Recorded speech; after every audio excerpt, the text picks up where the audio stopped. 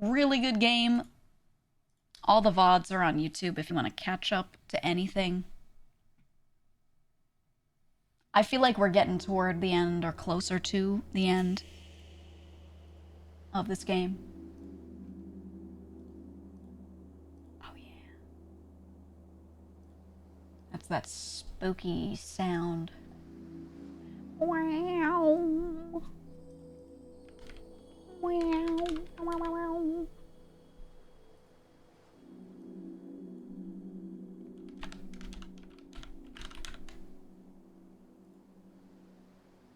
Okay. No, it's not the longest game ever. I've just been playing it in like shorter fits and spurts, you know? Gotta go here. I gotta be placed right so you can still read the stuff on the screen. Okay. Let's get back into it. It's been a hot minute.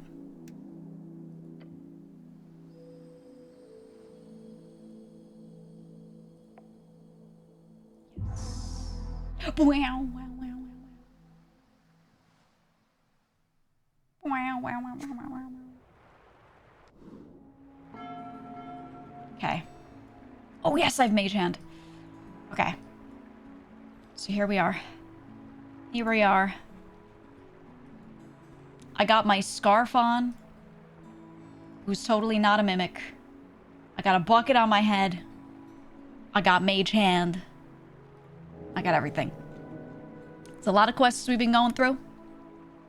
Still some to do. What is it? It's day 3, 1700 hours. Well, 1702. Can't remember what the fuck was happening last time. Doesn't matter because we kind of rounded out a lot of stuff. Rounded out a lot of stuff on the last one. So, the main thing is we still don't know why that tea shop blew up. The whole reason why our cleric was hired and brought to this town. We still don't know why the tea shop was blown up. We can talk to Coin Lord Darrow, who we did meet last time, and be like, hey man, can you let me in? I need to investigate. But I think he really doesn't like me because I keep trying to out-aura him and he hates me, so I don't know if he'll let me in. Completed that. There was some guy who was seen leaving the area when the tea shop blew up. He was calling himself Frank, son of Frank, which is the classic fake name people give. The duck saw him in the city below. Then he went by the entrance to the crypt. The kiosk kid was like he was wearing yellow. He was interested in free strider stuff, and yellow is their color. Moongore also said he went through the south caves to the city below. And then Cred was like, yeah, I did encounter him down there. He was looking for a secret door to further below. So wherever that guy is, he's like way down in the tunnels. Probably way further than we've ever been.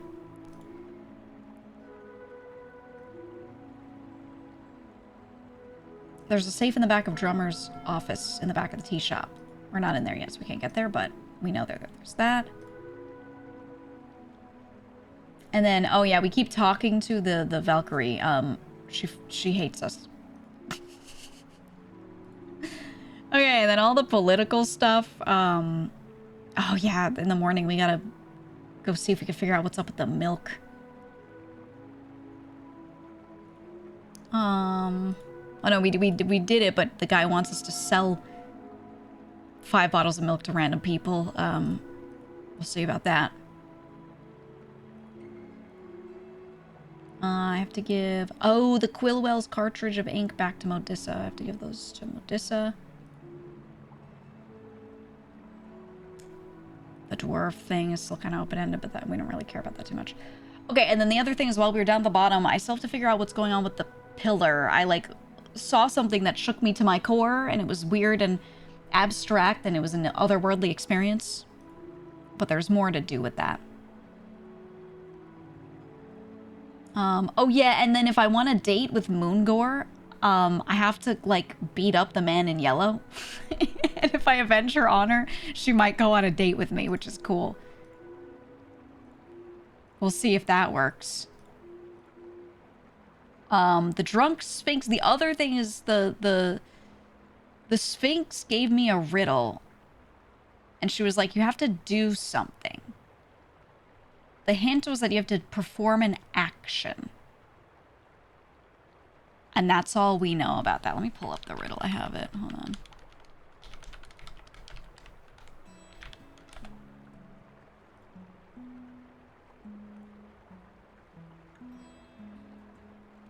Okay, let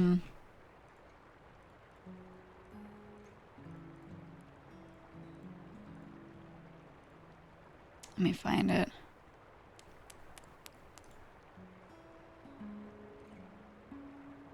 Okay, the riddle was found within arcane flare, twin tongues of flame that scorch the air, burrowed deep within the earth, a primal string to show your worth.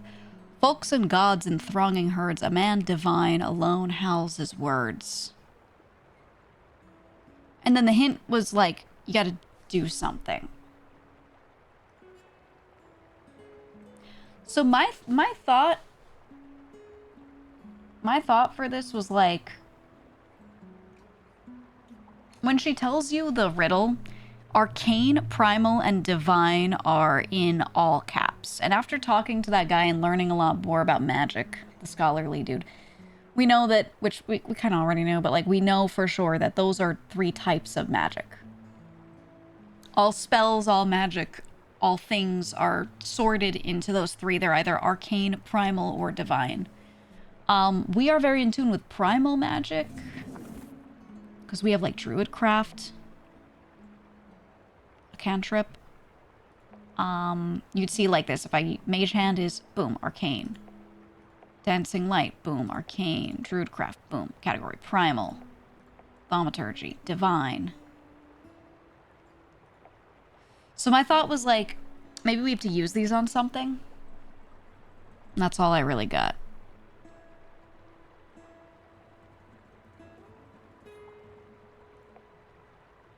I can't use charm person on her, but that is arcane. Arcane. Cure wounds is divine. Detect alignment is divine. Good apples primal.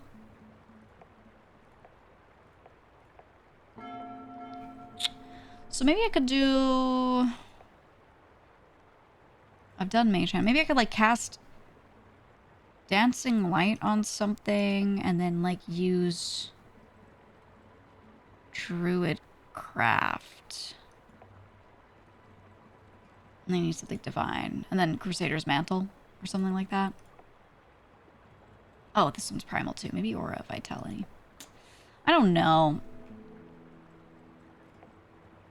But I think I need to like use them on something. But it's found within arcane flare. Burrowed deep within the earth. Primal string. Thronging herds. A man divine alone houses words. Do I need to do it somewhere, or do I need to just do it in front of her? Because how would she know if I did it somewhere? She doesn't really allude to a location. I'm not sure. I'm really not sure. Hey, Snell. Let me see if he's got anything to update me on. Nice weather we're having. Look around with the bucket on your head. Sure. But how would you know, cleric?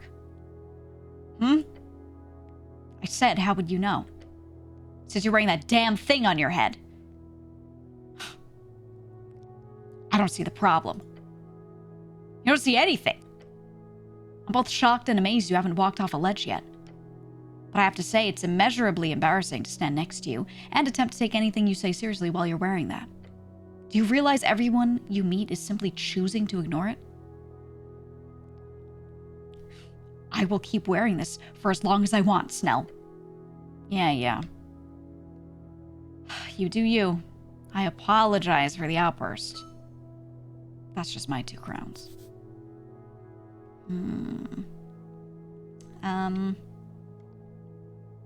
Lots of rain today. What do you think we should do? About the rain? No, what should we do about...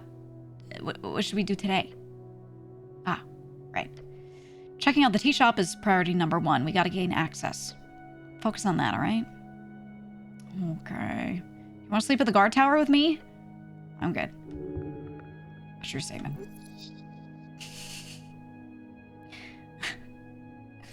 That's understandable. I respect your opinion as a man. Thanks.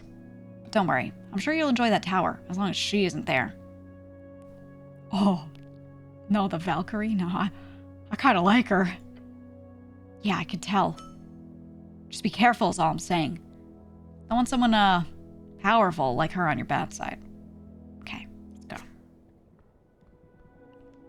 Can I go talk to Coin Lord Darrow? Is he gonna let me into the thing? Oh god, I gotta run around. I'm gonna talk to him. I just don't know if it's late enough where he'll let me into his house. But I want to talk to him and see if he'll let me, do the thingy. I already did this, right? The pillar of your towers before you. He's speaking to you. Touch the pillar. Okay, we already did that. We touched the pillar at, like, 2 different levels, and it brain blasted us, and we saw, like, the entire universe or some shit. It was weird. As a man.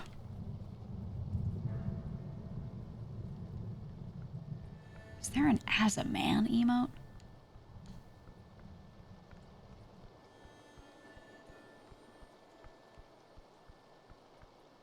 Are these docks? Okay, go this way.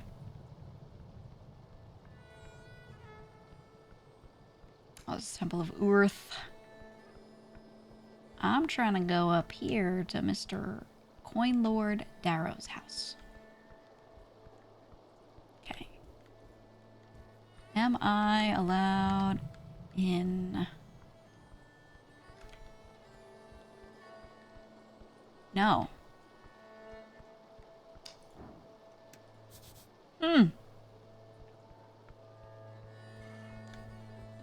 I may have used up my ability to go in there.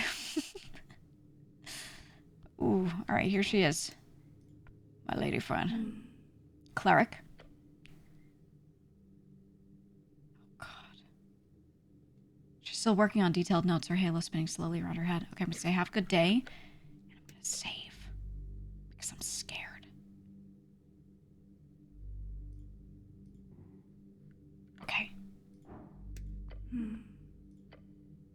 Get to know her better. You will falter. Before the steps of divinity, your manhood crumbles. As you ask about, religion. Disadvantage because Snell's watching. Fuck. Okay, but it's easier because I defeated the Roper and a skeleton, which makes me a man, and she pities me, and I realize why she's annoyed at me. So it's only DC 13. I'm trying it. Oh, fuck. I need to spend a shard? No. Maybe some other time. Have a good day. Shit. I wanted to talk to her. Hey, well, she pities me, which is great. It means I'm really cool. I don't think there's anything else over here. No, just checking for any, like, secrets, anything we've missed.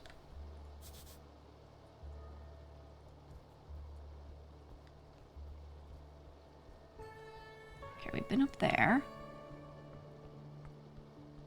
How about I go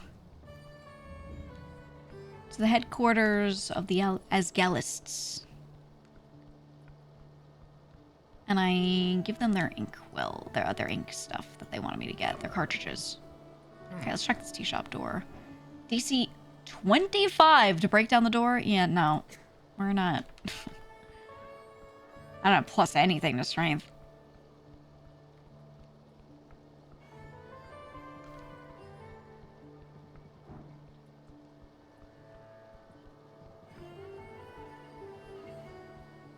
Okay, so perhaps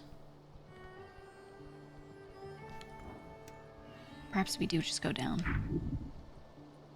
Try to enter the pipe.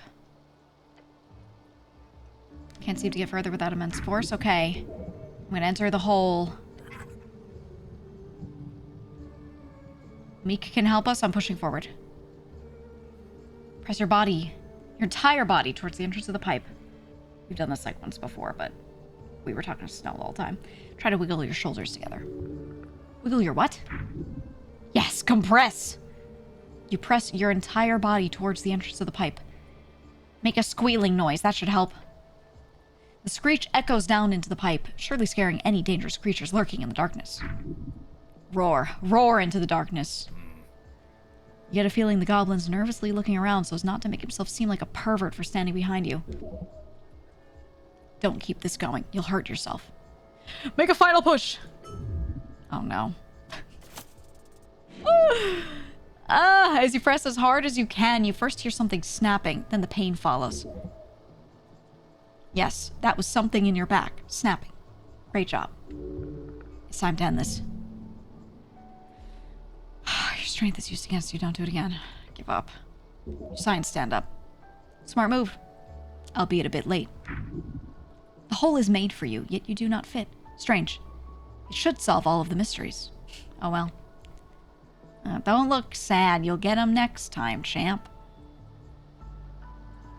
I'm not gonna crawl inside. I'm done here. Fuck.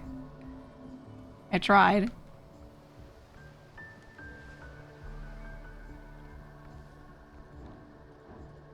That always tastes so nice. Okay, we're in the goblin house. Go back kind of to where we were, the purple area with everyone's houses here.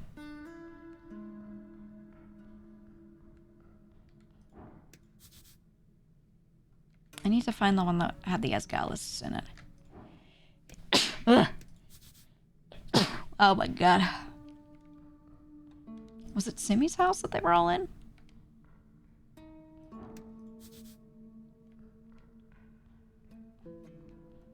R and A. Snell's house.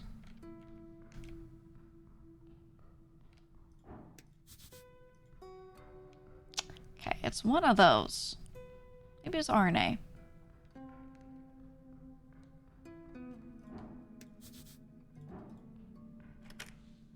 Shit. Maybe it's Simi's house? Oh, yeah, it's Simi's house. Okay. As you enter the sweaty apartment with the ink cartridges in hand, you encounter a rock and a hard place. The rock being a red-faced dwarf and the hard place being the unyielding stubbornness of a teenage girl. You'll ruin a decade's worth of goodwill. The dwarf slaps the newspaper page against his massive forehead. For what? Oh. The girl snatches it from the dwarf's hand. Show me. Show me a single thing that's false. I dare you. It's not truth or falsehood that matters. It's the content, the message. It's something in dwarfish. The dwarf mutters to himself, noticing you approach. Mr. Cityman. Am I interrupting something? No. She takes a step towards you and quickly grabs the set of ink cartridges. Look, Alphos, the cleric just allowed us to reach the entire city. She holds up the paper to his rocky face. They need to hear this. I got access to the warehouse. It was pretty hard. Do you know how much the palace would love to see an article like that? Do not put me in a position where I have to tell the foreman to denounce the chant. For folk. She just they them'd him. Bah. You guys seem to have a good handle on this. I'm used to it. I'm just trying to, he mutters. Mr. Cityman, please enlighten us. What does the law say on criminal incitement? Specifically in print media. It's a maze of rules, few of them well written. Practically, it's always and it depends. Give me a practical example. As in, what if someone printed a newspaper calling for a violent uprising? Depends on who enforces it and who gets enforced. Then I suppose that gray zone would be a wonderful place to die. Look, Alphos, look at where we are. I'm in a closet with this goddamn esoteric mess of a machine blowing hot air up my ass. So true. The city already guts us at every turn. The protests at the towers, your PPG problem. That bullshit with the Silkers Guild. So true, sister. They will never work with us. Now's our only chance. We have the people's attention. It's time to drill it into their heads that they have the power here. You're missing the entire picture, girl. He called her girl. Uh-oh. It's belittling to call her a girl like that. Bah. He crosses his arms. You're correct. The people have power here. And we will use that power responsibly by creating lasting, lawful change. If you keep writing about violent revolution, the average person will think you're crazy. And even worse, if you push for all this other socio-relation crap. Crap? What, is feminism all... I forgot this character's so like... She's like, I'm a strong lady. Is feminism also just an ignorant reworking of Azkal's ideals? No, it's... The dwarf takes a deep breath. You know I am very much in favor for pressing down hierarchies, but to put such a threatening stance on the way people have lived for centuries, it's not wise. It's not wise to tell women and oppressed minorities that they should have rights? They have rights. We have universal suffrage. Norvik is the most egalitarian city on the coast. We've spent decades working for that. Oh my god, she's yapping. Universal suffrage, sure. But 9 out of 10 guild leaders and business owners are human men. She taps her fingers to list off her talking points. Women earn lower salaries across all work sectors. Citizenship is withheld from the othered folk types on the basis of so-called monstrous traits. Halflings are considered extradited to the Horde while every major faction ignores their pleas. Mind control being used somehow as a legal tool of the state. Jesus Christ. And despite the outcalls over and over again, none of the forefolk have even begun to address any of our core demands. And don't even get me started on rights among MGIs or the fembeard debacle or your... What is fembeard debacle? Or your refusal to stand by all of our... She taps her index finger against his chest with every word. Cross-folk attraction couples. Stare at them both. These two are just like, We have toiled, Modissa, he mutters, his voice weak and dry. Decades of work, all to reach this point. You'll throw it all away if you try to play their game. You know the party's not behind even half of these ideas. The party doesn't have vision. That's why we're not winning. We have as many voters as the Freestriders, potential for more. You think the numbers matter after all you've seen? They don't care. We will make them care. Ah. The dwarf takes a step back to catch his breath. All the other workers in the apartment just seem to go along as per usual. This must be a common occurrence. Ooh, DC 8 on wisdom. I have +6. Figure out why Modissa really won't tone it down. Do it. Okay. Huge. She hates them. She hates how she's been pushed down by them all her life. She hates how powerless she feels all the time, every day. Every time she walks down the street and someone looks at her funny. Every time someone asks when she's going to grow up and start a family instead of playing around some Asgalis LARP outfit. You see it in her eyes. Hate and anger. Anger from endless, systematic injustice. What are you looking at? She says with a scoff. It's your choice. Ooh. I'm going with this one. You don't need this article, Modissa. The system's unfair, yes, but don't trust Alphos to change it. Change it yourself. She stares at you. If you publish this, they'll push you out. And everyone like you. Your voices will be silenced in the years to come. Instead, speak out slowly, bit by bit, until your ideas are accepted as the truth. Ooh, this makes sense coming from him because we learned, story-wise, his mom was like a predecessor to this girl, pretty much. She clicks her tongue and looks over to Alphos with a frown. Then she glares at you. Not today, but tomorrow, and tomorrow, and tomorrow. Fine. I'll change it. I'll rewrite the article. Thank you, the dwarf says and closes his eyes. He looks extremely relieved. But I'm not happy about it. I'm sorry, but really, thank you, Modissa. Alphos goes over to his comrades to begin the final process on the machines. She grunts out, You had the ink, right? Mr. Cleric? Hand her the ink. She quickly looks it over with a stern face. Yellow? Really? Oh, wait, that's right. We had the option to grab one of many colors, and I grabbed yellow, which is the color of the party she hates so much.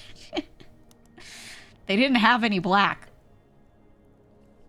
Well, shit. I'll mix it out with what we have. Should make it readable still. Even if it'll be hard to read and a bit too free-strider-y for my taste. Maybe they'll just think it's ironic. Then Modissa pours it into the machine. Thanks for this. We'll actually be able to reach that last portion of voters before the election now. And sorry for the mess. I shouldn't apologize, really, but... Her voice trails off as she stares at the kimonos on the printer. You should chill. Nobody likes a complainer. She closes her eyes slowly, as if a painful headache just crept up on her. When a woman wants to see change, she's a complainer. When a man wants to see change, he's a hero. No, you'd be just as annoying if you were a man. She doesn't respond. Should go.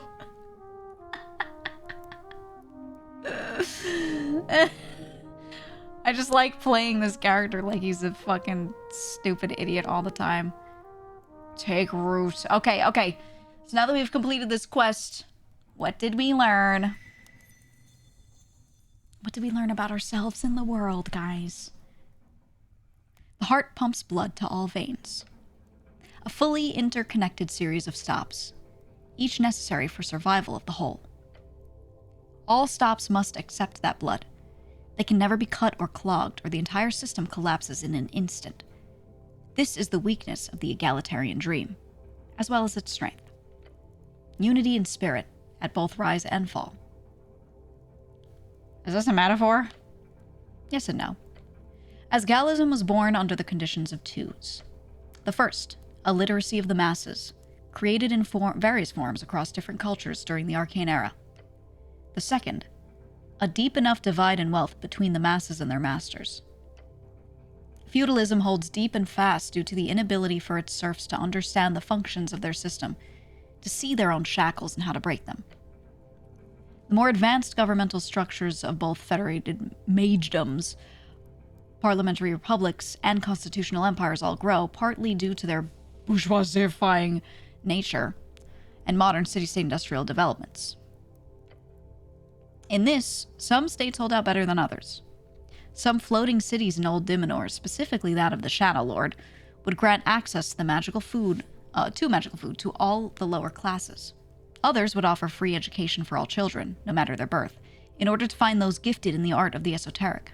Actions like these, along with a steadily rising quality of life, prolonged the spread of working-class resentment. However, Roykfall Empire had no such luck. The kingly line had sat on the Forge throne. Every time I see it, I want to say Forget throne. The kingly line had sat on the Forge throne for hundreds of years. Their monarchical, autocratic ways were roughly burrowed into every cavern and fungus farm. And their population, let's read about Roykfall. Dwarven family who ruled before and after the AFF. Oh, okay. Throughout developments of the Arcane Era, trickling down through the cracks of the earth, the already massive dwarven populace exploded. Within a generation, it doubled. Ooh. Approximately 30 million dwarves lived in the Empire by 440 AE, the vast majority of them living in absolute poverty. Starvation was rampant in times of rot and conflict. Heavy taxation mixed with little to no protection from monsters or raids meant that life for the serfs was hard and rough. It was in these conditions a man was born and raised. His dreams filled with one thing: emancipation. The right of every dwarf to his own hammer. That man? Asgal Ashmask. Ooh, which is what Asgalism is named after. This sounds like Asgalis propaganda. Every tale with a purpose is a form of propaganda, and this one goes back even further. What Asgal did was gain access to books by banned dwarven scholars, gnomish thinkers, Anuran philosophers, all pointing him towards his own brand of a radical egalitarian ideology. Asgalism exploded with Asgal and his revolution, yes, but it was born as early as the Divine Era, for these dreams had lingered in the minds of all folk for as long as there have been shackles, and they've been documented about for as long as there have been paper to write on. Yet it took a walking god to push the oppressive regime back. He wasn't a god, but he was a walking god? Asgal was a man, blessed by a divine force. He was no god. Yet it is true, despite what many say, that he used great esoteric power and strength to lead his revolution. Ooh. Understandable. The Empire probably had a ton of wizards and magical forces, just like the Arcanists during that era. The Coast War was underway, after all. Esoteric reality begets esoteric means. Many dwarves died during the initial fighting. Many more died during the first years of the AFF. Oh well. This is a point of contention for you and many others. Asgalism had a slow start. The dwarves quickly pulled out of the Coast War, leaving the VK behind. But with that, many dwarves were put back into the workforce and reunited with their families after decades of warfare. Economically, they were unable to manage such a sprawling set of states directly. But the fungus farms and vast cavern valleys were handed to the people who worked on those lands, instead of the greedy nobles who once lorded over them all. Asgal took steps in the right direction, even as all the forces in the world pushed against him.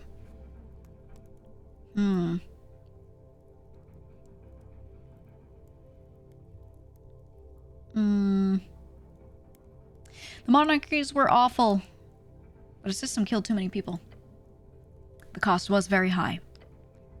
But the lessons learned were taken to heart. Today, Asgalism in all its forms, along with the lessons of the Folcum, shows a brave new path. That of a softer Asgalism. That of democratic socialism. What do they say about it? The even softer form of socialism. Okay, and then we go. Ready? Boring. Boring, but nice. The argument against social democracy in Asgal circles is simple, however. It does not do enough.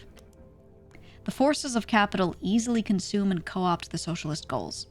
They did just this in Selvani before it was taken in by the Freestriders as a free city. Norvik itself is under that same threat. As such, it remains a debate.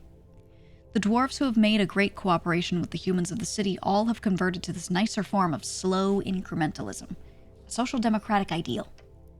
In this unity between humans and dwarves, you also see this grander vision of an egalitarian future. For there is no greater example of post-folk-type exclusivism. But at the same time, the younger, more hot-headed Asgalists also have a dream of their own, one of truly owning the means of production post-haste, like Asgal intended. So the question remains. You've dealt with it firsthand in the past. Should Norvik embrace radical Asgalism or continue down the path of social democracy? Okay, this is where I start to argue that I should be a majocrat. Ready? We need someone to lead us forward. One supreme leader. Someone like Asgal, but more majocratic. I keep answering every question with, I should be the God Wizard King. Think what you will, say what you can. But the Asgalists have at the very least mastered the modern pathways of communication. Ooh, I inspire others to join the Arcanist movement. The Copper Press. Those mad Asgalists are utilizing it just as they should, to influence the minds of the populace. During better times, the Arcanists would do as such in more direct ways, of course, but the irony of that is lost upon these poor fools. If anything, you can learn something from watching their mass media propaganda in motion. Sharing of ideas is very different from mind control. You would think that. However, in statistical analysis, the difference is all the smaller than one would assume. Oh, I am of this mindset IRL. The printing of ideas is the second step toward emancipation, the realization of a better world. They are enduring. Yeah, I personally believe that everything's the same. Everything's all the same. It's all slightly nuanced, but at its core, everything in this world is the same. All people are the same. No one is special. Nothing special. Nothing! cast out from below, exiled from their homeland, spread across the land above and beneath. Like agrarians, they seed the earth, growing. A weed or a fertile wheat, you do not know. That is the Asgalian endurance. A weed, surely. As such, the land requires a proper cleansing at some point. The intelligence is crazy, dude. Not a weed, a fungus. Feeding a family of 16 dwarflings all hungry from working the fields. And if they do not have enough to feed themselves, their neighbors will share what they have.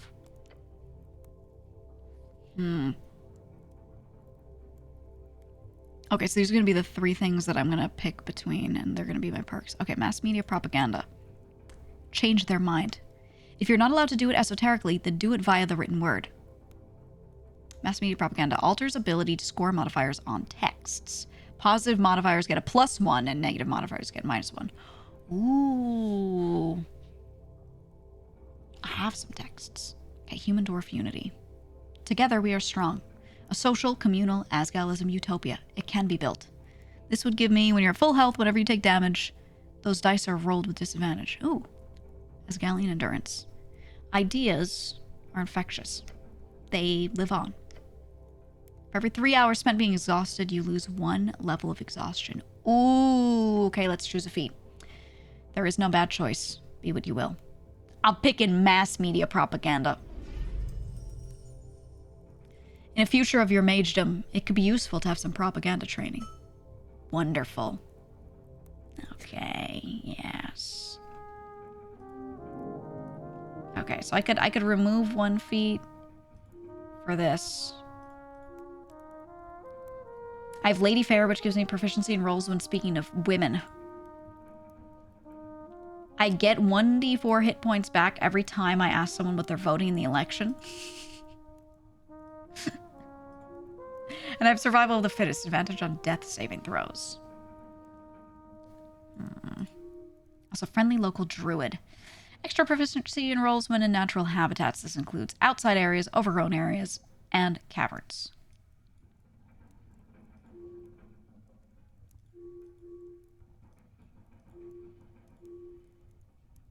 You know, I have this one too. Increase proficiency in rolls by 1. This amount is increased to 10 on any election day.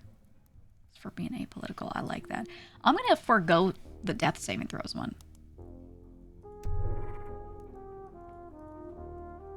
To put on this one.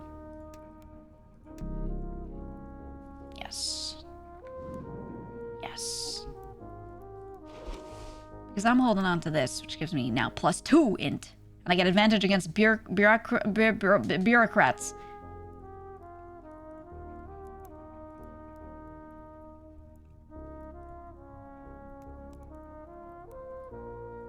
Ooh, okay. Modern man, a guide. I like to keep Meek on. This one is what? +1 int. Advantage in esoteric events. Oh, I think I want that. Oh, but that's +3 con.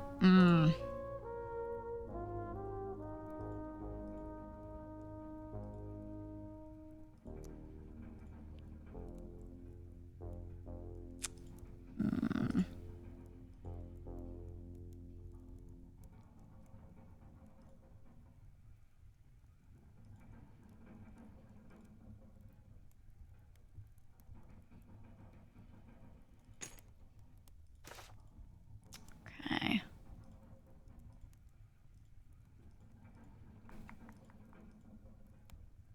Ah, yes, the rats. I need to collect more rats if I find them.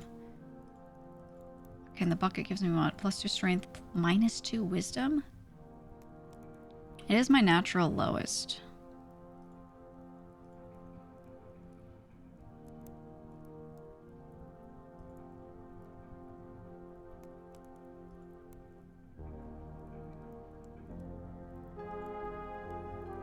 Okay.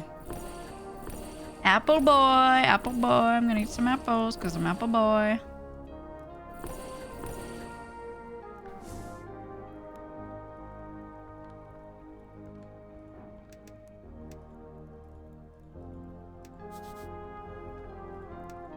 Can I do stuff to the copper press? The machine hums in the corner.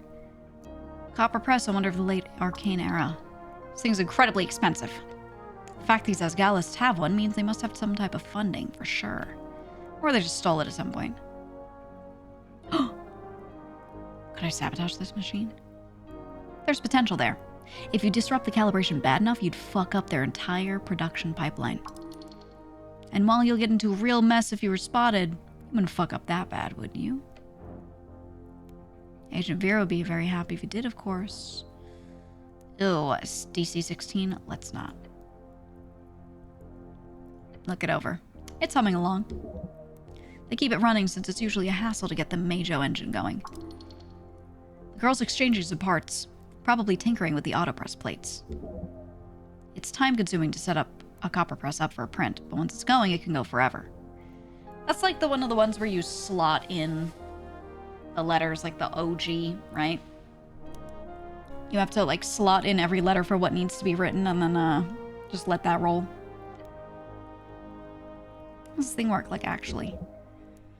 A series of thin copper plates or wafers are magically configured to align with the alignment pages. This process takes time, and stacking the wafers in the right order and making sure the pages are lined up properly can take many test prints. Okay. Oh my god, can I steal that?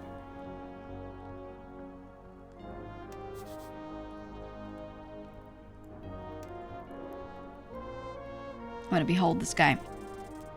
Ugh!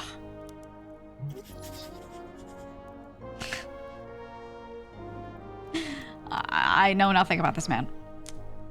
Okay. Oh, I already talked to him. Okay.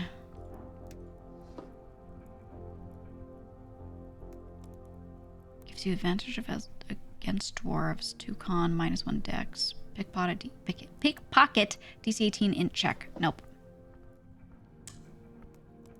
We are not gonna be able to do that.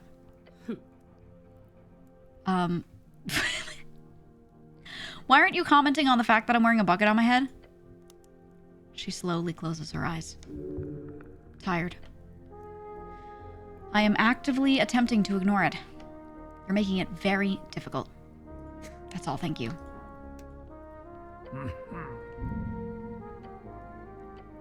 Okay, it's just them. Blah, blah, blah, blah. Welcome. We've already seen this. There's so much of them. Dwarves everywhere. What a wonderful sanctuary you've built here. It's central, and it's small. He draws in air through his teeth and looks around. But we use what we've got to full efficiency. But now the question is, what can you do for the Asgalian Workers' Party? Oh, right. I didn't think of that. Hold on, let's see. The dwarf sucks in a deep breath through his teeth. Then he glances to his men before nodding slowly. I don't really need anything right now. Nothing at all? I've got 5 men out on Waterlane docks. I'm preparing speeches and overseeing poster distribution, all in preparation for the Great March, day before the election day. The election day? Looks like he's thinking of several other things he needs to be doing right now. So no real need for a spell-slinging cleric here, I'm afraid. Fair enough. It is what it is. Elections are won through organization and press, not magic. Those days are long gone. If you wish to help them, do not offer a cleric. Instead, offer assistance in their printing. Speak with Modissa. Okay. Do you think it was smart to cool down the radical stuff in the chant? Yes, I do believe it was for the best. Humans do have a very different perspective from dwarves, and that's important to remember. But the party's current manifesto focuses on collaboration and guild organization. Calling for some kind of uprising, even an economic one, would be very disruptive towards that goal. But at the same time, without projected power and united strength of the workers, all the workers, can we truly win the hearts of the Norvikians? The dwarf shrugs. We will see once the votes are cast. He sounds like a man who knows very little but feels very much. Wow. But we will not forget the help you gave us with the sink. Without you, large parts of the city would be without the Asgalian chant. He hands you a large belt. Oh, I didn't have to steal it. Encrusted with dwarven iconography. Weigh the very heavy belt. Just throw it over your shoulder, cleric. It is proof of your dwarvenness. Be proud. Hold it up. I'm a dwarf! All the dwarves in the apartment give a little applause. The cause is proud to have you on its side, comrade. We will not forget it. Oh my god. Belt, get. What does it look like if I put it on? Let's go here. Oh, that's cool. We're not taking Meek off, though. Meek's my boy. Okay, quest down. Quest down. It is now 17:55. I still don't know how to get further south. Let me try some shit on that Sphinx.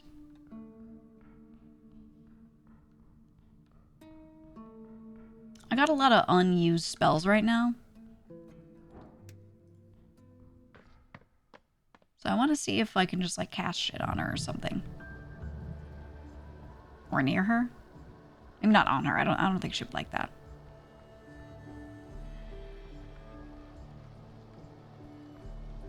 What the fuck? Oh, I'm on this thing. My current suspicion is that, which I was kind of coming up with last time too, I have to, like, use spells because she says arcane, primal, then divine. Okay, it's closed right now, so it's just her. Do I do it on her, or do I do it, like, at her thing? You stare at the barrels. Yeah, those sure are barrels. Hey, Ulzus, can you move these? I want to get up on the stage. No. Why not? You see the Gynosphinx point to Snell. Him. Me? Him? You want him? She sighs. I'm sorry, Goblin, but you're not allowed up here. Only the cleric is. Sure, I have no problem with that. But mind if I ask why? She smirks. I do mind. I will not answer that. Oh. Interesting. Clearly this is a hint to solve the riddle. Oh, wait, is it? Is it riddle related? I was just looking around to see if there was anything else I could grab. Huh. You must perform some kind of act on stage in order to fulfill the requirements. Oh. Yeah, we've already fully talked to the Sphinx. The goblin shrugs. Well, if you're doing some Sphinx riddle solving, then I guess I'll leave you to it. Good. I'll come pick you up later. Okay. I'll be in the garden. He glances at the smiling Gynosphinx. Don't rough him up too bad, you hear? Oh, I would never. The goblin shakes his head and leaves the chamber. Well then, get on up here, cleric. Can you move these now? Yes. Oh, she did. Buck 'em up. Don't touch my feathers. I'm highly ticklish. Neat. Oh, so this is a thing. My. Oh. Oh, God.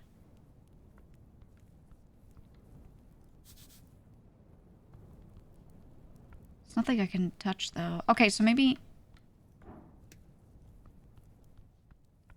Let me see if she has anything else to say about it.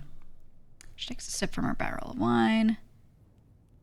Nothing new. I don't... The flirt attempts are like DC 37.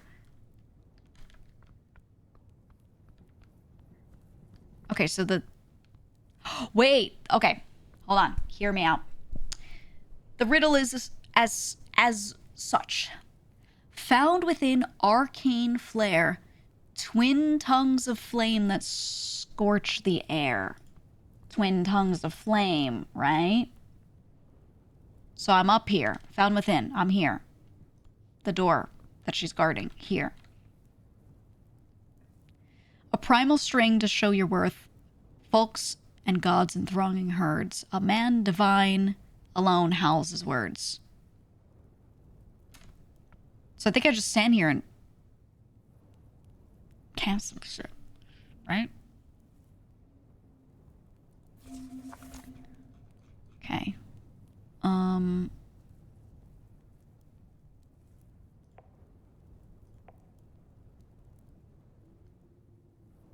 Did Dancing light is arcane. Arcane, primal, divine.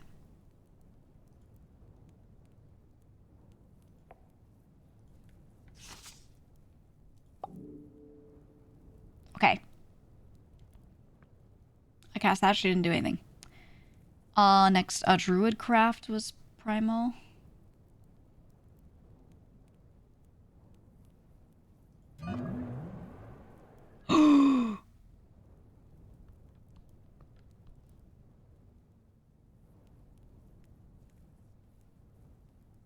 Do I need to do something divine now?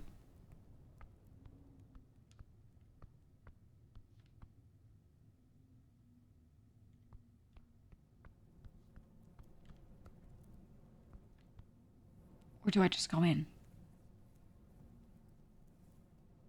What do I have that's divine? Maybe to see in there?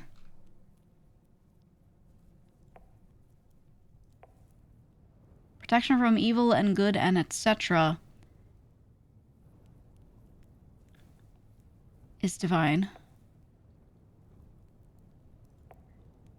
Anything simpler. Inflict wounds is divine. We can use a second spell slot. Okay, protection from good and evil and etc.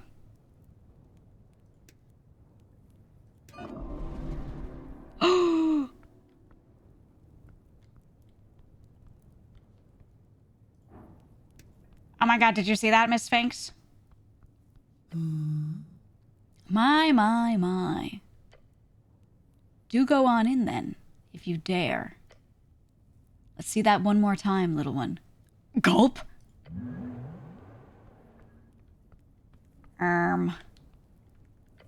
Okay. Overwrite, just in case. Okay.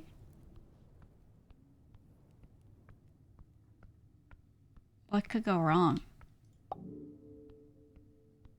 Dancing light does nothing here. What?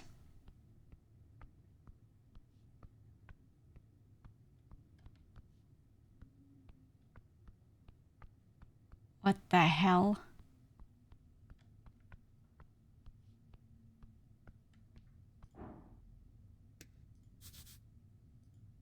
A chest. Okay, there's like an edge there.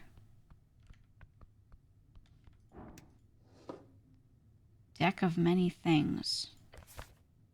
A deck. You are holding a deck. A deck of cards? Yes. A deck of cards.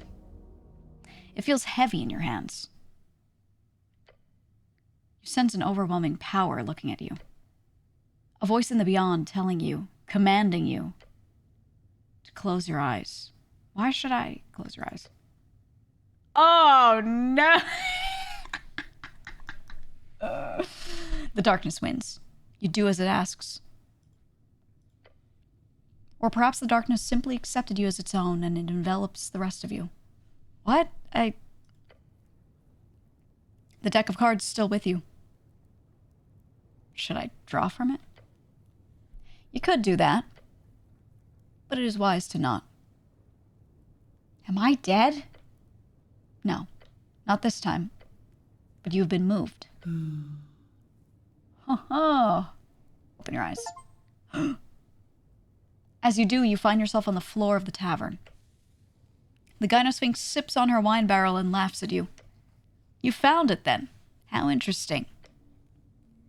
In front of you on the ground, you see that fancy zinc container.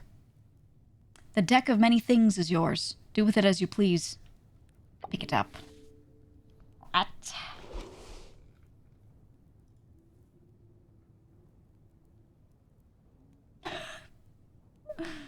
The deck of many things. You've heard many a tale about this legendary magic item. The cards are enclosed within a fine zinc container. Holding it gives you an overwhelming sense of dread. Examine.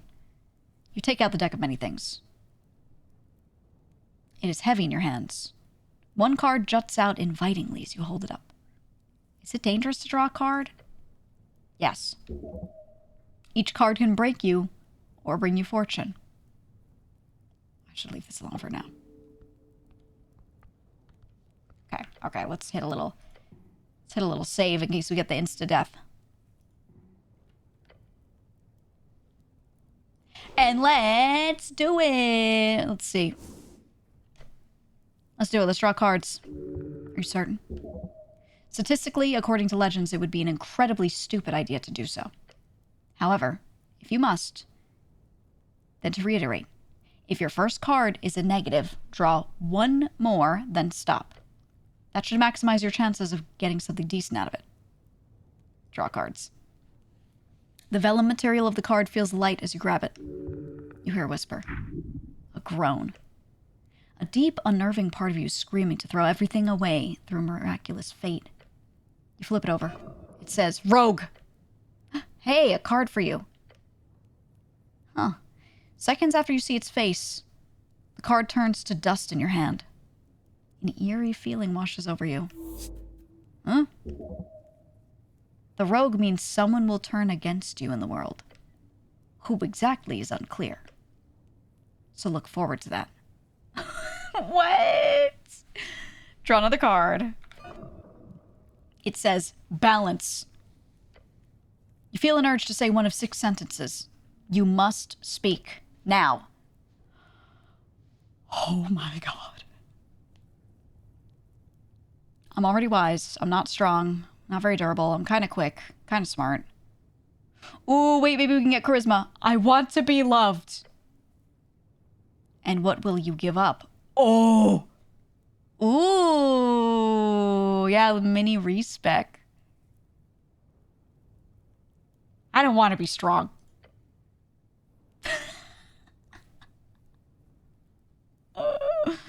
Balance is achieved.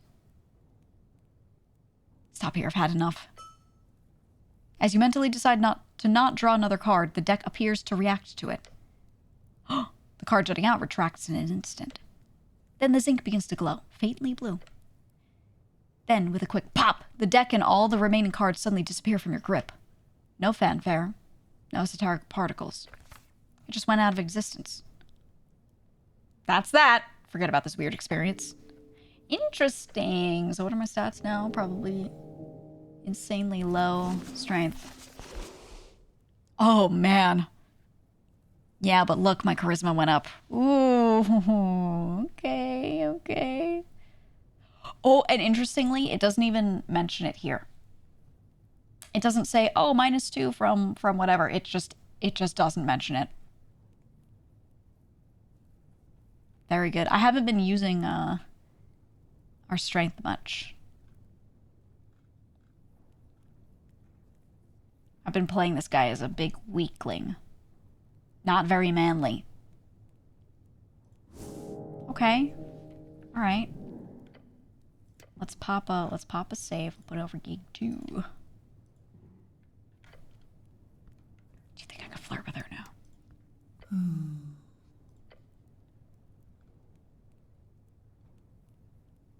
The deck of many things.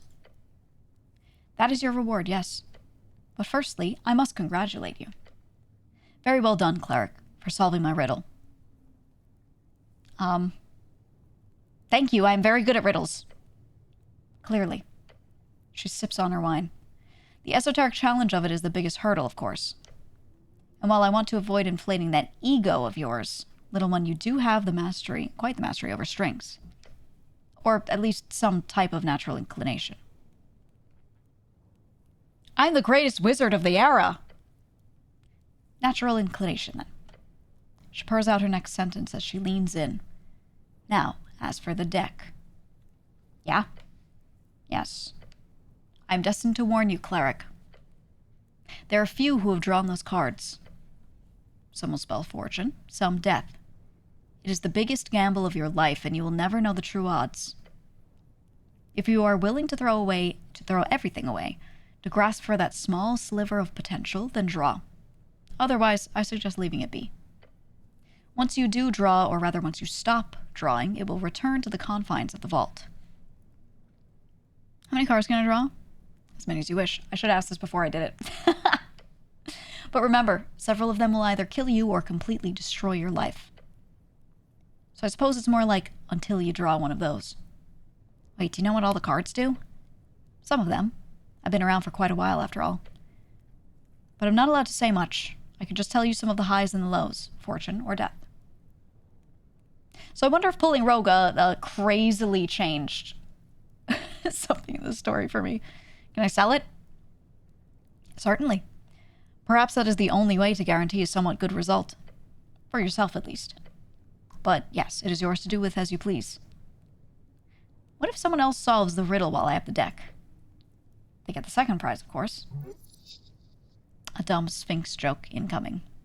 What's that? A date with me. Really? Stare. No, I'm joking. She lets out a quick chortle. If anyone were to solve it before you've used it up, the deck will simply be teleported back, leaving your draws forfeit. So there's a time limit. Not in stone, but yes. I always imagined that was to keep anyone from just placing it in their own vault, you know? But it's not like people are solving my riddles every day here. You have time. Do not worry. What if I go around telling people how to solve the riddle? You think I give everyone the same riddle? That one was custom made for you, cleric. A Gynosphinx original. Be happy. I put in so much effort for you. Thank you for the info, but actually I've already drawn from it. Excuse me? I drew from the deck. And you're still alive. Impressive. Her eyes glow for a moment, and she looks upwards to the ceiling. Ah. Yes, I see it. You received quite the fascinating fate. I did, didn't I? She smiles.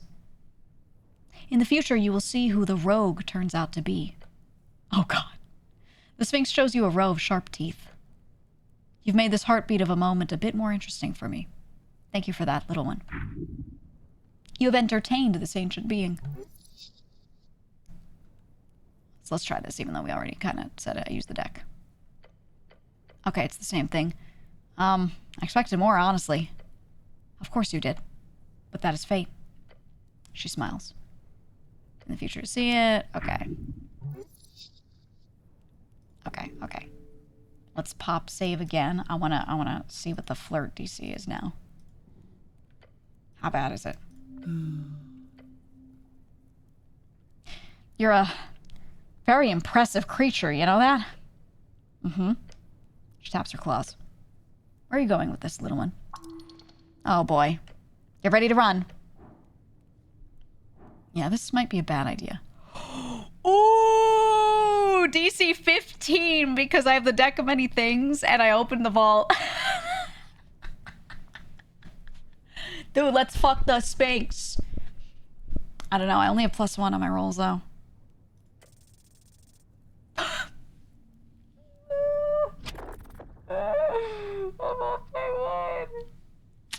Well, this isn't really surprising, but you have no idea where to take this next. The Gynosphinx sips on the wine and gives you a side eye. Well? Nope. I got nothing. She laughs. Not surprising. Do you really even want to woo her? How'd it even work, logistically? The purple one's correct. You should go home to your mother and cry, then sleep for 27 hours, then not leave your room for another week, then be unemployed for 6 months. That seems more suitable. Wow. You're a bit of a mess, aren't you? 6 months without the grind? That's absurd. Little one, I don't know if you're sobbing or having a fit, but please, focus. Do you wish to ask anything else? We gotta try again.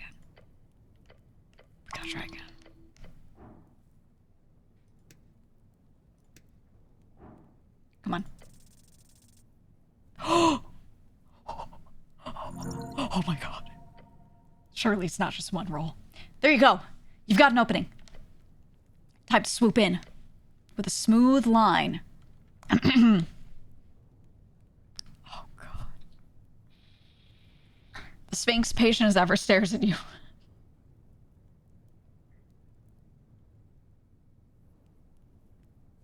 Oh my god. The third one is really funny. Oh boy, this here Sphinx. I do love me a Sphinx. I do want to give my life and service to a Sphinx. That'd be a real neato. Do a little jig.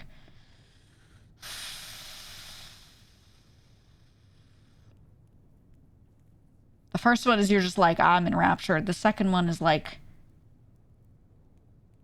I can't tell you how much I like you because your skill's better than mine, but I just want you to know. I think she would like that because you're not trying to put yourself above her or like equal to her in any way. It does sound like Reddit.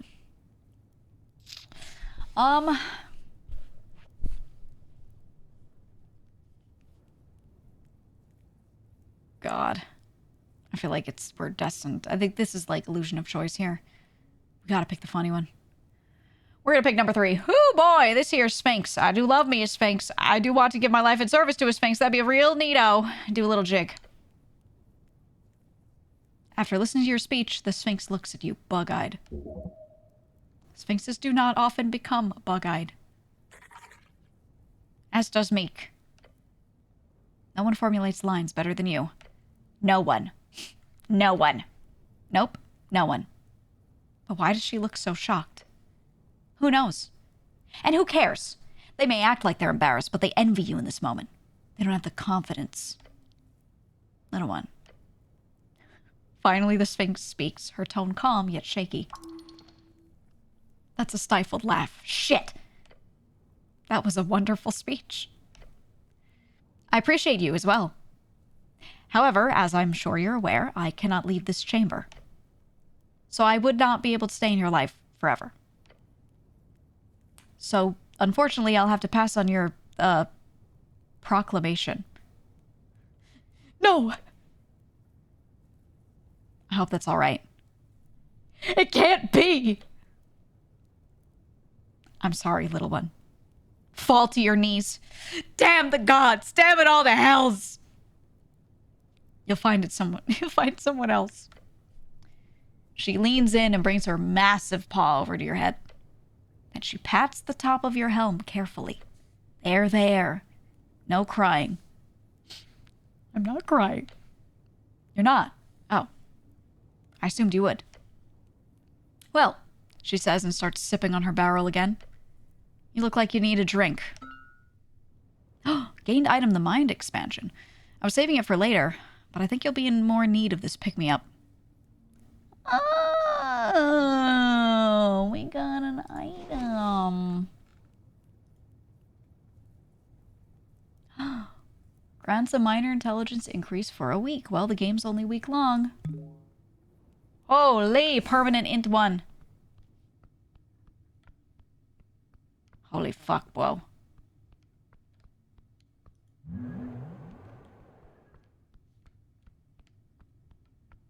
I can't, like, reopen this, right?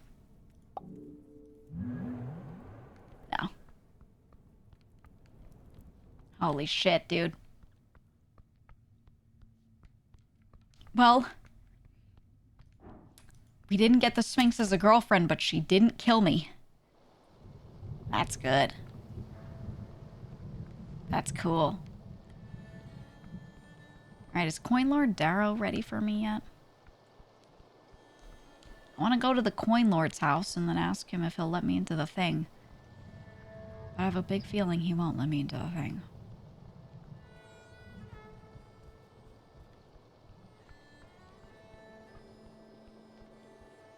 Because I think he fucking hates me. Okay, we're just not allowed back in? Did I cut myself off from it last time? I might have. Anyone up here? Anything? No. Okay. Alright then. Ooh, and we are without Snell, so I wonder if that changes how any of this goes. Let's talk to our not dad, the duck.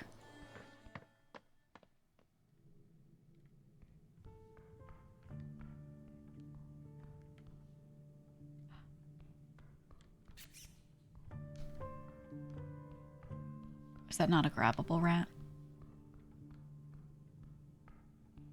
I guess not. Oh, maybe if I had Mage Hand.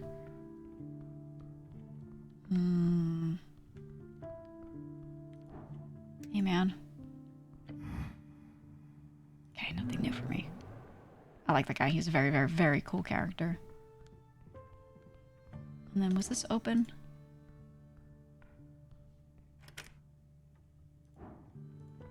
No, he didn't give me the key to it. Okay. Okay. I'm just checking stuff because sometimes things at different times change and I want to make sure I don't miss anything really important. I still need to find a secret way or passage to go lower down. Wait, what is this? Did I follow this previously?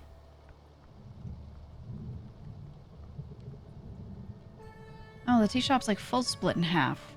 I didn't even realize.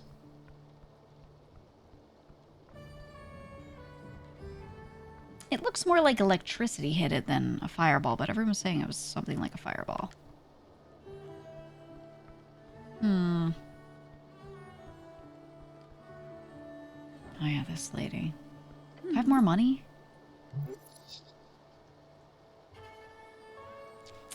Let me see.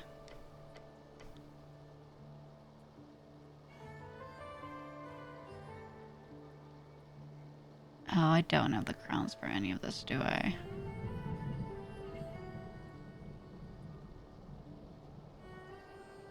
I want the helmet. I want the helmet so bad.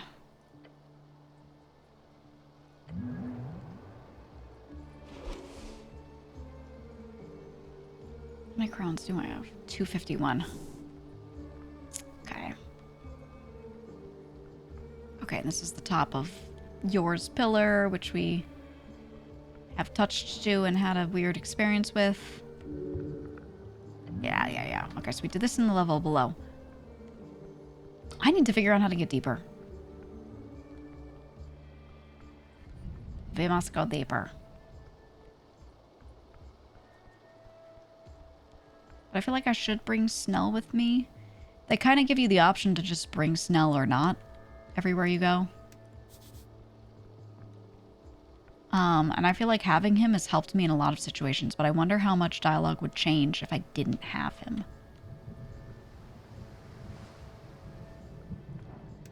He should be here. I don't know.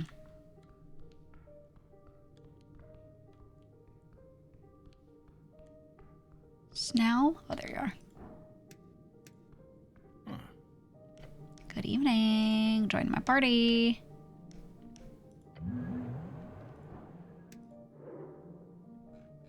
Okay, I have everything revealed. Do we have anything new with her? No, we don't. Okay. So to go deeper... Actually, is there anything that this lady has for me further? The fuck is this?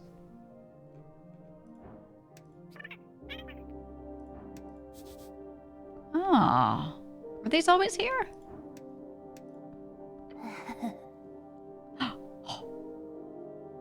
Look, they all went away. Oh. What the hell?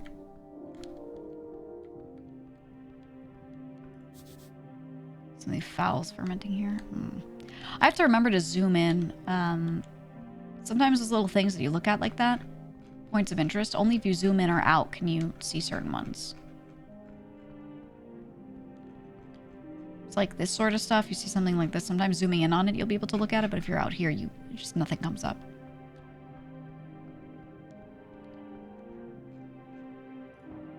Okay, so where is this again? Is this the... Yeah, the people's apartments and stuff.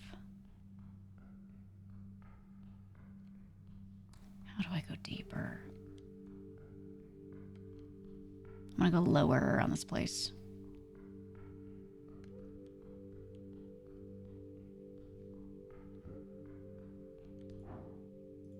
Is this just out to Water Lane? Oh, it's here. Okay. The map always confuses me. I always have to run around a little bit and remember what connects to what.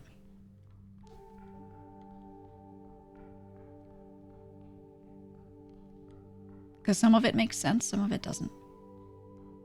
Some of it really does not. I want to go lower. There's a quick way to go lower. Hold on.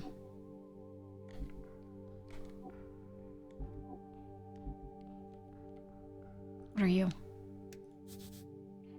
Oh, the Sphinx.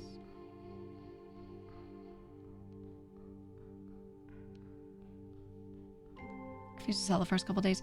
Well, the problem too is that I play this on this channel and I play it like, you know, kind of spread out. So things like having a clear understanding of the map, etc.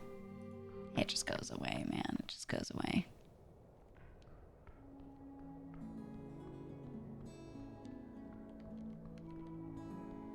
Okay, send them over here.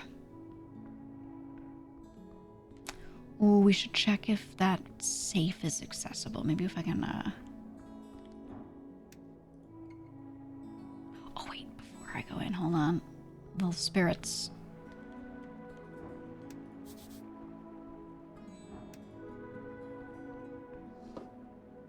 Oh, he has a shard. I can't, like, grab him, though.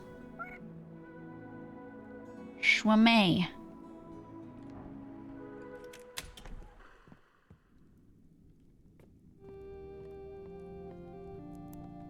She's here, so I can't. Okay, the safe is behind this. But she's in here. Attempts to behold you again?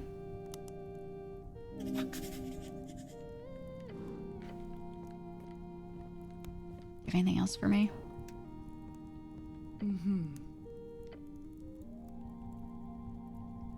Just stare at her and breathe heavily.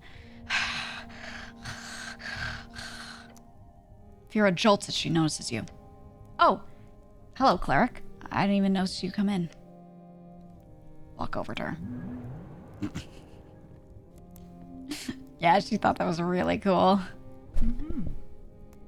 Cleric, I'm working late today, as you can see. She's very much trying not to look directly at your head, due to the bucket. She gives you her trademark smile. Though I do that almost every day, if you can believe it.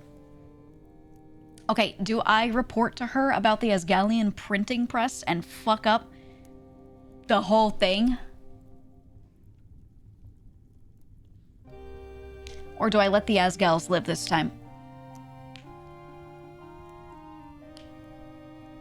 I don't know. I did just help them. And in my second run, yeah, I'm kind of feeling second run because I've been very nice to the Asgalians on this run, and I feel like it would be weird for this playthrough to do it, but I kind of want to do it. Maybe on another run. But we're not doing like an Asgalian run, if that makes sense.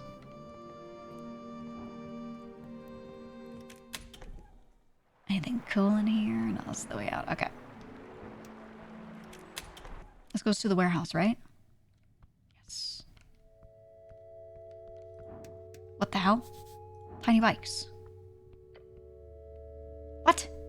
You stared at the rack of hanging tiny bicycles. Some of them very tiny. Pocket bikes. The dream of every kid in Norvik. They're covered in dust. These are extremely expensive. If they work. Few pocket bikes are functional these days. Bikes don't seem to do anything. Look, Snell. It's a bike for you.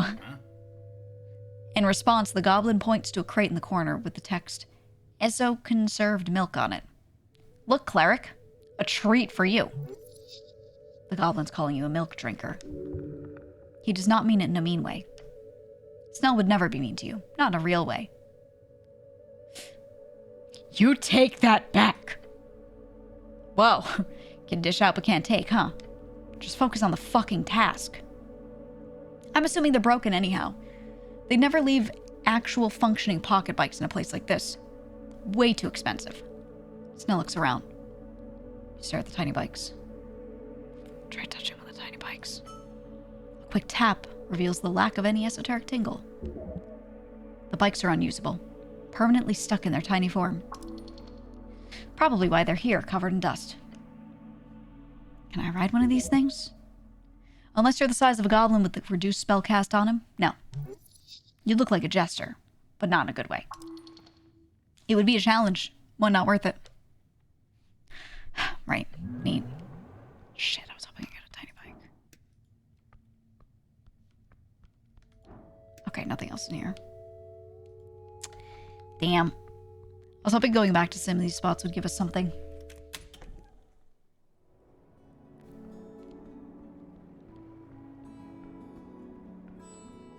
Okay. So realistically, our only ways of getting into that damn tea shop are to bust down the door, which I do not have the strength for.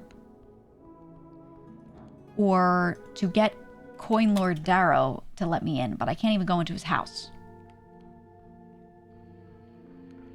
I've gone in before and, like, tried to big dick him and he didn't like it. He really didn't like it. Maybe I will try to bust down the door. Even if the DC's impossible. I want to see what happens.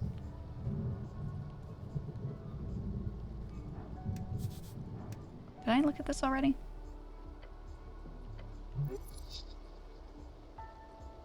Okay, it's a green face splattered across the facade. Can you call this art? Place your hand upon the wall. You take a step forward. The painted stone surface is smooth. This is no cheap dwarven rock. This is Gate-era architecture disguised among the rest. You feel an esoteric urge to communicate with this object. Tell me your secrets. Oh! You sense a crack in the wall. It wasn't there before. Then you hear the voice, a faint voice, a hoarse voice. Secrets end when spoken. Did the goddamn wall just talk? The goblin says and laughs. Esoteric bullshit really does follow you around, doesn't it? Oh, good. You're not crazy. Talking to walls now. Awesome. Meek not like this. Meek think master on bad path. I don't want to hiss at Meek. What's it like being a wall? Nothing. Nothing good or nothing bad? Nothing. In isolation. What do you know about Norvik? Nothing. Do you know what Norvik is? No. Makes sense. At least if the wall is older than the Reconquest. Who built you, wall? A god. Cool it with the heresy. Which god? Iomestra. Haven't heard of that one. DC 20 failure. Never heard of that god. Sounds like a weak god to have been forgotten like that. Hearing that name, it feels like the wind is listening. She is here, somehow? Huh. How old are you? 15 time Aleen's. How many years is that? 2,000. Gate era. Could have been built by one of yours beasts. What's your name? Chansey. Oh. Really? That's a pretty name. Okay. What's your political affiliation? Fear. Are you sure you understand the question? Yes. All right, then. He said, Meek, don't be rude to the wall. Not wall. Meek think wall is bottle. Inside bottle, many, many fire. That doesn't make any sense, Meek. Meek, sorry, Meek, just have feeling is all. Those are all the questions I have, wall. Give it a pat. Okay. The crack disappears as quickly and silently as it came to. Then silence. You really have a knack for getting info out of anything, cleric. That was surely an esoteric event, or else you're turning mad. Nicest wall you've ever met. Bows to the wall. Thank you for your time. What the hell? Okay. See if there's anything else we can get out of it. What does it mean? Blah, blah, blah. Oh, I can't talk to it again.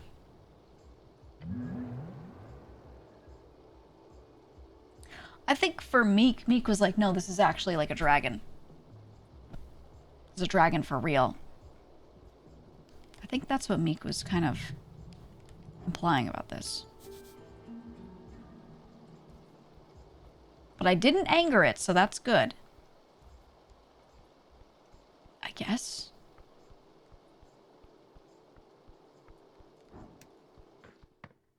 Let's check up on Viskin. I know we can go further below here.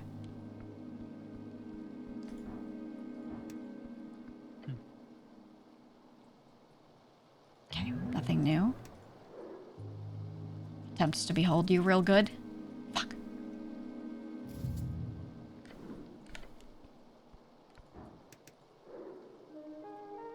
Already tried on him. Anything new with you, Ost? Some questions? No, we've done these. We've done these. Just not in, like, the save, you know what I mean? Okay. Tried all my above ground stuff. It's time to go deeper.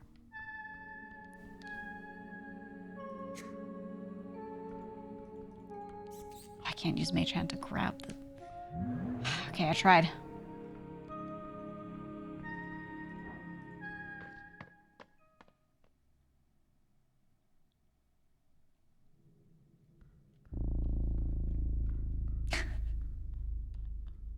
I love the sound design. Love how you come down here, just goes...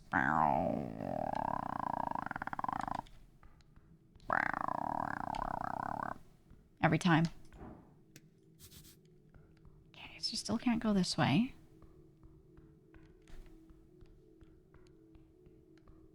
We did this part of the pillar. And it was real weird. It was a weird esoteric event. Let me just look around and make sure there's nothing I'm missing.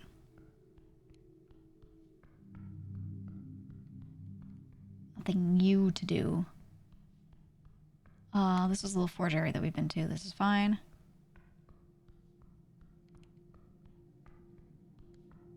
Just burning myself out on like my 5th run. Yeah, no, this game is so good, and 100%, like, once I'm finished with this one, which I have committed to doing all on stream, after that, yeah, I'm gonna play it on my own and just kind of, like, get on Steam Deck and run through this shit. Try doing everything differently. Ooh, maybe Crad's the rogue. Maybe he's gonna kill us now.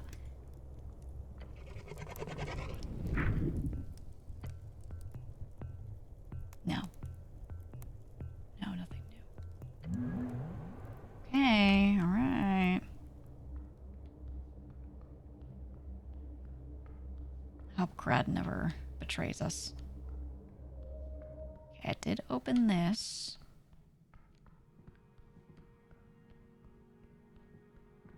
I don't know what the secret door is, though.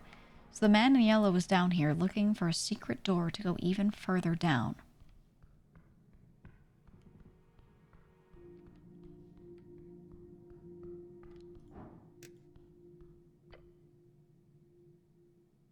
Oh, that's right. It's a shrine where you can prepare spells. Nah.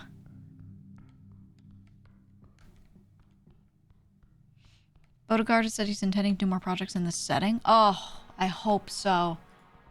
I hope so. I would really like to see a voiced version of this game. It's so text heavy, which I like. I like reading.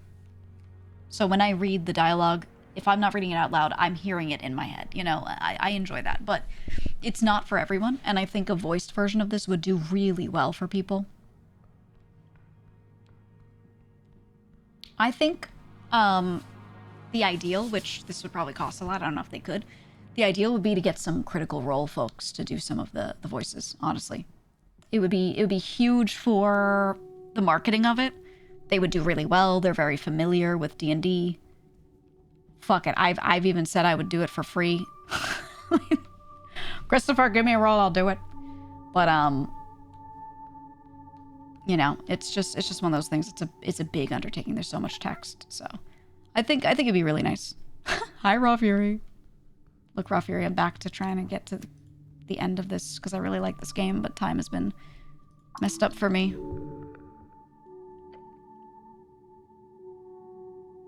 I kept feeling like this was going to be a way further down, but it just opened up the this back thing here that we've done previously. Are these guys leading me somewhere? They keep appearing and leaving. And I feel like I don't remember them being here before. Am I crazy? I might be insane, but I might not be.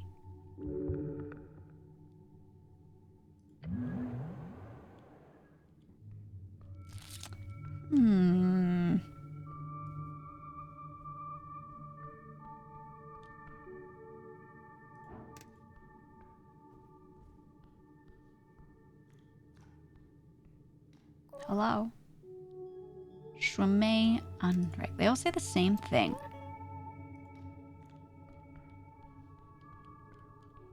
Yeah, I don't remember them being here. Which has me suspicious. Okay. Okay, we need to defend her honor. We need to hashtag kill man in yellow. Okay, I genuinely have no idea where to go now. There has to be something that I've missed that gets me to the further below. Right? We've already looked in here.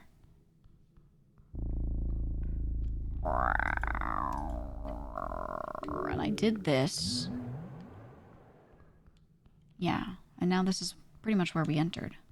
Except we went up last time. I did... Was this where the library thing was? We did the library. This is where the cube was. We did the gelatinous cube. That's all done. This was that room where you end up stuck here. Did that. That's cred. We went in there last time, so let's go down this way. I missed the laboratory. Yeah. And then this is where we found Meek.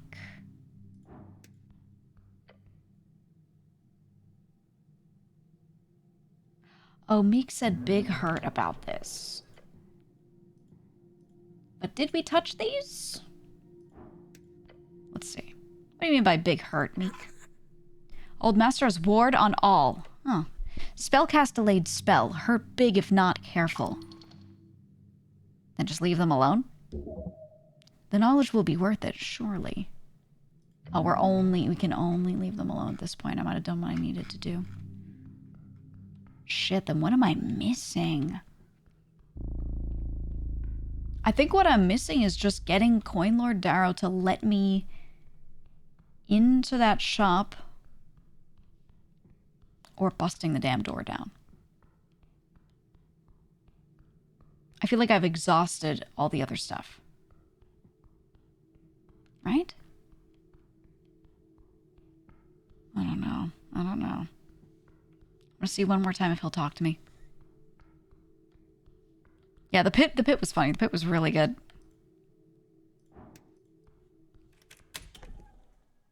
Yeah, the library porn mag was crazy. It was so good though. I mean, but I like that the writing is... Oh no, wait, we want to go above. I like that the writing is giving me what I get out of a lot of Friends D&D campaigns or one-shots especially. Where there's a lot of modern humor applied, which I think makes sense because realistically in the olden days, people were the same as they are now. People really have not largely changed. Their senses of humor have not largely changed. Their lived experience is just different with the times, that's all. So it does make a lot of sense to apply thoroughly modern humor. Yeah, these guys are fucking everywhere. It does make sense to apply that type of humor to olden times.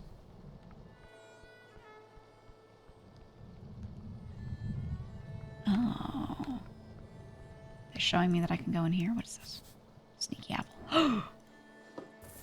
Oh, secret apple. You think they're holding an election?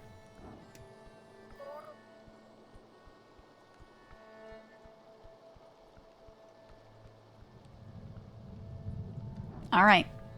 We gotta try it. DC 25. Impossible. Ah!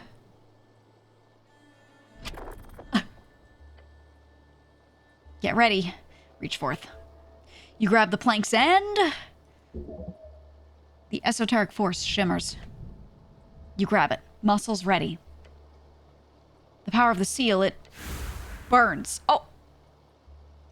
Burns. Ooh! An intense pain shoots through your lower back and shoulders. The pain is immense.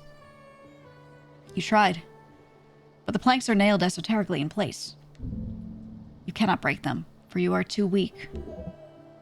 Magic cannot be forced through, obviously. You need to find another way. Well, hope is worth a shot, cleric. You should probably just talk to your coin lord up the hill. Your back is on fire. Oh, whatever. He won't talk to me, though. His door is closed. What did I do wrong?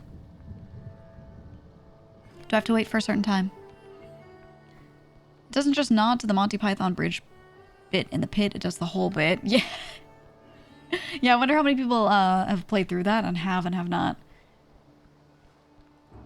recognized it. I might have to do a short rest. Oh. Tyr isn't here. Oh, wait, I can spend time on these. Yes. Yes. The archives. Oh, no, wait, I did them all. Unless I get rid of Snell and he lets me do it. What do you say? Right now. He wants you to not spend time doing this right now.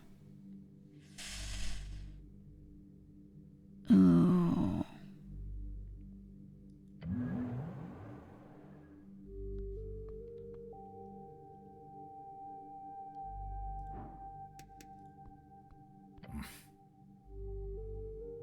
Checking out the tower, cleric?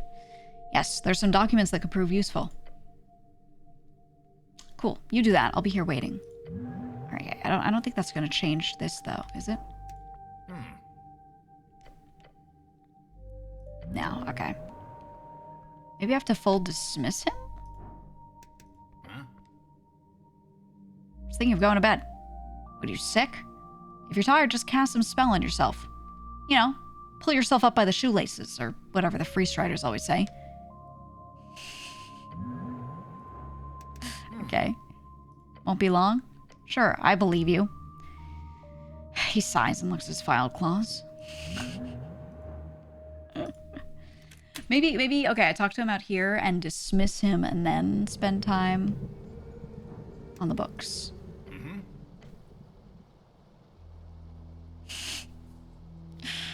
So what's your position in all this? Whatever do you mean by that, cleric? What's your angle? I'm here on behalf of Lady Sageleaf. Her will is for the streets of Tolstad to not suddenly burst into flames in the middle of the day. Her will be done, so to say. But why are you really here? My motives are not of interest, cleric. False. Motive is imperative in reaching into the heart of someone. He does not want to disclose his inner feelings to you. Understandable. You're kind of creepy. No. What if it bursts into flames in the middle of the night instead? I don't think she'd like that either. Got any family? I'm a goblin. What do you think? Goblins normally live in tribal societies with a broad family structure. Your companion most likely has at the very least a dozen or so siblings.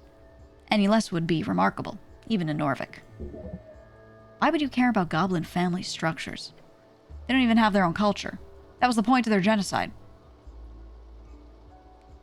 You got a wife and kids? Nah, single for now. And trust me, this goblin ain't getting no offspring. Thank the gods for that. Yeah, fuck them kids. I'm gonna go with this one. I see. You are infertile. The goblin suddenly looks very tired. He stutters out a response. He does not want you to go further in this line of inquiry. No, cleric. I'm not infertile. Prove it. Stop hitting on the goblin. Not gonna do that. Actually, I'm not sure how I would even do that in a reasonable time frame. He looks away and says to himself, why am I entertaining this? Second guess, you're a eunuch. Nope. Wrong again. The tenacity of this goblin. He's got the patience of an earth elemental. I see you are uncomfortable. I will stop asking about this. Thank you, cleric. He looks relieved. Let me try the fuck them kids one. I don't have kids. Yeah, fuck them kids. The goblin rubs his temples. Uh-huh. Other questions. Okay. Nice weather we're having. Look around with the bucket on your head. Sure. But how would you know, cleric? Okay, we did this one earlier. I know. Okay. I feel like you're bringing some unneeded negativity into this conversation. Okay, we've read this before, and he's like, I don't know how you didn't walk off a cliff. Maybe I should take it off. Perhaps. And then he apologizes for the outburst. Okay. We can ask this again. We don't need to.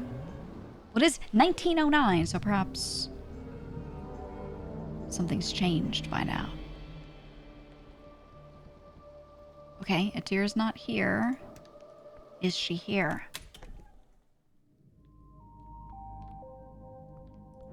Nope. She's outside somewhere.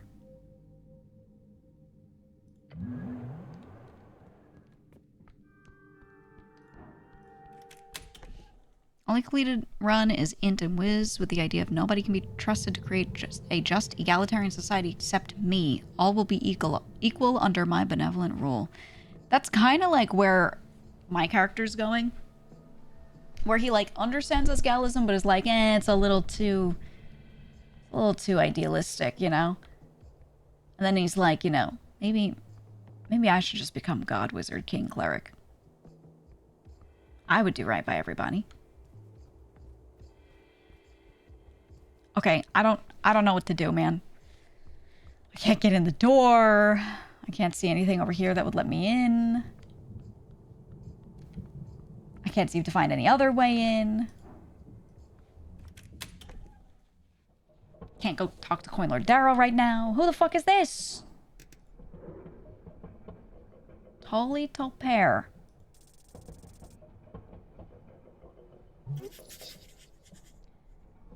He's the silent type. Thinks before he speaks. He also thinks he's very cool because of this behavior. There's an air of superiority in his body language, in his speech, in his tone. He thinks he's above it all, even his friends. Hopefully he'll stop thinking such things before it bites him in the ass. Have I just not found this guy before? Earthness. Niece. Niece? This is a shitty kid, but kind of fun, too. Stenbusken. Yikes. A boy named after the dwarven word for rock. This is the guy who was directly opposed to the Asgalian girl.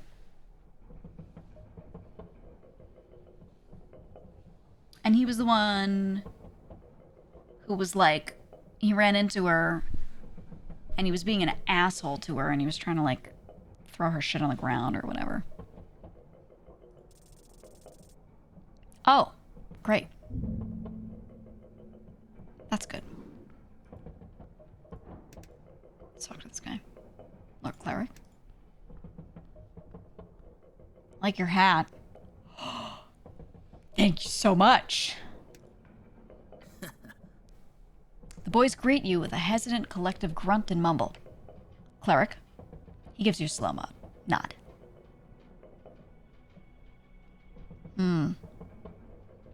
You boys having fun here?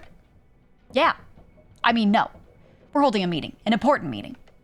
In fact, you just joined us in time for a roll call. Now, I have to say, I'm not exactly 100% on board with how you solved everything down on Water Lane, but I respect your work immensely. Working for the city must be incredibly demanding. What a celebrity, the goblin whispers to you with a chuckle.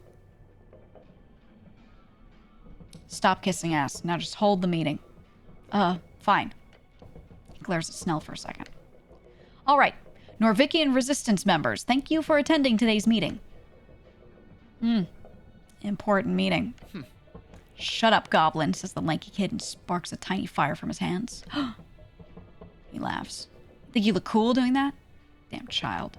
The magic boy clears his throat.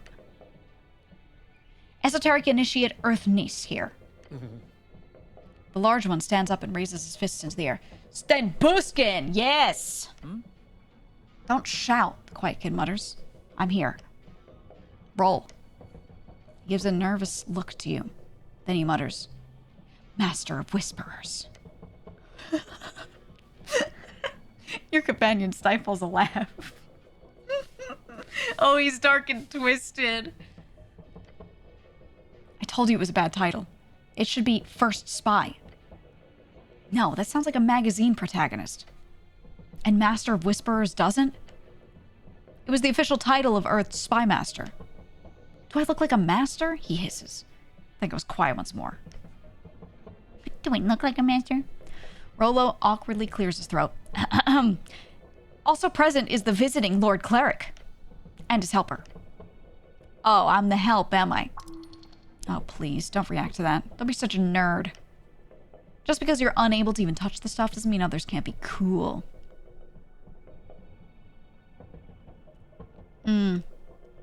You're the best help, Snell. Don't you worry. Gives him a thumbs up. Thank you, Cleric, he says with a tired expression. Start the damn meeting. Claps his fist to his chest. Meeting begins. The large boy cheers. Sweet! When do we go home? Home? No, there's not that much to talk about, right? Yeah, my dad doesn't like it when I stay out like this. Come on, you guys. The election is just around the freaking corner. And I've got a mission. Big mission. Like, actually. Let him babble. I've received word from our contact. You know, the short guy with the weird beard. They have a fixer? A halfling or a dwarf? No, just a short human. Word? A letter. He dropped off a letter with the resistance seal. He smirks. Half of Earth's red eye and half a shield. It's really cool. It's really not. A resistance movement member? Yeah. We don't have too much info on the other groups, but there's this guy we call Shield Guard. He's in the palace. Probably a cleric. He knew magic and stuff. They sure tell you a lot for a secretive organization. Amateurs. What are your orders? Just like he told us about the chant being printed here on Tolstad, this time he let us know about another problem. An even bigger threat. Lover's pox? What? No. Capitalism? No, well, kind of. Racism? No. Although hatred against humans is a big issue. The disillusionment of the youth? No. Gender inequity? No. Lack of religious fervor in the populace? No. But also, yeah, but no. Asgalists? No, not this time. Free Striders? No, no, wait. Yes. Yes, it's the Free Striders. I knew it. He told me that the Ascani Reed's Trade Company, that's a Free Strider company, they apparently have some very important documents hidden in their offices on Waterlane. Specifically, a contract for a deal called the Harbor Accords. He wants us to... Actually, he didn't specify what we should do. He never really does. But he strongly implied that we should seize it for the state. But, you know, without being detected. Stealthily. He wants you to steal from a Free Strider company. He wants us to seize it. Stealthily, he repeats. Tell me more about this contract. He shrugs. It's apparently very secretive, but the contract is kept inside of the office. What do you mean about this company? It's an evil Free Strider parasite sucking the city from its resources. It's all made clear in our manifesto. Can I read it? No, it's members only. You only get to read the manifesto of the organization after you've already joined? Yes. Don't join. What do you know about the building? I I heard it's guarded pretty heavily. They've got a hippogriff on the roof. Griffin. It's a griffin. Griffin is the common spelling in Norvik, although griffin, griffin, and griffin can appear in various places across Diminorian lands. Whatever. Don't think there's magical locks, though. That's usually hard for places with a lot of movement going on. The goblin squints. You sure know a lot about security, kid. In response, the kid looks around. My brother works at a locksmith. He does arcane locks sometimes. So what are you going to do? He thinks for a second. We just need to sneak in when it's dark. Locate the safe and crack it. It's apparently hidden behind a mirror. Oh. The info wasn't very specific, but hey, how many mirrors can they have, right? The boys silently and tensely glance around the roller mill. Like I said, Dad doesn't want me out on the streets at night, so I'm a skip. Isn't stealing illegal? Yes, Sten, it is. Don't be pussies. Their leader gives a frustrated groan. This is the real deal. We can make a difference. Rolo, I don't think it's a good idea. You know what the Free Striders do. Oh yeah. Litigation, litigation, litigation. I agree. It's a bad idea. Damn it. He then turns to you and opens his mouth. Then he closes it and shakes his head. Sneaking and stealing? Sounds honorable. But should you really do it if it's a Free Strider joint? Well, screw it. We'll make up some excuse. But that sucks. Unless... He says and gestures toward you. Unless the cleric here wants to do it. Then yeah, sure, we'll skip. Where'd you say the Free Strider contract was? It's, Scanning Reach Trade Coast on the Waterlane View, next to the warehouse in the bookbinder. Yeah, that. Seems like they've got it in a safe or something, probably hidden. But I believe in you. Your companion rubs his eyes. He's trying not to comment with all his strength. I'll do it. I'll get you that contract. What? Awesome. I am. He stares at you. I am awesome. Ah, yeah, sure. Don't get caught or anything. If you do, you don't know us. I don't know you.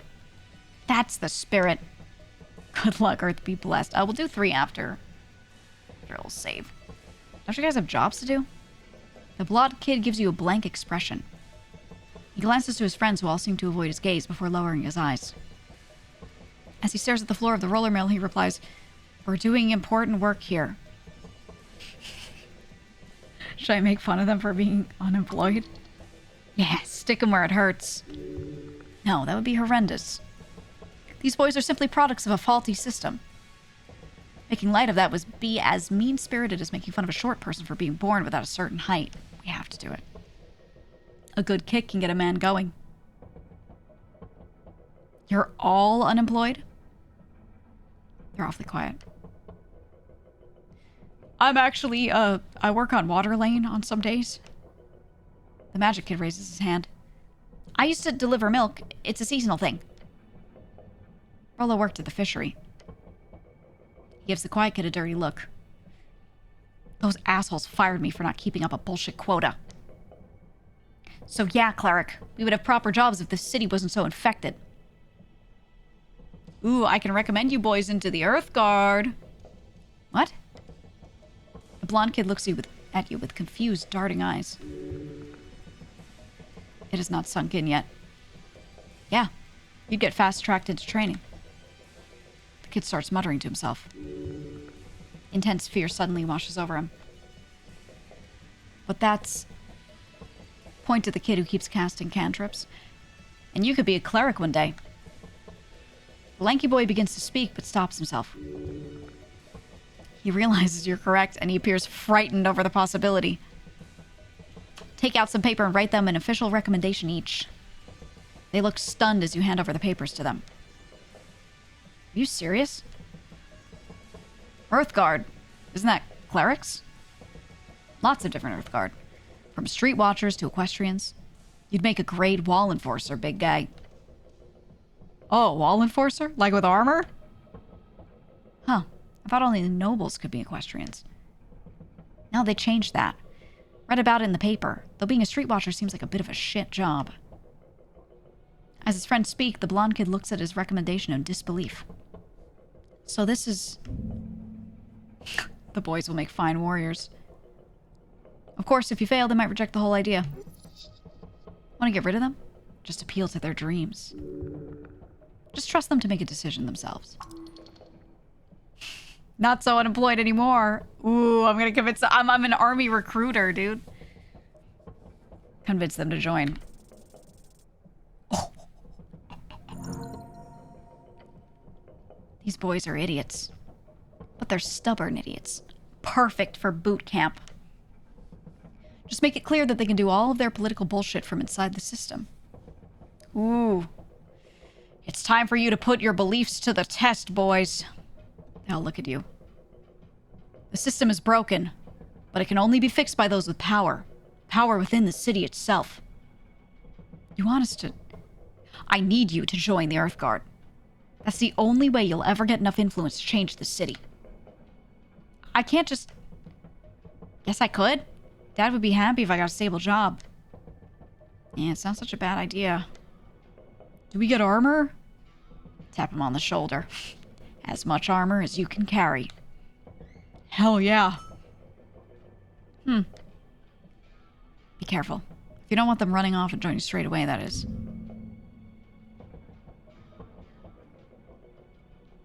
Ooh.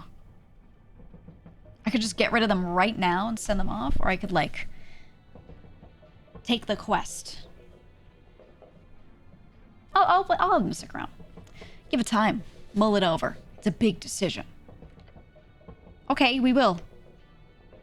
Thank you, Lord Cleric. He bows his head. Okay, let's ask about the tea shop. Sure, hit me. All of you. I need the truth. Tell you anything we know. Yeah. The quiet kid nods. Where were you on the day of the explosion? I was home. Same. Quiet kid nods. What about you? Pointed at the lanky kid who keeps casting fire cantrips. He clears his throat. I was at Tully's place. His dad can vouch for it. And if I did have the power to cause explosions like that, I wouldn't use it to blow up a tea shop. Even if it was Nazgul rat hole. You were all home then? During lunch, on a workday? They nod. Well, my little brother was close, though. Thank Earth he didn't get hurt. He told me about the fire being weird or something, probably magical. So yeah, esoteric bullshit. Works in the kiosk on Pillar Road. Oh, we've spoken to him. What do you know about the tea shop's owner? Some bird folk, I don't know. Never talked to the guy. The rest of you? They shrug collectively. You ever hang out in the tea shop? No, of course not. It was Nazgul hangout. Mobdissa was there a lot, from what I understand. Bet she knows a lot about it. That's all for now. Questions about you. You like milk, kid? Do I like milk? That's what I asked, yes. I guess. Face the others one by one. Does anyone here, any one of you, partake in the glory of milk drinking? Don't look at me. No. I dabble? Then I will offer you this one opportunity. 1 bottle of milk for 2,000 crowns. No, thank you. They all reject your offer, both body language-wise and facial expression-wise. I tried. You really, really did. Alright, no more personal questions. I don't care about this kid.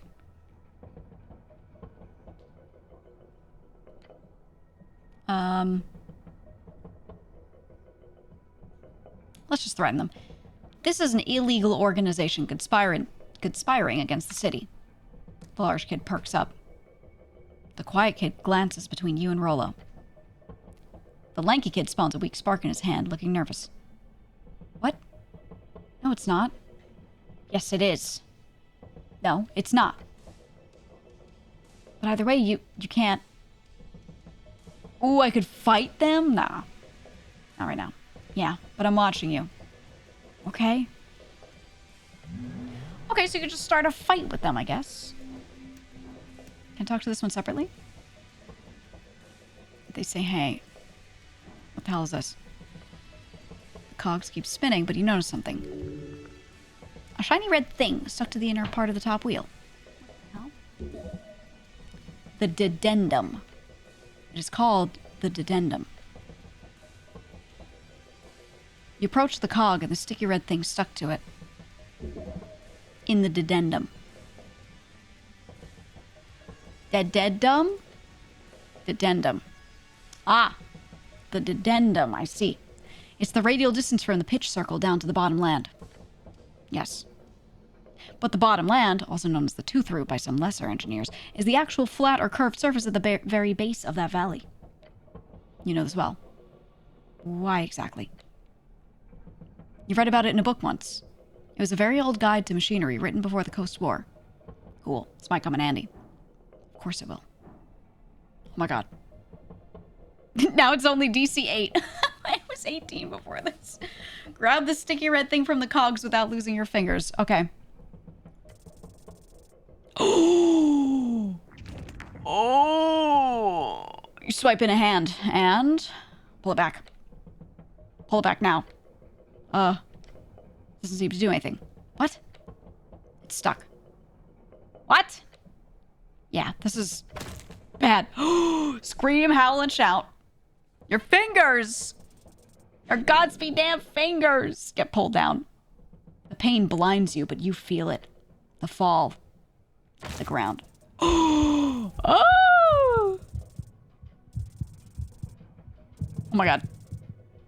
Oh. Oh.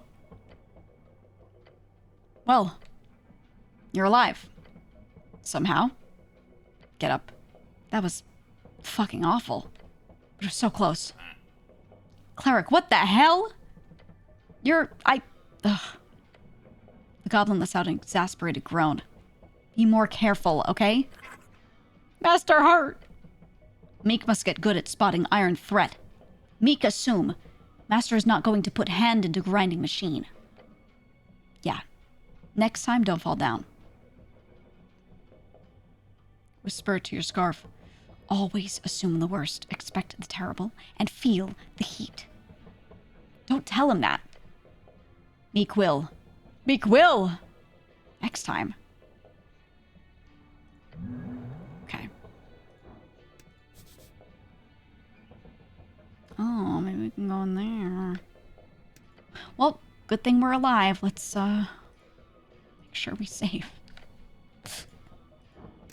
Am I allowed in here? Feel the handle. Locked tight. That must lead to the back office. Haven't been in here before, but I think they closed down a while ago. Heard rumors from some goblins that worked here. I think the owner fired them all out of nowhere. Oh, if they closed down, why is the mill spinning? Yeah, that's actually concerning now that I think about it. Let's try to pick the lock. Ooh. Your fingers work the mechanism with precision. Click, click, click.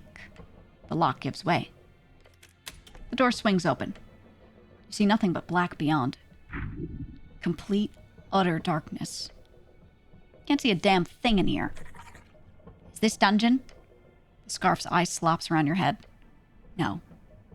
Not dungeon. No traps here. Cast dancing light. Your light cuts through the gloom. The storage chamber reveals itself. Broken crates, scattered papers.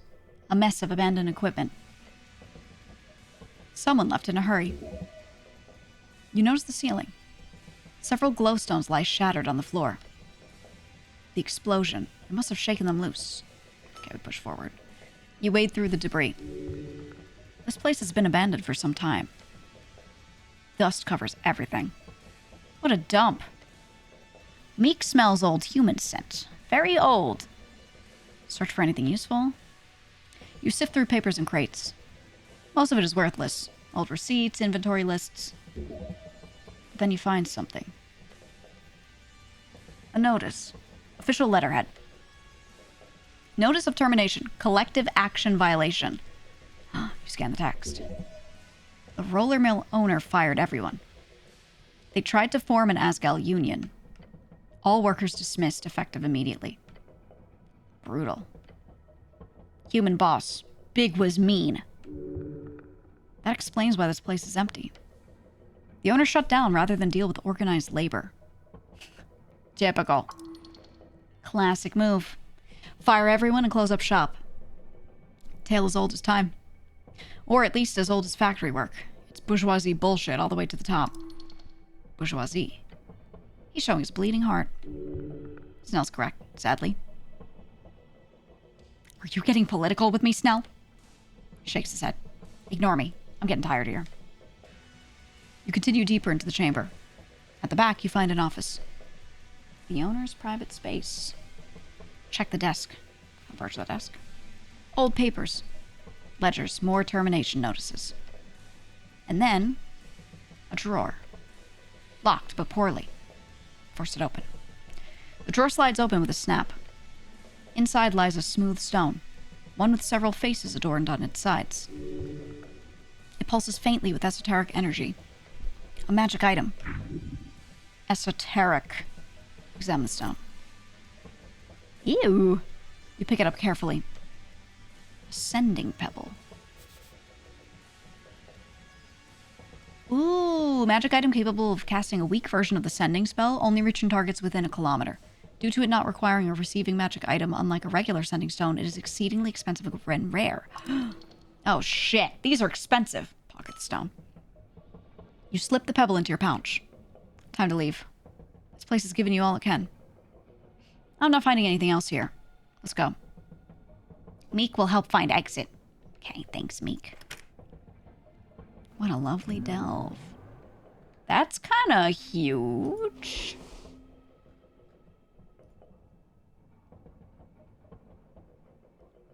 Sending on any familiar target within a kilometer. Interesting. Pop a save on that.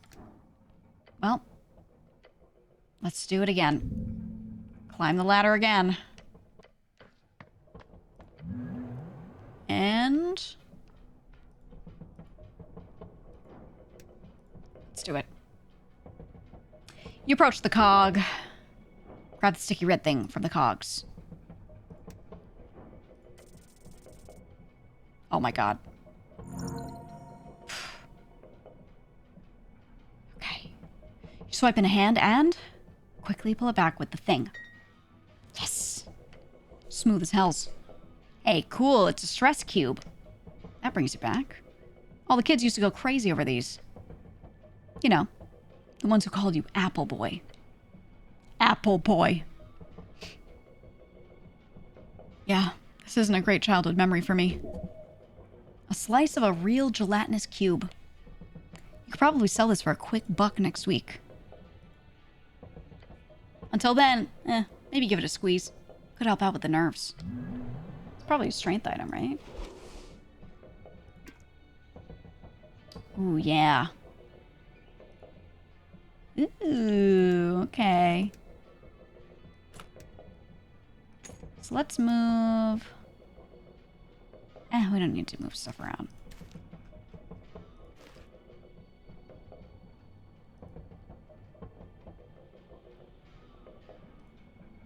I guess I could use it if I examine, right?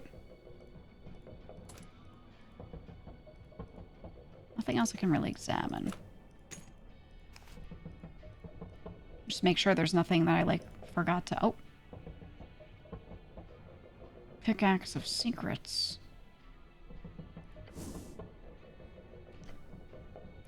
Along the shaft, you see the glowing teal runes spelling out secret. The Dark Dwarf told you it could be used to detect a secret. Oh, that must be how I find the secret door down at the bottom. Speak the keyword secret. It vibrates in your hand as you utter the keyword. Then, as if snapping to attention, an esoteric force pushes it to point, straight upwards. For about 3 seconds, it holds this perfectly vertical alignment until it falls back down in your grasp, limp. Useless. No, it is not pointing up. Moving just a few steps to the side whilst the pickaxe is erect shows it clearly. It is pointing ever so slightly in a faint lean towards the pillar of yore. Huh. A few more steps reveals that to actually be the case. Interesting. The green one found useful information for once. Okay, let's try. Ooh. This is nothing like your regular memorization. A spell scroll or codex is often nothing more than taking the original content and transcribing it, putting the various esoteric stages to memory in the process. A magic item, however, is crafted to only output those stages per automata, not giving any insight into the inner workings. It is, by definition, reverse engineering. Oh, and I should just be able to retrace the steps of the pickaxe's esoteric activation, which strings are being pulled and when, writing them down step by step. Yes, normally that could work, even if it is a highly difficult and slow process. However, this pickaxe is broken. It does not perform those esoteric stages in proper order, or more likely, one of the stages is broken. It will, no matter what you do, take around 3 hours for you to do this. Make sure you have the time before you commit. Ooh, okay. Okay, so we have to spend 3 hours to extract from secret pickaxe. Oily instructions. How did I not, interact with any of my items? Hold up the paper, finding it to actually be a torn out page of a book. The name in the margin suggests the book is called A Gnome's Starter Guide to Esoteric Memorization. Read it, it's quite lengthy. Let's see. Goblin reads it as well. The first step to understanding esoteric memorization is understanding the underlying powers at play. Your strings stretch across this coast, invisible to the eye, yet connected to all things living and dead. A spell is simply a set of rules you must follow in order to manipulate those strings in an esoteric effect. Yet those rules are themselves esoteric in nature. As such, most wizards will find it impossible to remember more than a handful of spells at a time. Newbie wizards, maybe. Oh, how many can you memorize? A bunch. I'm very talented. Uh-huh. Turns back to look at the page. This is the big divide between cantrips and actual spells, as cantrips are both easy to remember and will not consume a spell slot. Spell slots are the common representation of how many spells of each spell level a caster is able to perform without rest. As a gnome... Oh, that's right, this is the Gnome's Guide. You are naturally gifted in the art of illusion magic. Other schools will be more difficult to memorize. A suggested harmless spell to use in training is the first level spell, Grease. That must be why this paper is oily. To increase your chances at memorization, attempt to cast it at least 2 times per day. In the margins, there's a handwritten note that you managed to spot. It's written hastily in bold, like the author really wanted to hype themselves up. It says, "Every evening and every lunch break at work. Remember, you can do it." Oh no. The goblin leans out over the ridge, looking down into the river. Oh, it's because we... Okay, little bit of a weird break in the plot here, but this is we found it near the thing overlooking the river. Damn. Poor gnome. An esoteric mishap. Magic is a blade without a handle, and so on. Indeed, grease is a dangerous spell. Intensely dangerous. Learn this spell. Woo! Learned grease.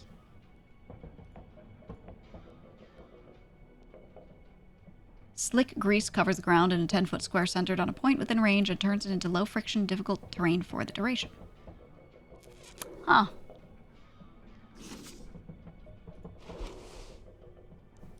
Okay, so we have to... 3 hours to extract that. We examined this. The voting card. We looked at this. Look at the list of parties. Okay.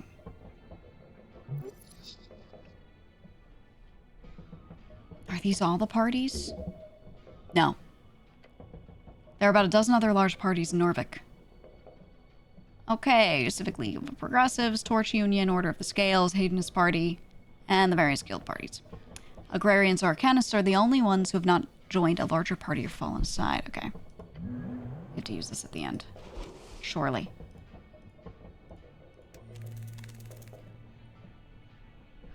The cranium ant. I have to bring him lower. Yo. The ant crawls around in your hand. You need to head down to the Undercoast path. That's where you'll be able to drop me off. One is a good name. It is a function. But don't get used to it. You don't have a name in your hive? Nah, no need. We're all one there. Creepy. Must be nice to be part of something larger. Okay. That's all? That's it? I'll let you know if I find out something new, I guess. Okay. Yeah, the ant is something we picked up a long while ago. The resistance notes. Doesn't matter what Tolstad. Read the notes. Nice ting is cancelled. Meetup time to chant. Signed by R. That's Rollo. Okay. Right. Okay. We know generally about this. I'm trying to not like waste too many time ticks on it.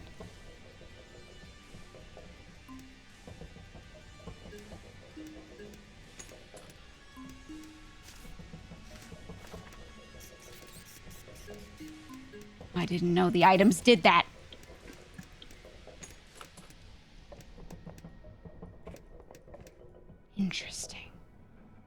Interesting.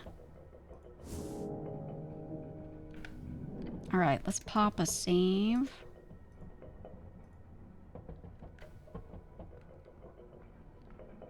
After midnight is when we can... That's when we can talk to Coin Lord Darrow, I'm pretty sure. I think he makes you wait until nighttime to, let's go this way, to speak to him.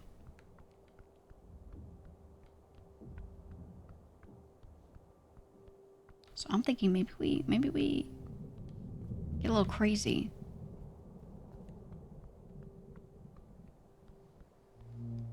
Yeah, we can't go in here. All right. Check it. Let's see if we can use this. You hold up the pebble. Please don't bother anyone with that, cleric. Think about who you could send a message to. There are a few targets you have in mind. Oh my god, it's all the girls. Oh no, it's not only the girls. So I can use this to send messages to people, right? Can. The Pebble of Sending is a powerful magical item, not quite as versatile as the Stone of Sending. The difference is being the stone can send anyone on the current plane of existence to anyone.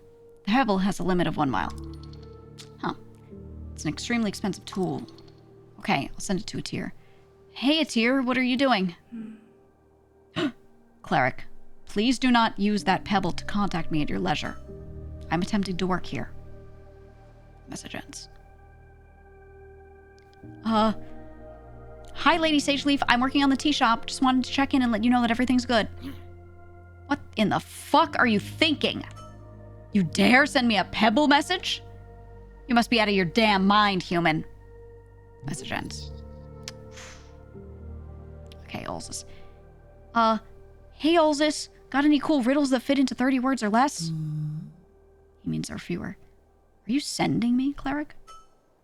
Not sure how to feel about that. But a riddle, sure. How about this? Feed me, I live. Water me, I die. What am... The message ends. Her 30-word limit cut out right at the end. The answer is... Yes, you know it. The answer is fire. Fire. Suddenly you hear Ulz's voice in your mind again. Sorry, ran out there. Sending you now. The answer is fire, as I'm sure you figured out. I have to say, sending is not an ideal way to hand out her sending ends. You can now reply. Yeah, I guessed fire. Then, I kind of like it. Thanks for the riddle. Your reply ends. Send a message to Rick Spitter. Hey, any news? Cleric? Oh, it is you. How lovely to hear you sending a message here out of nowhere. Or is it a pebble? Seems more like a pebble, really. Messages. Viskin. Oh, God. The Lich. It's the cleric. I'm just calling to let you know I've got a pebble of sending. Cool, huh? Very cool. The message ends. The things he puts up with. You didn't disturb him now, did you? Oh, you gway. Hello, Miss Merchant. I can send pebble messages now. Isn't that cool? Anyway, do you have any new wares? Oh, nothing new today, sadly. I'm still only working to sell the goods I've got. But please do stop by if you want to browse. Message ends. I like this pebble. I like this. Okay, I guess we'll spend the time to extract this spell. 3 hours. That's all it takes for you to complete this, to normal men, extremely challenging task. But you are no normal man. You are the one who upholds the Arcanist legacy. You can do this in 3 hours. Extract. Oof. You have not had the pleasure to interact with the spell previously, but you quickly learn of its extreme usefulness. Detect Secrets allows you to uncover, once for each cast, any secret trap, hidden passage, stashed away item, or esoteric illusion within 30 feet. If you wish to uncover the secrets of the city below, make sure to keep it prepared. Must be quite new, however, as you have not heard of it being used by adventurers, nor by any clerics during any of the official delves. Oh my god.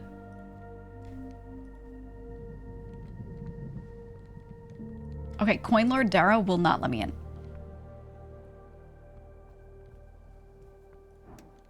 He hates me.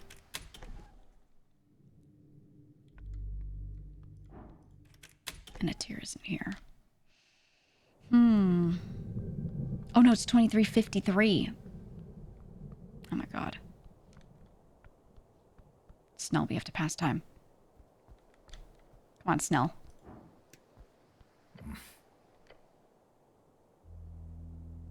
Do you want to sleep in the guard tower with me? I'm good. What's your statement? Is it because the guard tower's nasty or because you don't want to have a slumber party with me? He thinks about it for a second. Then he says, 20% number 1, 80% number 2. That's how long you spend in the bathroom. That's how long I spend in the bathroom. The compass stares at you, then laughs. Good one. Quick-witted for once. For once. Don't ruin the moment. But don't worry. I'm sure you'll... Oh, okay, we did this before. Do you have something against my celestial roommate? First of all, that's a very funny sentence. Secondly, no, I don't. Just be careful is all I'm saying. Okay.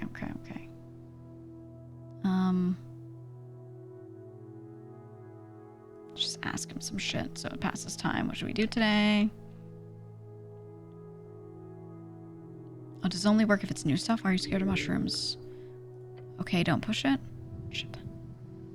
What's your position on this? Why are you helping me? That passed time. Okay, got any family? I don't know.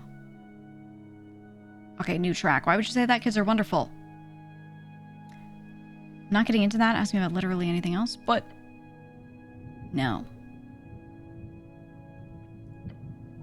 I'm trying to find any new little things I can click to make the time pass just by 2. Telling him I forgot about my helmet. I will consider his request. Ooh, okay, and it's midnight. Okay. It's midnight, but I'm not allowed in here. Am I like tweaking? Was this not Coin Lord Darrow's place? It was.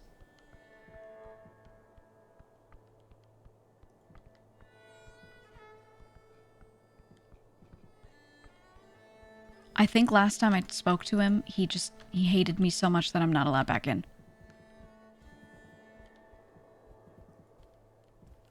I think he fucking hates me.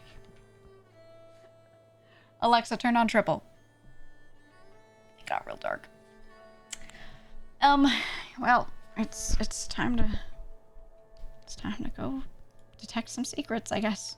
Alone in the darkness. Well, not alone with my goblin buddy. Let me do a little spell prep.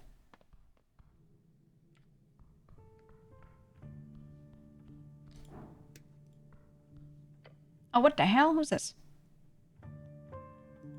Okay, repair spells. Okay. Detect secrets, yes. Comprehend languages. Yes. Speak with animals.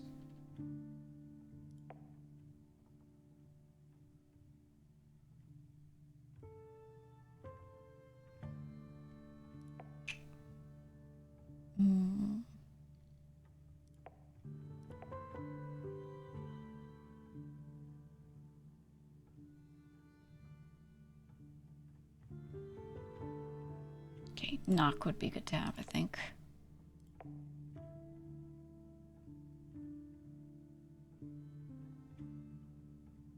I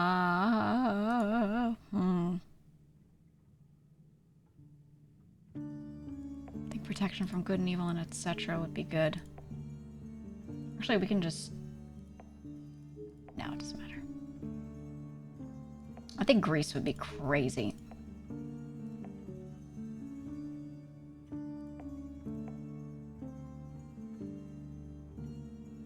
Inflict wounds is our only really strong one.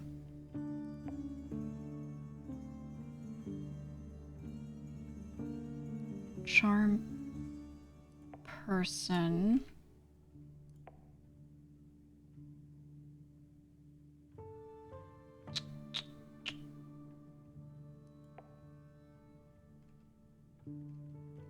And then one of these. I think Crusader's Mantle.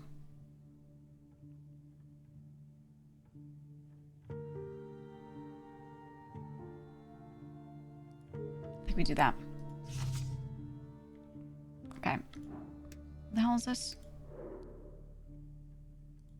Have I spoken to her? I feel like I've seen her. Maybe I didn't talk to her. Halfling. Hard worker. A boot. That's what she rages against? Not the activist sense, but in the sense of an ever-changing daily grueling toil. Okay, yeah, she's just someone who works a lot and is tired. Hello? You see a halfling girl standing by the shrine. She gives you a tired glance. Hey. Hey. She groans and rolls her eyes. Can you leave me alone? Look, the cleric just wants to ask some questions. We don't mean to impede you in any way. Yeah, well, you're still doing it. The impeding. So, bye. She's waiting for someone who wants you to leave. However, there's something else. Heavy on her heart. It hurts. Refuse to leave. You stand your ground before the halfling. Her angsty eye rolls hit you hard, but they're nothing for your nerves of steel. I refuse. Ugh. Fine. Stay. Or go. I don't care. Translation: fuck off, I care a lot. Your goblin companion shrugs. Is there anything I can help you with? She shrugs. Can I have some crowns? Sure, how much? I don't know, 50 crowns? Okay, hand them over. You hand it over. She looks a bit shocked. Oh. She pockets it instantly. Thanks. I love helping the poor.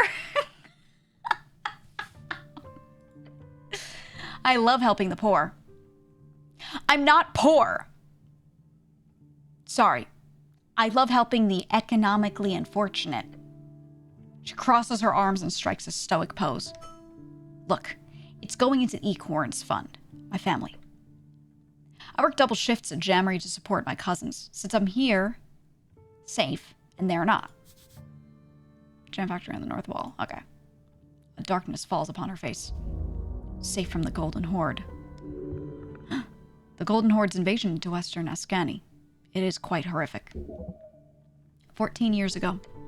A conflict based on many geopolitical goals. Ah, because of the invasion. Duh. Well, move on. The Commonwealth is a broken nation of a lazy people. They could not survive even the most basic of celestial trickery. The clanlands are in shambles due to an illegal subjugation and annexation. They need all the support they can get. It's only right to speak up. They're not exactly the most productive people on the coast. And they've always been isolationist. That's probably the main reason they invaded. There's a bunch of expensive amber sitting underneath the western clanlands. If they're not gonna mine it, somebody will. She gives you a tired look. Snell gives you a slightly intrigued look. Meek does not give you a look. You don't think he's even listening.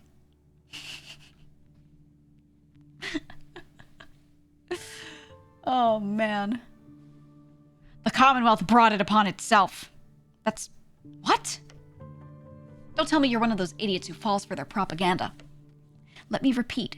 There were no celestial halflings in the Commonwealth. We did not produce any electrum bombs.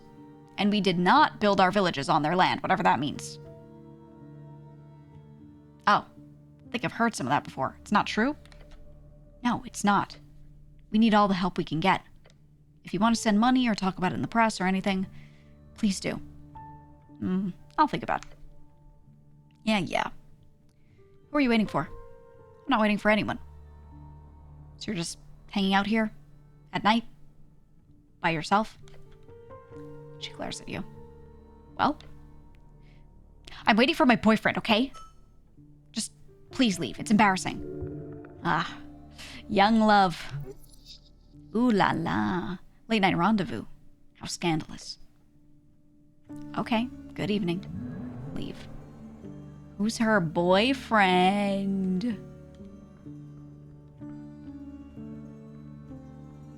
I don't see anybody.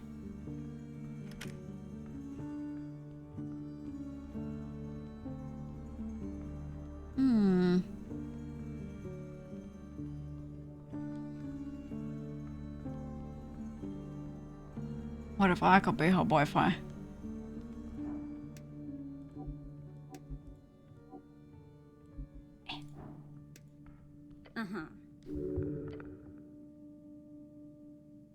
Damn. Who's her boyfriend, though? Maybe we come back through the next hour chunk.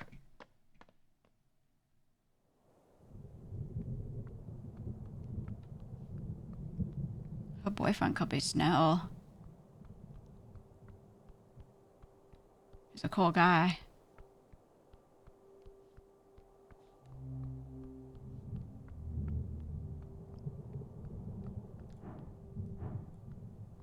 Okay. I want to detect secrets.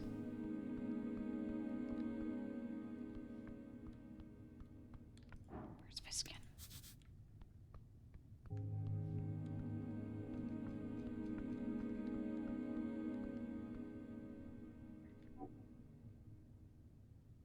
I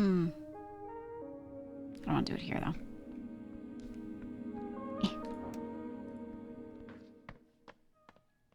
I want to go down to the bottom.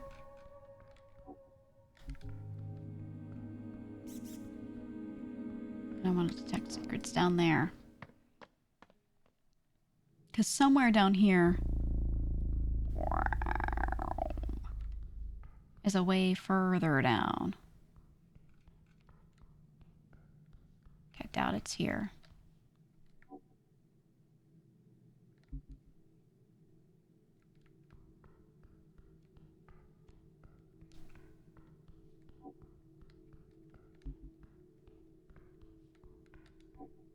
Yeah, I'm gonna do it.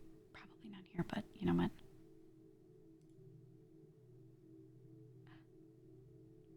No reason to cast that spell. There are none.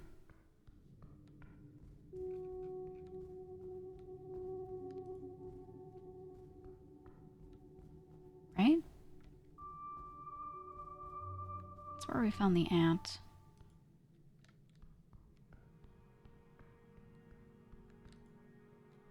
Is it turning me that way because I need to go that way? Or is it turning me that way just because he's looking into the distance?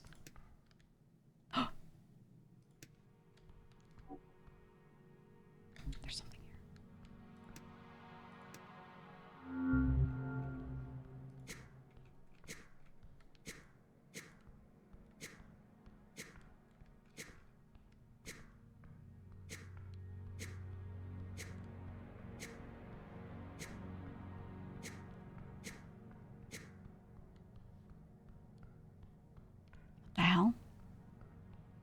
It's through here.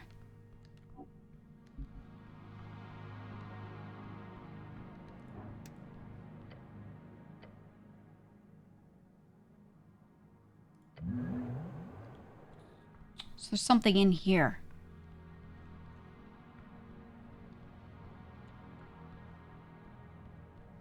So if I'm standing here, it's directly this way. If I go here, it started shooting downward. This thing's 100% dead, right? What if it gets here? Huh? Maybe I have to do something over there. Okay, let's note that and keep going.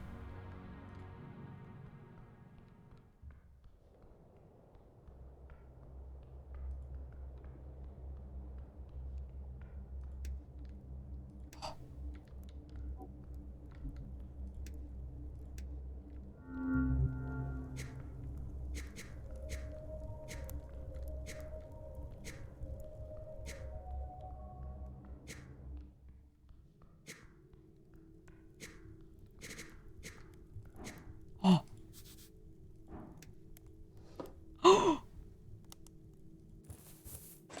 What the hell's a dream patch? Small amounts of third level spell slots. What the fuck? Okay, let's go back to where we were for the last one. Hold on.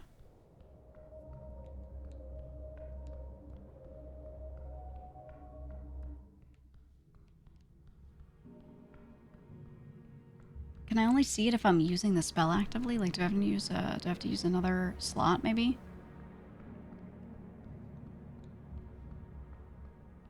It was hitting the wall, like... Here, it was this. Wasn't it? Do you see anything, Snow? Huh? Same information. This place is dangerous. This is nothing, okay.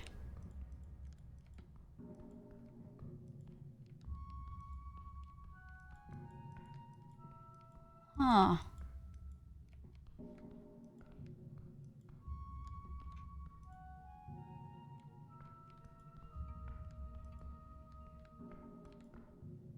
But now over here he's saying no reason to cast it.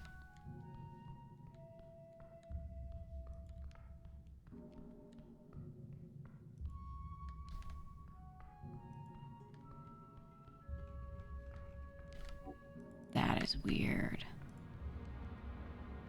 There was definitely something over here.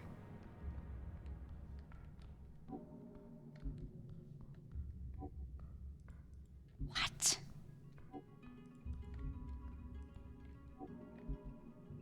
Not sure if bug or what. Interesting. Okay, we have one more first level spell slot. 2 second, 1 third.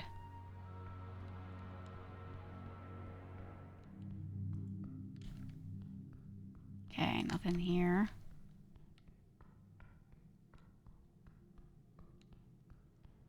This changes things a lot, though. This changes things a lot.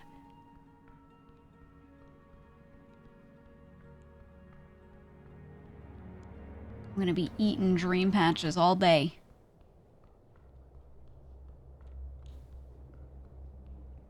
Okay, so we used it here. There was a little fake slot there.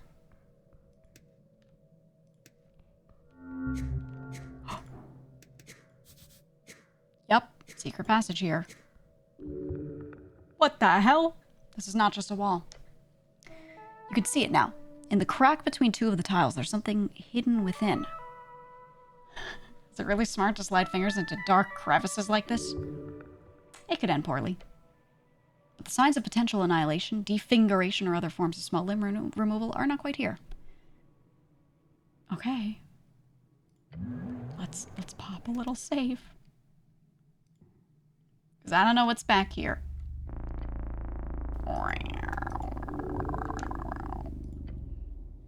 Your gloved hand just barely fits in the crevice. Just a bit in, you feel something hard. Something round. It seems to move at your touch. Not in a hot way, right? No, it is quite cool. Cool as in cold or cool as in cool? It's cold. Not in a fleshy way, right? No. Not a spooky way, right? No. What is it? A button. Hidden inside the wall. Push the button. Press it. After a light click, the wall itself begins to groan. Oh my god. The entire wall slides away as you do, revealing a deep, dark tunnel beyond. Whoa, nice catch. He lifts his face into the air. What's that smell? It's dank. A stench of mold and stone. It's comforting and horrifying. Meek knows this smell. Old places, dark places. Be careful, Master. Okay. What the Masked assassin. Seemingly out of the air itself, a masked figure appears. Master, bad vibe behind. The intimidating shadow stands ready to strike with dagger in hand. Ah, shit. Not this again. Point at the assassin. That's an assassin! His eyes fall on the dagger and he immediately reaches for his sling. Oh, it's happening. Let's go! Okay. Okay. You can hear the precise, controlled breathing from beyond their esoteric mask. This is it. They're ready to kill. The masked one holds up the dagger, quicker than you're able to react. His head tilts at you slightly. Suddenly? I have no HP, by the way. 1. A flick of the wrist. A quick motion with the hands and dark energy surrounds you. But only in your mind. A hex. You will take constant damage from this typical warlock spell. You feel a deep unease permeate your bones just as the assassin hurls a blast of sickly energy. Cool. Great. My favorite part. My favorite part. Let's do that again. That's why I saved beforehand.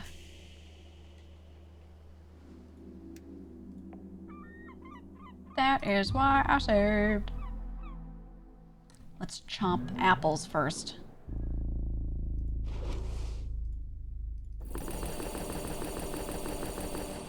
Apple me up. Okay, put our hand in. Not a fleshy way, or a spooky way, or a hot way. It's a button. Push the button. Okay. Apple boy, eating those apples.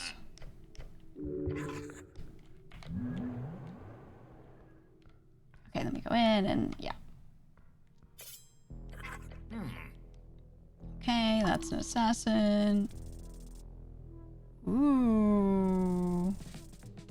Ooh. It's still gonna be the same thing that happens, if I'm being honest, because that's how combat works in this. Okay, but this time, I spring into motion, prepared to act. The assassin intends to use the distance between you to their advantage. Throw something at him, anything. Look, you obviously have to get closer. Make your choice now. This is either a mental or a physical fight.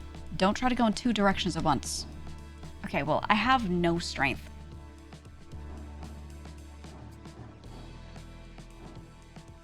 I think I will close the gap. Ugh. You run towards the masked one, using all your energy to get closer. The assassin tumbles backwards quickly, but not quickly enough. You're in striking distance. This will make the fight a lot easier. No, there's no wisdom spells, which is crazy because my wisdom is so high. If you want to resolve it physically, yes. Snell whips his sling with practiced flair and launches a stone. The assassin flips backwards, trying to dodge it, but connects nonetheless with a sickening sound. The masked figure's head tilts at you suddenly. Okay, he does the hex. We did this before.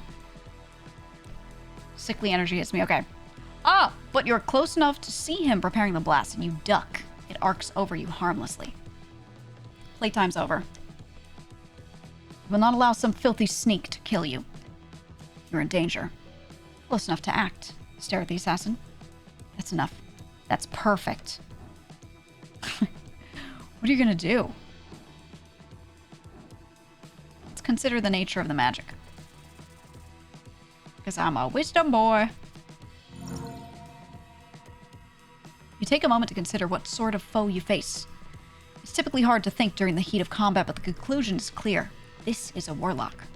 You've been hexed, and you're being attacked with eldritch blasts. Which means that dagger is a hexblade. Their hexblade. Cleric, you've been hexed! Yells the goblin, whirling another stone.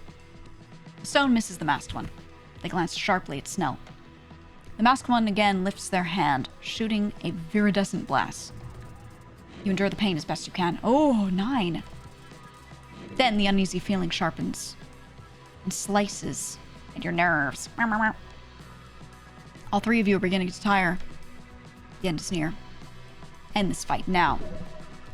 You can disrupt that magic blade string. You have the capability. Okay. Okay.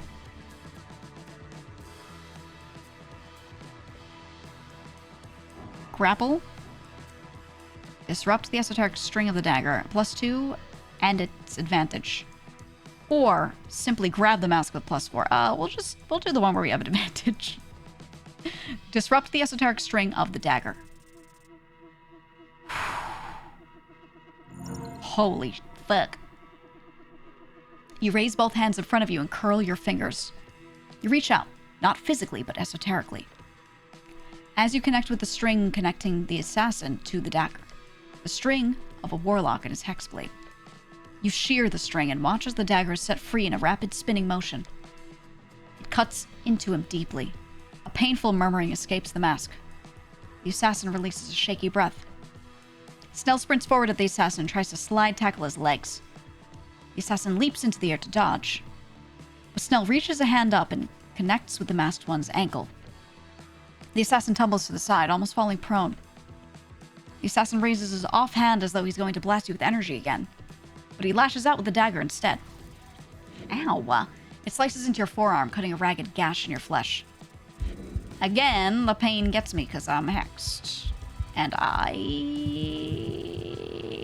die. Fuck. No. No. Okay, I won't reread everything if we've done it already.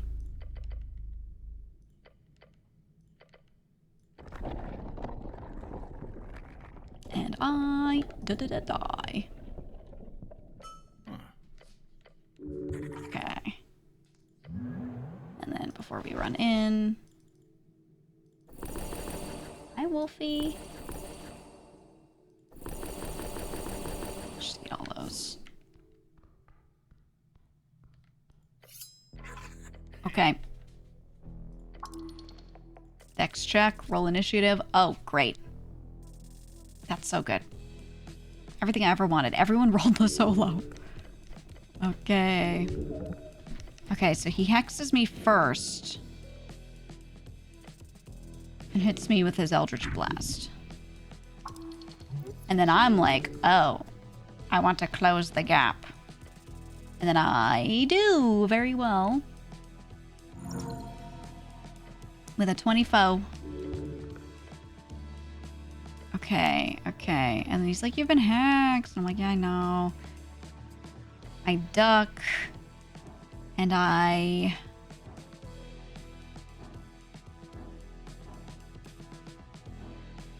did this one last time. Yeah, I'm gonna consider the nature of the magic. Oh. Thank God. Thank God I'm so wise, right? Okay, the assassin lashes out with the dagger and gets me again. And I almost fucking die. Let's see if I do. Ooh. Oh my God. Why are my rolls so bad? Why are my rolls so bad? It's all because I took off that boon where it helps me with my death saving throws.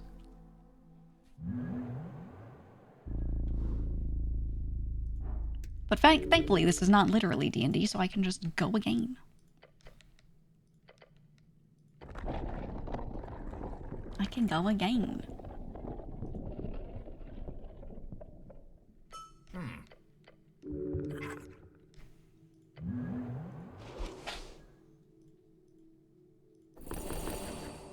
Any other consumables? Oh. Yeah. Yeah. Do that for a more perfect heal.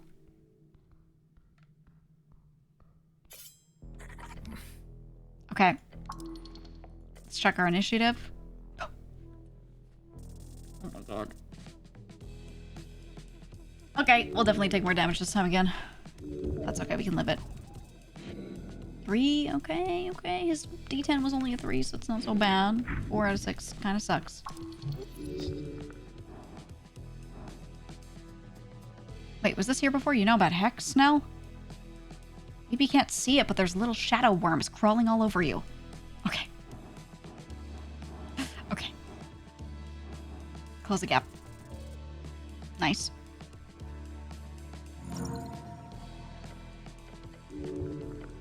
Okay, blah, blah, blah. We stare at him. And we consider the nature of the magic. Oh, there we go. I basically almost can't lose wisdom rolls because of my stats being crazy. Let's get +6 every time. Okay, try to slide tackle him.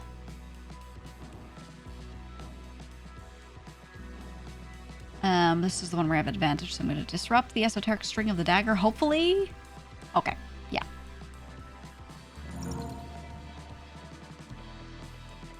Okay, it cuts him deeply. Okay, Assassin was trying to put his hands on his dagger and channel energy into it, but he can't, so he slashes at me with the dagger. And the Hex gets me again. And I... fucking die. Dude, why are...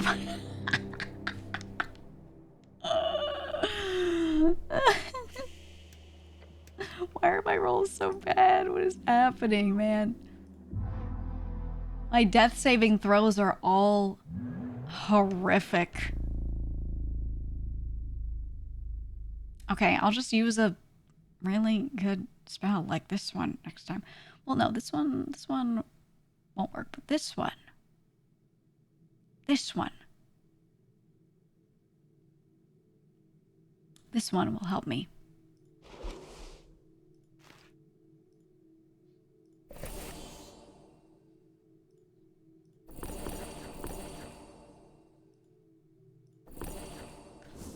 Okay. Keep my apples intact.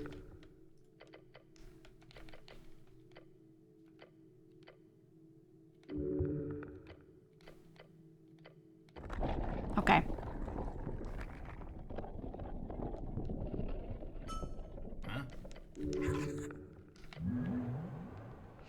Why not disarm it immediately?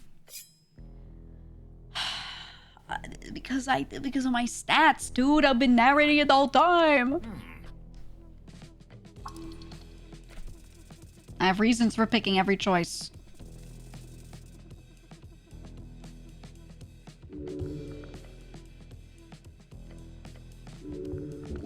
Okay, let's wait until my turn. Ow.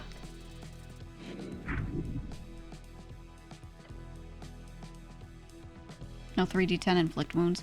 So this game doesn't exactly work like that in combat. It's not literally D&D combat. A lot of this is semi-scripted.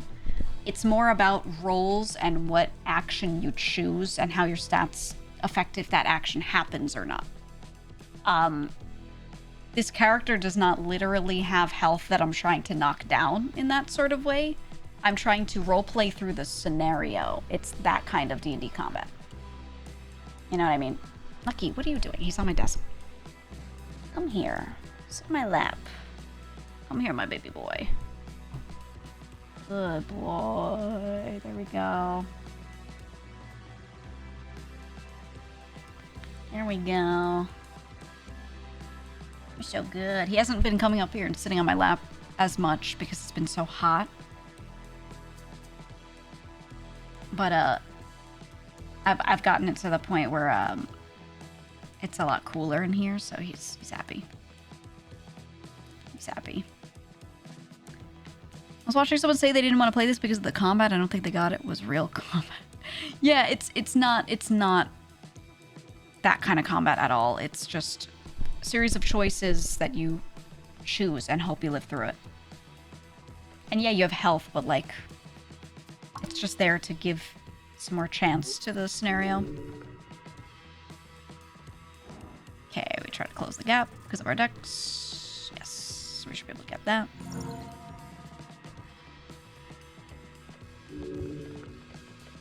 Okay.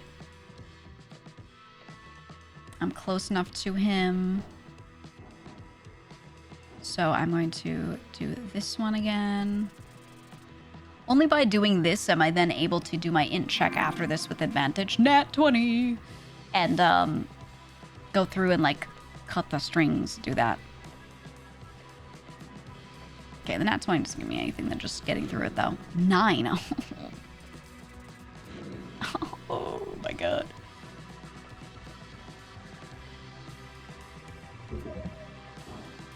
Okay, and now I think if anything, I don't have cure wounds. That's right. I didn't take cure wounds this time. Oh well. Pulls on Esoteric string, severs it.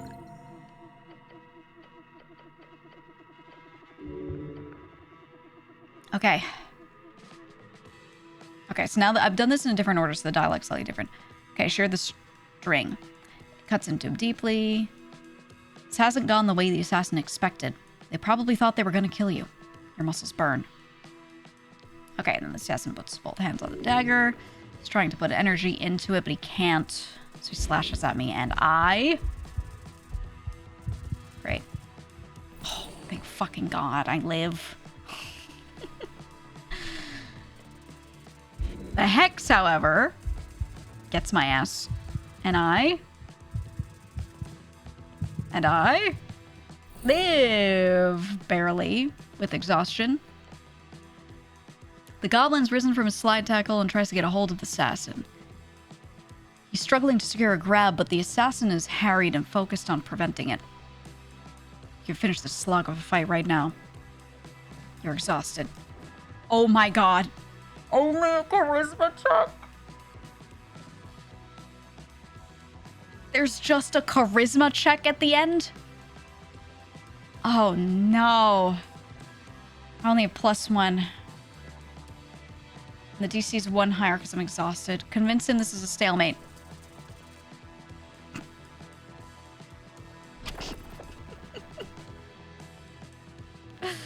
Enough, please. I don't want to fight you anymore. Coward. What? What?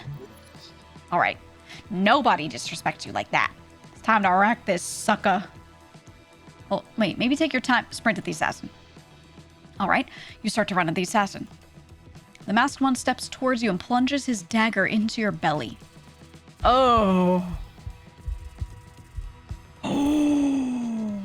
But I tank it. Shit. That voice seems to want to ask the question, why won't you die? The masked one takes a step back. Your companion takes a step back. I take a step back. Good idea. Exhaustion weighs on all of you like a heavy blanket. Snell holds up his claws, palms facing the attacker. You calm down? We all cool here? Yeah, after stabbing me in the stomach. Stay away. That voice. Is this a young boy? The assassin turns and runs, the cloak fading into a misty invisibility. Let yourself breathe again. The air fills your lungs. The effort you've exerted is catching up to you. You wobble. The world begins to fall away. You hear Snell's voice. It is concerned, quiet. Distant, and yet close. Whoa there, Snell mutters, an elbow pressed against your side. Not yet. Not in the city below. You feel disappointment. Fear for the future. General confusion, really. Look. Snell points toward the stairs behind you. They go down. Far down. We won, Snell. Huzzah! Almost die. Oh, God. No, no. The goblin doesn't look too good himself as he returns the sling to his back pouch. Look, we can either head back upstairs or we can continue down. But whatever that bastard didn't want us to see down there, we now have an open path. I think we should, well, it's after midnight. We should sleep and then just come back here the next day. You're right, Snell. We should go rest first. Look, whatever you think is best. You take the lead. I'll be right behind, okay? The mystery of the strange assassin continues. You have a distinct feeling you will face that mask again, and the one behind it. From all the magic you've seen here, the clues point towards a very simple answer. Not a hag. Not some brutish mercenary paid for your blood. No. That would be far too expedient. You are dealing with a renegade warlock, and you are heading straight towards his master's lair. Whatever's hiding down these stairs is most likely, actually probably, exactly what that assassin doesn't want you to find. So, time to get going. Time for truth to be unveiled. Once your body stops leaking, count your blessings from earth. Okay, I want to do a long rest, and then come right back here, which won't be hard. Oh my god. Level up. I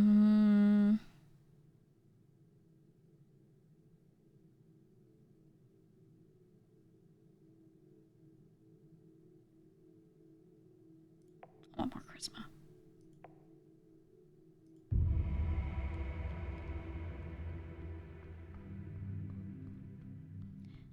Level up. Have we even entered the tea shop yet? Nope. We're doing everything but the main quest.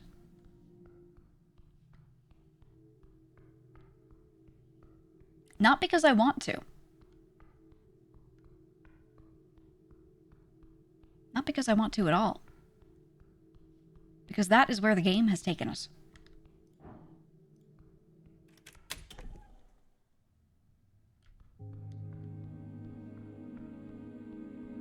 This game has genuinely offered me no good immediate ways to get in there. I talked to Coin Lord Darrow. He fucking hates me. He's not letting me in. I don't have enough strength to break the door down. I have not in any way found any other way in. So, you know what? Fuck it. We're going down.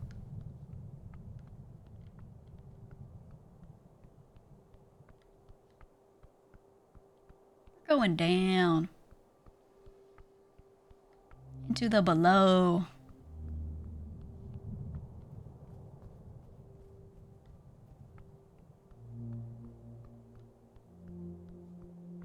We gotta go sleep, though.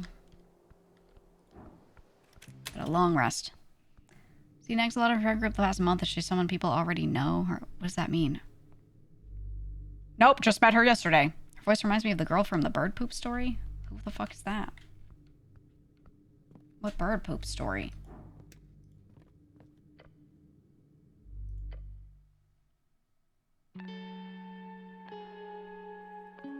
I don't know. The way you ask that sounds like it's like a wiki entry. You know what I mean?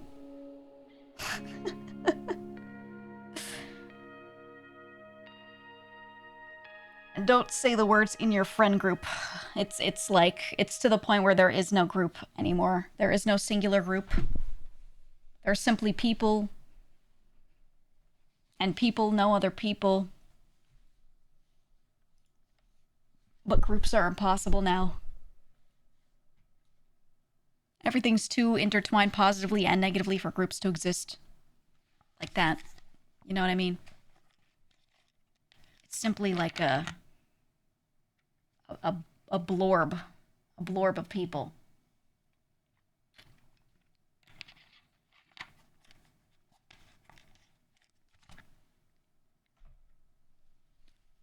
You know what I mean? Oh. She loaded in. I saw that. I saw you load in. Yeah, big old blorb of friends.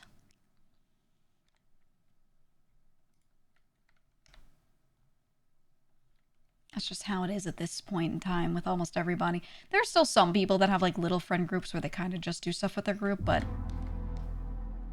everyone for the most part is just... They just have a lot of differing individual relationships with a lot of people. And a lot of people are less held to group dynamics than they used to be in the past, which I think is a good thing. 2 days remaining. Starting to get used to this tower. You miss your bed. Home with Mom. Dear Mom. Not like she'd be home. Yeah, she's busy. Out hustling like always, like she should. 2 days till the election. You must finish this.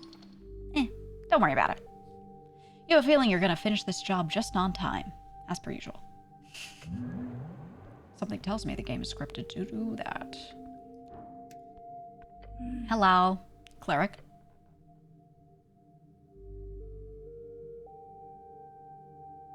I don't have Snell with me, so this is good.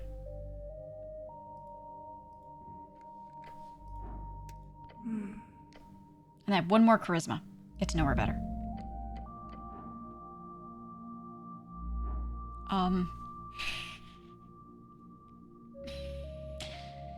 Well, I don't really have a good plus anything on strength, but I have all my random plus ones from other shit. Get to know her better by discussing religion.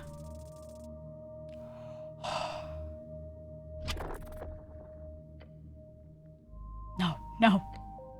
There's no way you're talking to this woman. She's treating you with disrespect, bad attitude, and rudeness. And it's getting to you. Burrowing holes in your manhood. Holes. Yes, holes. This is ridiculous. Just because she's an angel doesn't mean she can ignore your questions. Gulp. A man? A man, she repeats. You said that out loud? Huh? What? You are speaking. Stop fumbling this opportunity. Show her. Show her why she can trust you. As a man. About Earth. Begin shaking. What about him? Why are you so short with me? Do you hate me? Does Earth hate me? I do not hate you, cleric. I cannot speak for your god. She goes quiet for a bit, studying you. I am busy. Maybe later I can speak in detail. You feel her pity you. It hurts. Just nod and hold back tears. Fuck, I want to try again. I'm going to try again. Just one more. Just one more try.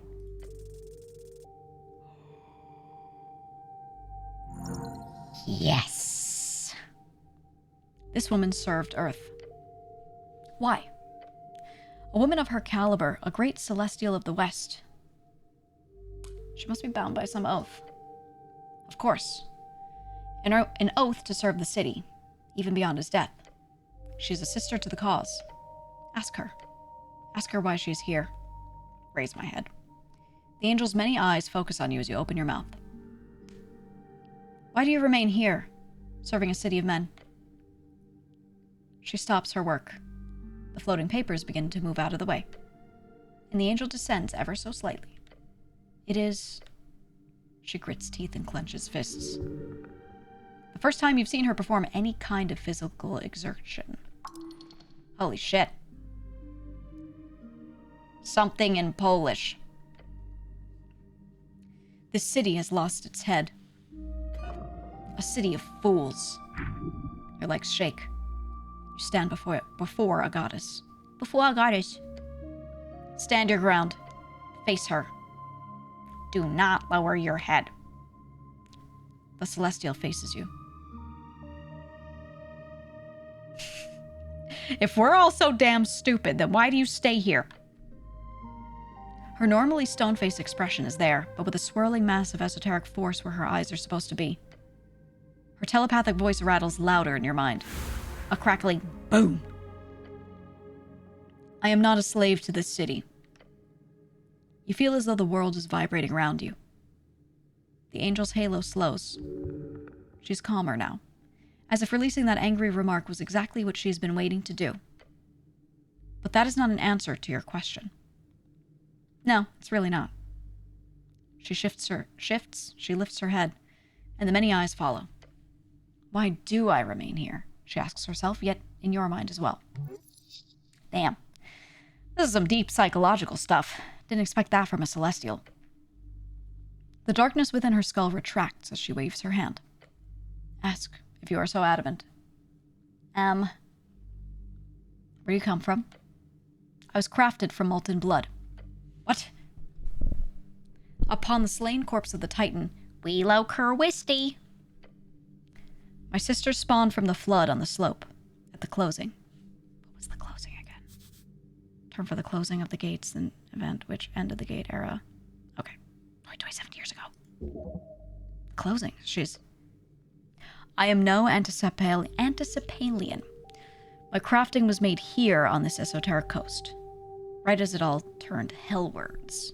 This one's what? Before the closing of the gate. Yeah, okay. It was force, I learned, so soon after my first light. She lapses into more dated language than when she recalls her birth. This is the life of a celestial. That is where I come from. The eternal battle for the holy mountain. So you're a kind of veteran. Huh. A short bark of a laugh in your mind. Huh! Score. She thinks you're being funny. Yes. A colorful storm dances within the hole in her skull. Those before me, they were the ones who actually arrived to this plane. They had not even a concept of time. Many mortals say my presence is alien. Older celestials are alien to me. How did you meet Earth? She does not answer for quite some time. Ominous. At sea. I moved with an Indian explorer at the time. On her airship. Airship like the Arcanus kind? Yes, it was a slow and dangerous contraption. Airships haven't had much progress since due to the war. I was an official gold dispatch. My job was to watch the Imian's movements and report my findings while acting as an official witness. After only a year of travel, the ship went down in the ocean. They accidentally flew into a frozen pocket. Oh. I stayed near to watch the disaster, as was my duty, to report. She's quiet for a beat. 20 crew members died in the impact, and the other 12 gathered on the wreck. They called out to me, pleading as they froze to death. I did not have the authority to interfere, as was the Gold Horde's foreign affair edicts at the time. Her voice does not change in tone at all, yet you can feel the pain as she tells you this. Horrible. Once the voices were silent, I left the blizzard behind, moving inland. That's awful. The storm raged. Before making it out of the pocket, I was struck by lightning. Keep quiet. Her many eyes land upon her right arm, held out opposite the floating shards on her left. That is when my wing broke. I fell into the depths. That should have ended me, yet the strings aligned. A fleet of humans were traveling across the rough Ascani waters. Earth. The human god saved me. That is how I met him. I did not join him in his struggle with the low creatures of the Zikizimi, your Ascani. Yet in time I served. What was Earth like? You know. You have your tales. I know the stories. I want to know what you thought of him. You see many, many eyes gaze into yours. He was meek. Yes? Other meek. Sorry. Kind. Reluctant. It was his weakness and his strength. Your god was a complicated man, cleric. He did terrible things. He performed great deeds. He was just a man. Is that your actual view of him? She considers your question for a few seconds. Yes. He built his city in his own image. For good and ill. How long have you been here? I served him for a minuscule time. Approximately 49 years. So you fought trolls with Earth? No. I joined after the initial conquest. We view time in different lights, cleric. Remember that. Why Darrow? She's working for him. I'm a senior member of the Earth Guard. The Patriarch set my assignment. I'm following orders. She follows orders, yet she rages inside. This is her struggle. I head Nicholas Darrow's defense, along with a handful of rotating guards. It is not a difficult appointment. Must be boring. I'm not searching for excitement. Her many eyes look away, focusing on piles of documents scattered across the tower. I have nothing else to do.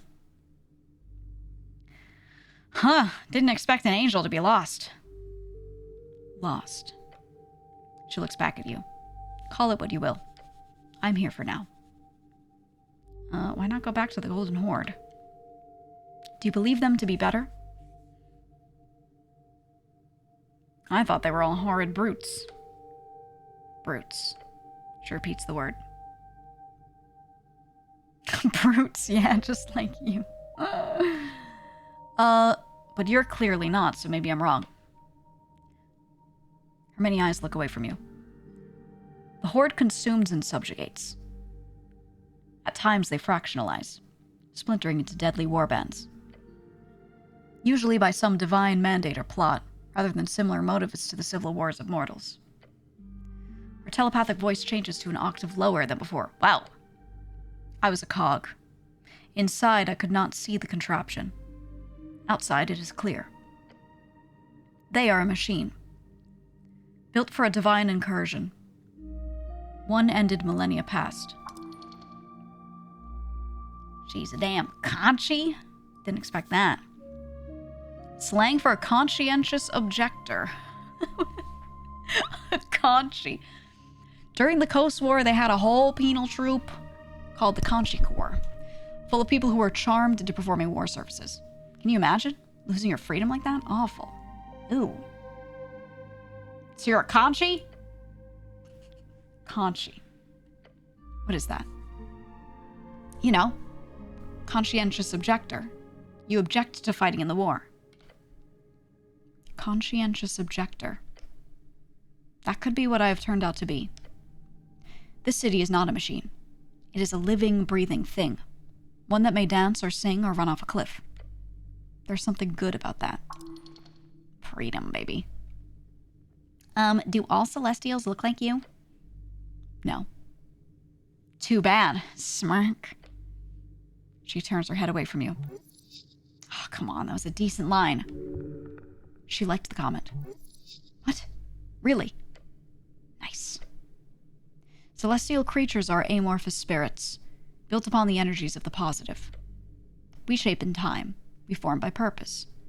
Some of us fast, some of us slow. Some by physical means, some by spiritual. Celestials are even more diverse than their opposing devilish cousins. From unicorns to quaddles, from mighty Empyreans to cherubs of old Dimenor. Well, I think you're pretty at least. Not a single one of her many, many rotating eyes meet your gaze. Aesthetic subjectivity was not in discussion, cleric. Ow. Please refrain from using such language. Oh. She did not hate that, did she? Her reaction. Is she flustered? What? Did you just fluster an angel?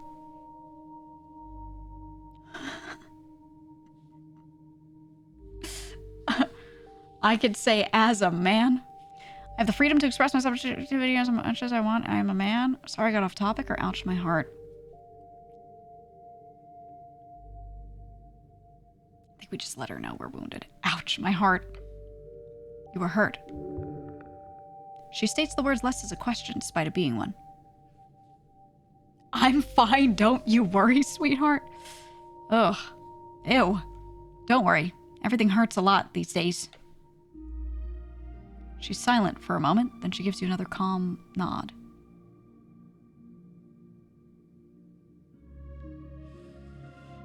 Yeah, not sure what else to ask. You've not inquired about assistance. Assistance? The tea shop. Oh, right, I forgot. You forgot about the tea shop? That's the only reason you're here. It's your job, man. Don't fuck up this paycheck, too. She descends slightly. You can almost look at her without bending your neck all the way back.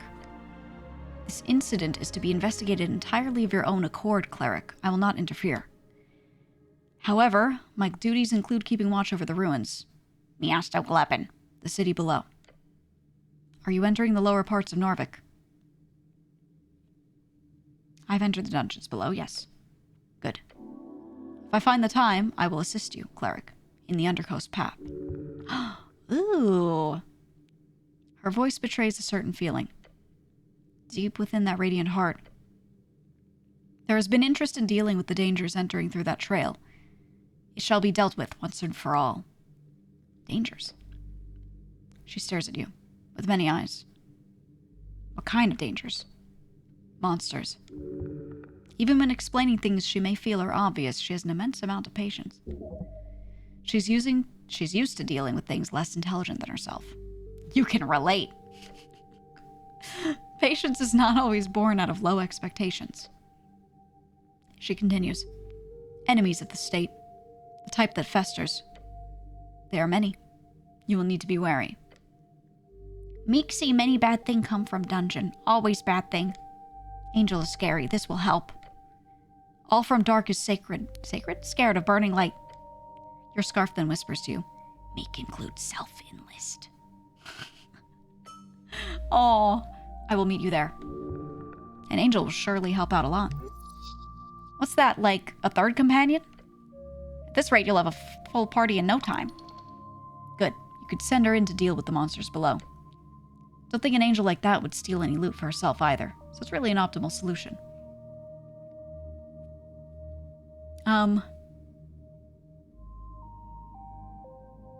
Just stare at her in her many eyes that do not meet your gaze at all. The angel returns to her work.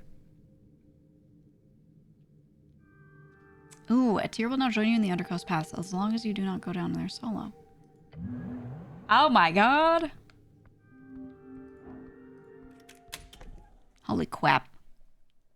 Okay, so we get Snell.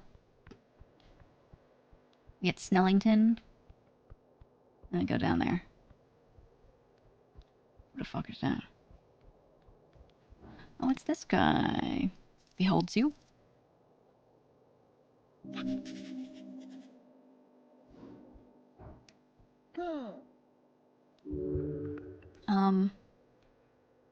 Okay, we only have one new thing with him. What would the law say about liches in Orvik? Gives you a thoughtful leer. Liches, huh? Yeah, there's some history there. Obviously, before the Bone Purge, there used to be a handful of liches hired to manage undead production facilities. That was what, 15 years ago? After that, the undead, including liches, are not allowed on Norvikian turf. But just between you and me, there's still undead hanging around. Trust me. He knows well of Viskin. Yeah, might be the case. Possibly. So he's aware of him, but he's like, yeah, I'm not touching that shit. No thanks. So glad you made sure to have that conversation before returning to the dungeon. Yeah, I didn't even know. I didn't think you could get anyone but Snell. And now my brain is kind of churning a little bit. What the hell? He's here too.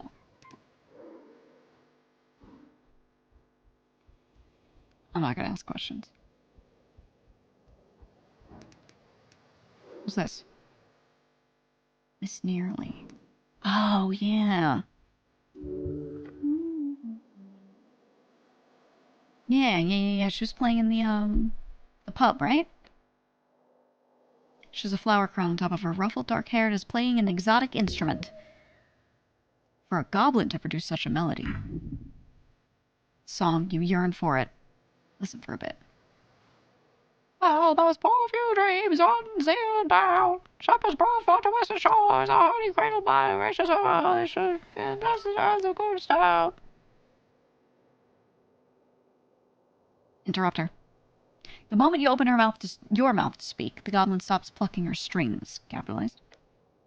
Gah! She stares at you with wide eyes. Hey! Hey! Her frustration is palpable. She was about to berate you, but stopped herself. Afraid of the law? Hey. Hey, do I need to stop playing or what? You're scaring her. There are no laws against public performance in the Tolstad district.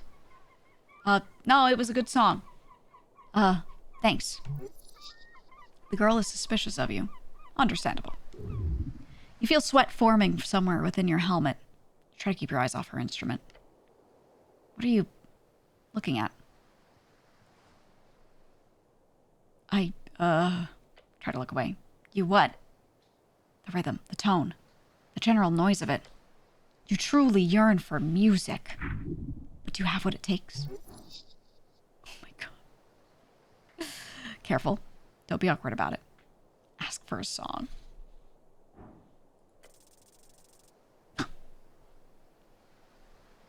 Oh, just barely. Demand it. But softly, so as not to overwhelm her.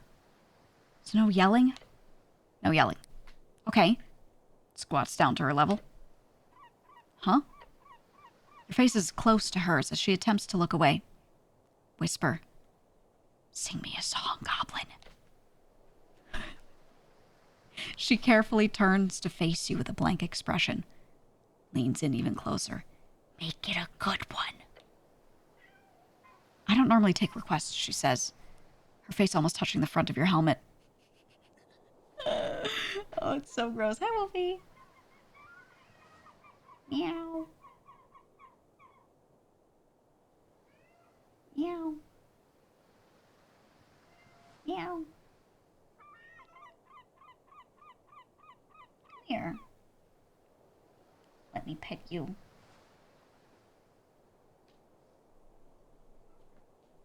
My son. Okay. But I can make an exception. She plays a chord that gives you a deep sense of relief. You're not sure where it's from, but you know you've heard it before. As she intensifies, the music takes over. Your body starts to move. By the time she finishes, you feel energized, fresh, even free. Your legs stop moving, and the goblin glares at you. You're pretty good. I am, thanks. Shoot her some finger guns. She gives you a look. The type of look that says, now will you leave me alone? Or, will you please leave me alone, you strange, strange human? This poor girl does not want you to bother her. Maybe you shouldn't. About your flower crown. Yeah? The goblin stares at you. What is it? Just some flowers I picked. Why do you ask? It's cool. I like it. Thank you. It took some time to bind them together. Why didn't you say the correct thing? Don't you want it? Breathe heavily and stare at it. I mean, you're here to talk with Lady Sageleaf, right? Oh, normally she's down there. Or outside the entrance. Not hard. I owe her some money. Rent money. Can you ask her to give me an extension? Uh-oh. I just need to play a decent gig and then I can pay her. You're in money trouble? Not too bad. I've been in worse. Hardcore lady. Respect. Maybe a week? Yes, convince her to give me another week to pay and I'll give you my flower crown. Then you've earned it. That sounds like a quest. I mean, sure. Can you grant me this quest? Okay. Good luck. A quest! Okay.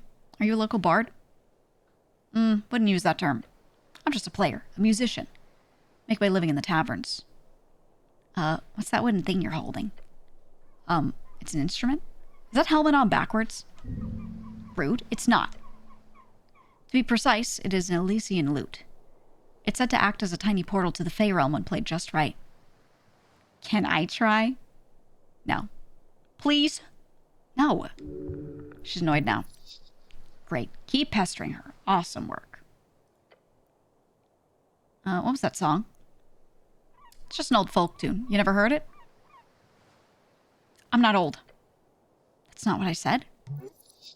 It wasn't. Stop being weird. People request it all the time. It's one of those gotta knows, you know? When do you play? Oh, you want to come listen? Not quickly. Have fun. I'll play the Drunk Sphinx tonight. If it goes well, I might put on 1 or 2 more shows before the election. If you can show up if you want. Please tip me if you do. Are you really a goblin? What gave it away? Nothing. Never mind. What are you voting in the upcoming election? That's a question. Why do you ask? Why do you ask? I have a feeling everything is political, including the tea shop. Okay. But you see how you asking that is a bit, what do you say, pointless? Why do you say that? Well, it's just, if a city cleric comes up to someone and asks them for their political opinion, it would take a very special kind of person not just say what the cleric wants to hear. A special person. Someone who doesn't care if an armored divine dude with a bias is standing in front of them. Am I making sense? Biased? You're smooth. A slick cat. You just say what you need to say. No bias in that. You mean the whole working for the city thing? That's no biggie. She holds out a claw with a confused expression on her face. Uh-huh. So getting money from one of the electoral powers won't make you biased? That doesn't mean I like their politics. Really? Then what is your politics? Be careful now. If you get it right, she might grant you more information. Ooh, tell her. Tell her how much you care. You know what the future of this city is. Ugh, this charade. You know exactly who should rule. I think I should be in charge. Okay, if I say the Asgalis, though, she'll like it. She'll like it. I think. Or maybe she'll like the Freeze Riders a little bit. No, she's probably gonna like the Asgalis. Let's see if it gives me any more, an in. The Asgalis have a good point to make. Sure, one good point, and the rest is a bunch of bullshit. But hey, at least you're not a fascist. Can I keep playing now? Shit. Okay, let's try another one. Just interested. Okay. What am I here? Okay. How am I possibly biased? Okay. Oh. Okay. That route doesn't work. Let's do all this stuff that we did last time. Special person. Working for the same things, no biggie. Doesn't mean I like the politics. Okay.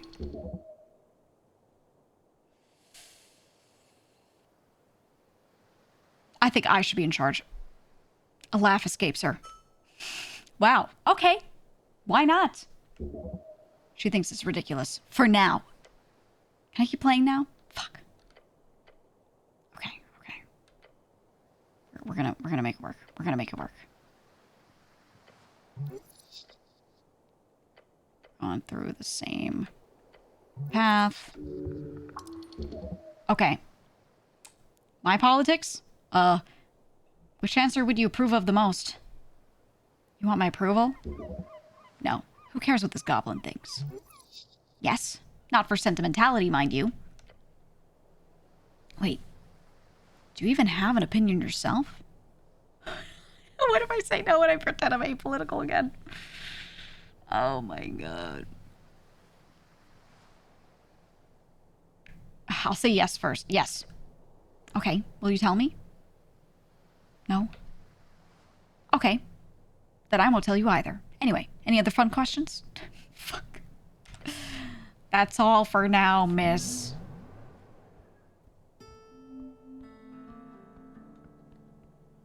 I tried. I truly did.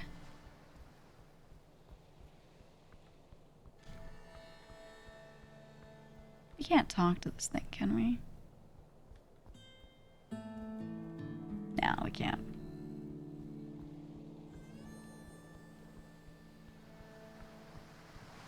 All right, let's go in. Let's get Snelly. Yeah, there was no apolitical and cool option this time, it's true. But that's okay. I've shifted to him wanting to be the God Wizard King. Huh? Okay. Got Snell. We gotta go to Viskin's house. Go down here.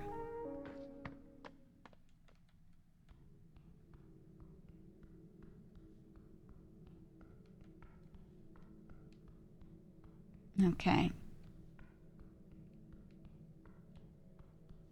And now... I don't remember if it was here or just straight left. I think it's this.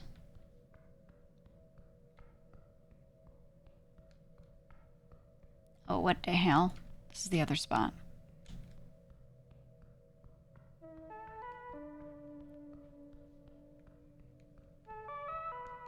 Yeah, it's this one. Okay, we have not saved in a bit. Pop a save.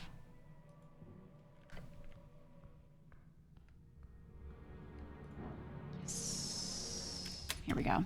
Did we just find a deer in here? You find yourself walking out into mist. Ooh, new area. A teal ethereal veil spread thin across a basinless wonder. The Undercoast Path. Mushrooms, your companion mutters to himself. Let's not stay down here for longer than we have to. As you stand there, something appears through that veil. A porcelain specter. Oh, there she is. The shards of her broken wing gently flutter in the damp chasm winds as she descends from above. It is vast, the center line of this realm. Lovely to see you again, Lady Angel. You too, human man. Is that a joke? The angel spins around in the air and places a hand on her sword. Need something in Polish. The upper hollow ridge shall be explored. Let us delve, cleric. Okay. Great. Huzzah, even. Don't huzzah. Don't ever huzzah. Yippee. She's not exactly the most talkative person, but damn if she's not useful. Just try to keep her on her good side, okay? We have an angel protecting us now, Snell. Yeah, super. Insincere. Duh. Gives a thumbs up. I'm noticing you're not actually happy about this, Snell. I'm fine, just... Telepathic voice enters your mind. Snell, I've worked with goblins previously. Your kind are hardy and industrious. This will be a fruitful cooperation. He rubs his temples. Sounds great. I can sense your hesitation. Okay. He shrugs. Look, I have nothing against you, but you fear the radiant fires, as you should. Look at a tear, then Snell. I should fear it, should I? Snell stares at the floating woman. I lived on the slopes. The flames of the higher being scorched us all. She raises a hand, and summons first a spark. A bulbous globe of glowing light spawns from its center, about the size of an apple covered in pulsating flames. You must squint to not be blinded. The goblin takes a step back. It is the fire that burns evil, that which cannot die, that which clings to selfish intent and hard machination. Machination, if you're one of those. Dear. She clenches her fist.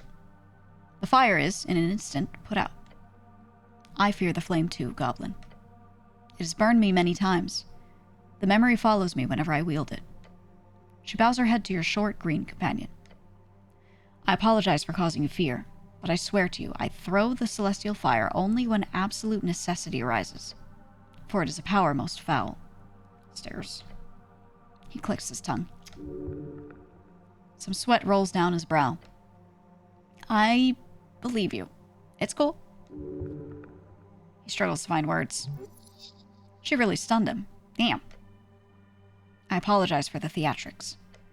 But you must know how well I agree with your thoughts. You are wise, Snell. And my flames, while dangerous, are mastered by me innately. You need not fear. The goblin takes a deep breath. Got it.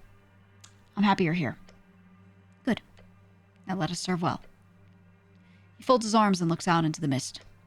Yeah, let's do it. Do you have any info on this place? Yes, cleric. She points toward the east.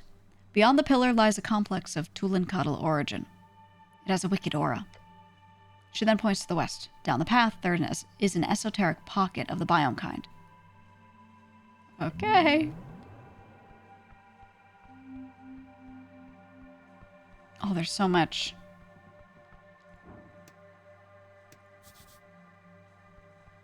Labyrinth ahead.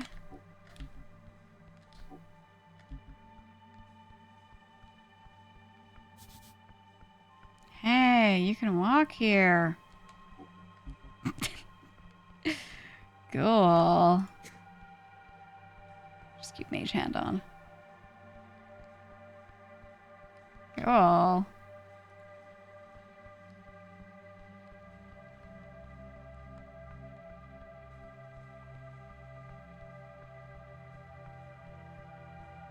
Okay, and then I guess... Yeah, we have to go here. Kind of a useless spot, huh? You stand before an entrance. Beyond, you see dark tunnels, winding passages, a forlorn chamber connecting them all. Seems like one of those paths that could lead down. This is correct. Though the only way to safely get down is to head through here. Enter the chamber. You step inside. The musky air invades the holes in your helm. The air is thick with pollen. Fungus. Every breath you take is mostly damp fungus. Let's not linger here, okay? This is exactly the type of place where poor clerics get gutted by ankigs, gricks, or... What are those land sharks called again? Boulette. Yeah, one of those.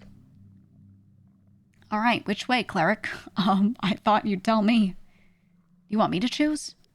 I've been running behind you all this time for the explicit, very explicit reason that I assumed you literally would not follow me if I walked in any other direction. This is true. Good assumption. Yeah. Pick a direction. Fallen hallways, rough cavern, tunnels above. Tunnels above. You climb upward into the winding tunnels. The passage narrows, twists. It's getting dark. The goblin's monstrous eyes adapt quickly in this gloom. But even his vision has limits. The darkness becomes absolute. You cannot see your hand in front of your face. It is esoteric. My sacred light cannot guide us here. Be wary. Cast dancing light. Well, I'm going to ask her. What about my light at here? It fares better. This darkness appears necrotic in origin. How queer.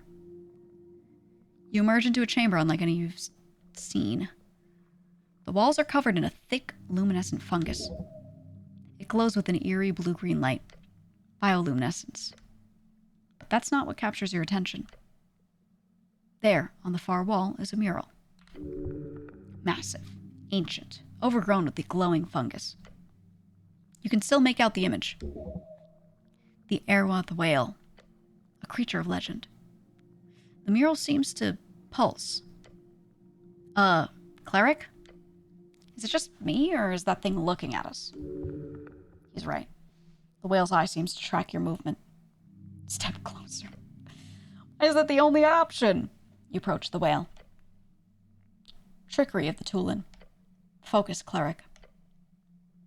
The air grows thick. Heavy. Okay. I think I have the pocket watch. Ooh! Oh, Lee! Look at that. You open yourself to the presence. The weight of eras. Each born upon the next. We, the guests, have overstayed our welcome. Images flash through your mind. Ancient snails, pilgrimage, burial rites. This is an animation. A sliver of a spirit, replayed via magic. He is waiting for it. The divide. The split. Even the even fray. Who is he? He is not dead. The presence fades. You stagger, catching yourself against the wall. The goblin breaks his glare at the wall. It stopped moving now, is it? Hey, you okay? You regain your composure. 2 paths lead from this chamber. One slopes downward toward what must be the burial grounds. The other continues on toward the exit. Oh, we gotta go to the burial grounds. We gotta go. You descend into the ancient burial chamber. The air grows colder still, rotten. Walk through the cracked entrance. The doorway appears to have been sealed for millennia. Yes, actual millennia. A recent seismic shift must have broken the seal. Stillness, heavy with centuries of undisturbed rest. Your footsteps splash in the shallow water. It pools on the floor, ankle deep. The chamber is vast. Columns of carved stone rise into shadow. Snail motifs, spirals. Yep, this is a tomb. Tons of bones all around. His voice is barely a whisper. Don't take too long. And there, in the center, an altar. Upon it rests a mummified corpse. Look closer. Not human. A snail. A giant snail. Careful. Its shell is crystallized, preserved. The body itself is wrapped in ancient cloth, covered in strange runes. One of its appendages is extended, held out. In its grasp, a ring, entirely silvered. Even from here, you can see it glowing faintly. Magic. Powerful magic. Very powerful. What is that thing? A dead snail. A really, really big dead snail. It is also holding jewelry. That too, yeah. Great observation, Adir. Thank you, Snell. Look at the ring. The water ripples around your feet. The ring is silver, inlaid with small shells and blue stones. Look around the chamber. Your eyes scan the space. More altars, smaller ones. Other snail corpses. A whole congregation of the dead. This was sacred to them. A place of reference. You stare at it. So, are you gonna take it? Atir watches the waterlogged chamber carefully. Take the ring! You reach out. Your gauntlet closes around the ring. You pull. It slides free from the mummified grasp. For a moment, nothing happens. Look at it. Esoterically tingling. A magical ring. Put it on. You will find out what it does. That is a powerful item, cleric. The goblin wipes sweat from his brow. Let's get out of here before something else wakes up. A sound. Huh? All around you. Ah, shit. From the shadows, from alcoves, from beneath the water. They rise.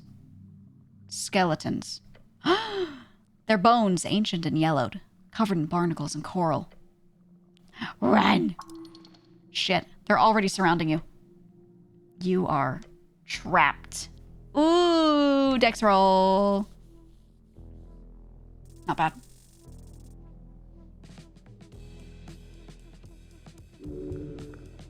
Okay, they move as one. A chorus of clattering bones. A dozen undead guardians awakened after centuries of rest. Protect your loot, damn it! Your god is with you. He must be. Run. You need to run. They're nothing but bones. Manage them. Death surrounds you. Literal death. Focus. You're a cleric. You have tools for this. Can we talk to them? No. They're beyond reason. Beyond words. You have advantage on all of them.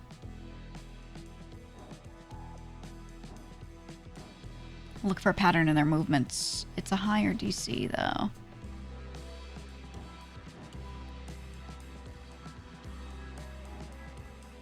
I feel like this could open more options, though. Look for a pattern.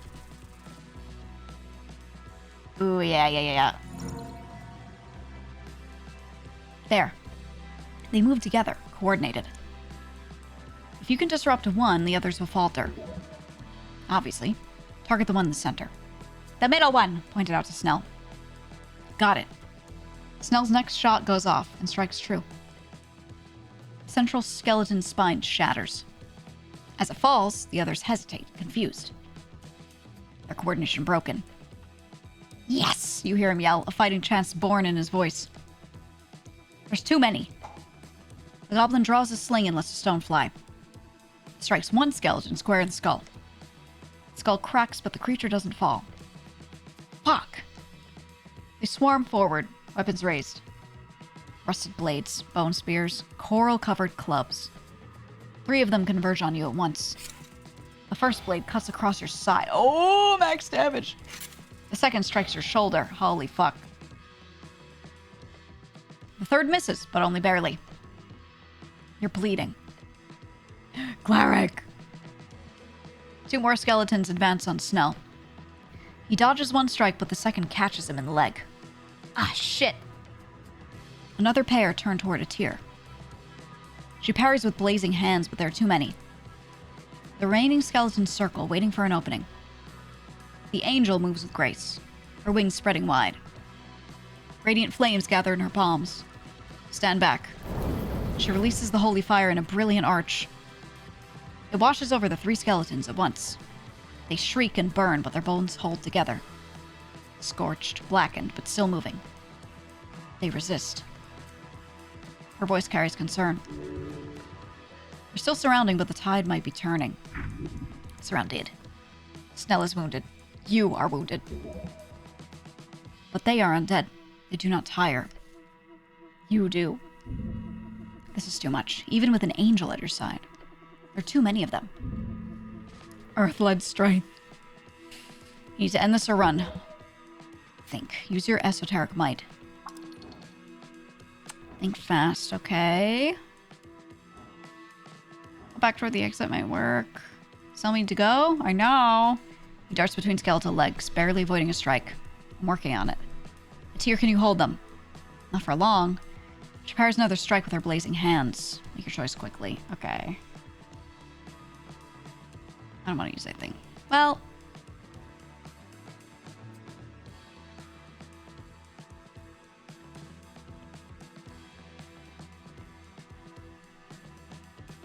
Can I, like, grease the floor and then run? Yeah. I think I could only do these 2.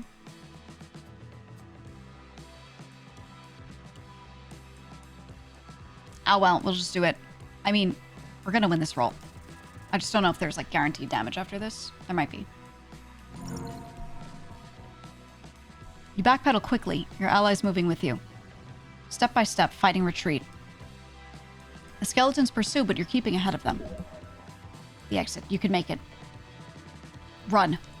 The angel's voice cuts through the chaos. She's right. You all know it. This is unwinnable. Fall back, now! You turn and sprint for the exit. Skeletons give chase, their weapons clattering. But you're faster. Atir brings up the rear, her flames creating a wall of radiant fire behind you. It doesn't stop them, but it slows them. Or past the threshold. You burst from the burial chamber into the passage beyond. Your lungs burn, your wounds scream. But you're alive. The skeletons reach the threshold and stop. They stand at the entrance, weapons raised, but do not pursue further. Bound to their tomb. Guardians that cannot leave their post. Keep moving. The goblin limps beside you, clutching his leg. Atir's glow is dimmed. Even she looks exhausted. You survived. Barely.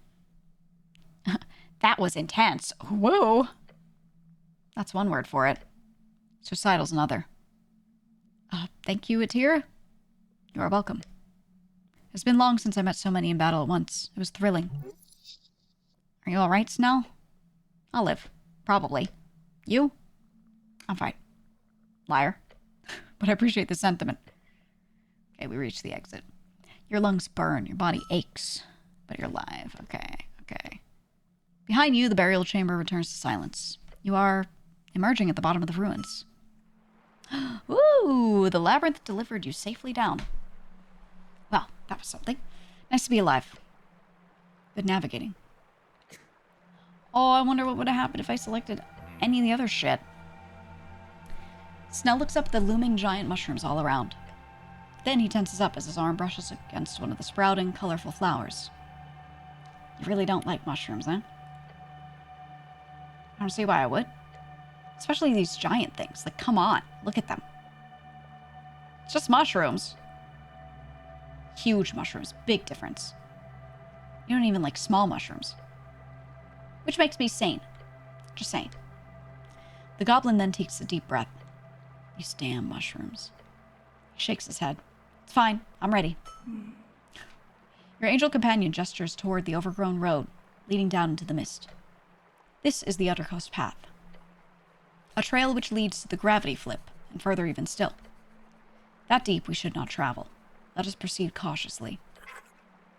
Meek has not seen so big dungeon in forever. Reminds Meek of Colony. Colony was in place like this. Oh, so your colony was way, way beneath the city below then? Yes, or Meek thinks so. Old Colony had many plant, many rocks, wet too. That does describe many, many parts of the city below, but good to know. Speaking of the city below the city, Mimic, I have a question. Your scarf bunches up. Yes, big angel lady? Did this colony of yours always live in this one place, or did it ever move up into the city? Oh, Meek does not know for sure, but Meek heard colony before Meek was in big house, not in not dungeon. I see. Then I do believe your colony is the one which the city has hunted for many years. Oh yeah, I remember reading about that. The goblin nods his head to you. You got one hells of a celebrity cloak around your neck, cleric. You hear the textile around you shiver and shake. Some type of laughter. Onward, Meek shall keep watch. Meek, my beloved. Meek, my boy. Ooh, I like this environment.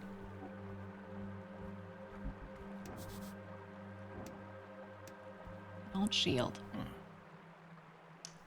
Approach your companion. No, no, no, no, no. I'm trying to talk to this shield. Take it, really. One dex and one wisdom. Oh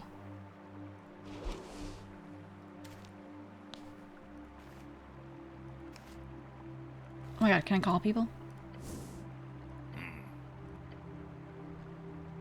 No new calls. Man. I was hoping since it was a new day, you know?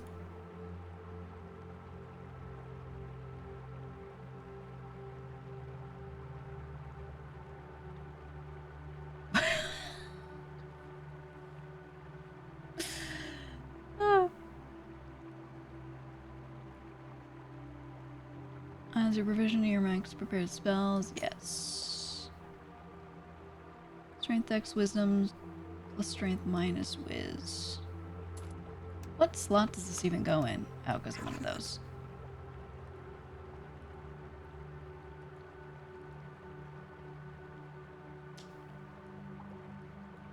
And then this. Ooh.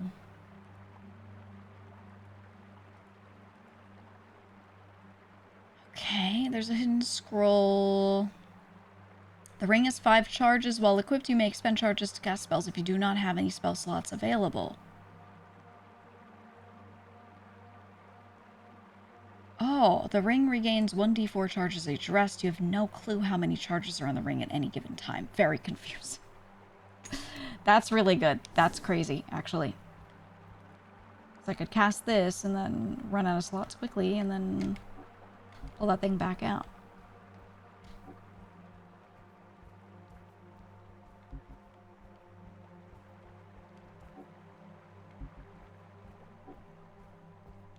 Oh my god. Oh my god.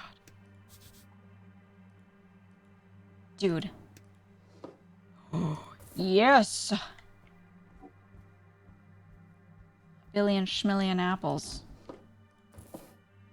Swamp extract. Svamp! Or do we say like swamp? Oh. Is that Wolfie meowing? Turn him go ow, ow in the background. I like the way the area looks. Now, what in the hell is that?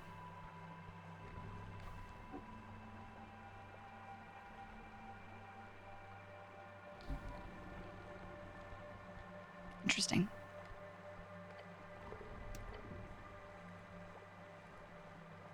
Let's do a little save real quick.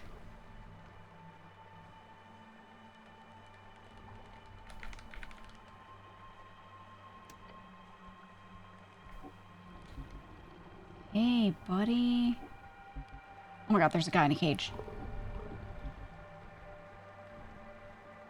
I can't go past him. Behold, sir. Very important while we're standing here.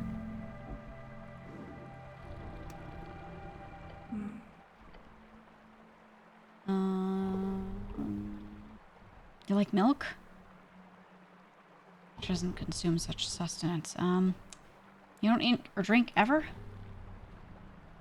The angel's many eyes inspect you thoroughly before she continues. I'm a creature of light with an origin of positive nature. Okay. While you gain energy by consuming nutrients, my energy is given to me in the same vein as your magical channeling. A connection via ley lines, via strings. I don't really care. I just wanted to sell you an overpriced bottle of milk. A bottle of milk. You may drink that yourself. I have no need to partake. Shit. Okay. Big Leader Gorgalash.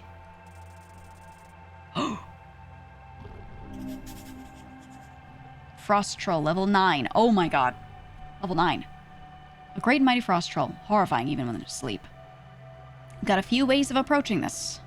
Killing a troll's not easy and you need all the advantage you can get. You can attack him right away for a head start. Put up some kind of trap.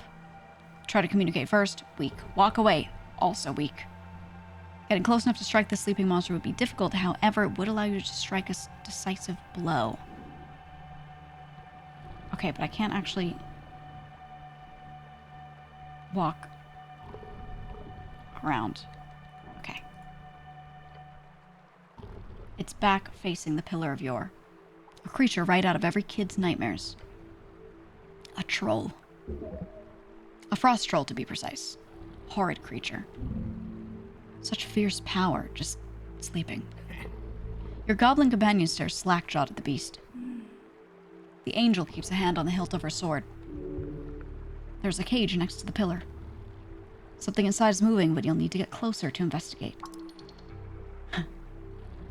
You can definitely sneak up on him. Okay. Troll. Yes. Your mortal enemy. You stand no chance. What do we do? I'm not sure, cleric. He reluctantly moves his gaze off the beast to face you. This is beyond anything His whisper is low and shaky. We can't kill a troll. His face says, could we? Can you deal with this thing, Adir? I'm afraid this will be a great challenge, her telepathic voice says within your mind. But we have caught it sleeping. That could be a great advantage. She's calculating your odds. They're quite poor. I will follow your lead. She now grips the hilt of the sword. Okay. A cage? Should I sneak up and check it out? That is a possibility, however, it could end poorly. How do I ambush the troll? Opportunist, eh? You need to get closer first to do any proper damage. But you'll probably get stomped to death if you try it. Okay, I could yell at him and say, wake up, fellow beast. Clear my throat and speak politely. Good morning, troll. Or sneak closer. I'm gonna sneak closer.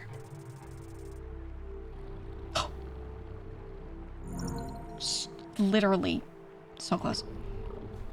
One step after another, you carefully wander up to the hulking beast. Hey, here's an idea. Just a sneaky little thought. You know that movable rod you've carried around for some time now? And not really used for anything? Put it on its foot. Like underneath. Oh, dastardly. And esoterically correct. It will function as a wonderful trap. Oh my god. You attach the movable rod to the troll's foot without him noticing. It's basically a little nail to him, isn't it? But even a tiny nail can be painful as all hells. Okay, I could just inflict wounds, but no. Check out the cage. Oh, that's Frank, son of Frank! That's the man in yellow! Psst. You see a human in a cage, slightly standing behind the bars while gesticulating wildly. The yellow-clad man is attempting to convey the word, help. Ah, yes, this is him. Your so-called Frank, son of Frank. Whisper, hey there. The man in yellow carefully tells you in a very silent tone, the troll is scared of Earth. Use that, good fellow. Oh. Yeah, I could do that. You see the man in the cage give you a very bright smile. Almost too bright. You like him already. Let's ambush the thing. Okay, look back to its ear. The angel nods. Look back to Snell. He gives you a nervous thumbs up.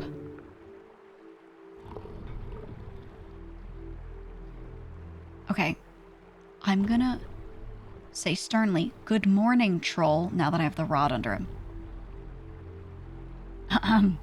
Good morning, troll. The troll slowly opens its horrifying eyes and turns to you. What? He stirs, leaning forward. Kavar. You see a rage building.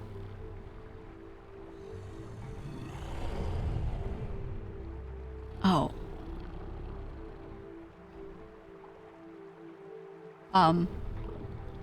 Hello, I'm from the local government. I'm here to ask some questions. The troll looks at you like he can't believe his eyes.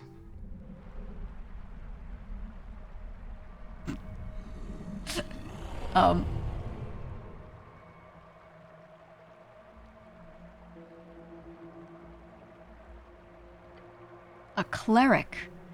Oh, I have waited so long. As he stomps his left foot down, the movable rod makes direct contact with the rocky ground. The rod instantly becomes stiff, no longer attached to the bottom of the troll's foot. Instead, it anchors to the ground, staying perfectly still, and pierces straight through its flesh.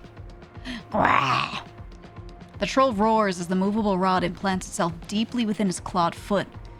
Rivulets of blood. Rivulets? I've heard it both ways. Of blood spilling across the ground. Troll blood. A highly esoteric substance. You can see it mutate upon the ground. Don't look at the blood. Look at the damn troll. Youch! Oh. Yeah, he really wants to kill you. Shit. Destruction. Roll initiative. Oh. Oh, better than the troll, though. Your goblin companion is already acting. He loads a stone into a sling and shoots it, already breathing heavily. He's afraid. I should have yelled before this man. It crunches into the troll's kneecap, blowing the skin off and causing him to waver. You stand tall and in front of the troll. Molehill defying the mountain. Act, now. Astonishingly foolish. You cannot defeat a troll with brute force alone. Sorcery was invented for moments like these. Your flesh is shaking. Fear in your very limbs. Okay, this clearly got off to a bad start. Let's try to calm things down. Yes, you can reason with any being, including this one. Exactly. How hard can a troll be to trick? Trick? Yell, I am Earth returned. Time to finish the job. Okay, I could use inflict wounds, I could use grease, I could use charm person.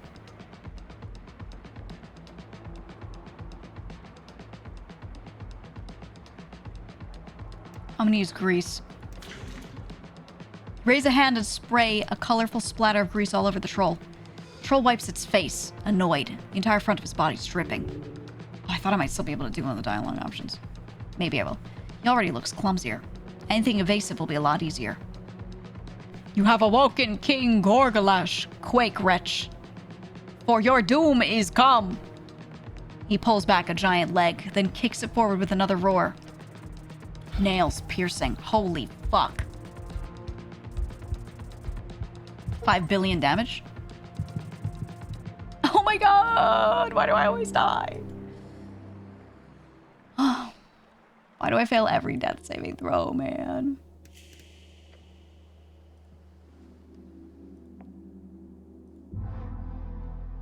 Every time. Every time. Okay. This time we just heal first, real quick.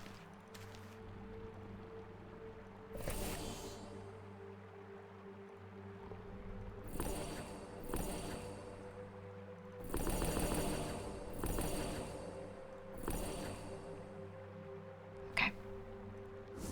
Okay, and now we'll speed through this stuff. Oh, I didn't behold him. Should have saved that for my good behold before. Let's do that while we're healed as well. Okay. Okay. Should I sneak up and check it out? How do I ambush the troll? Sneak closer. Holy fuck. Okay, we go up to him. And we put the movable rod there. I wonder if not doing the rod would make it so that I can talk to him and he won't get angered, but the rod being there just means that the moment he moves, he's just pissed. Okay, check out the cage.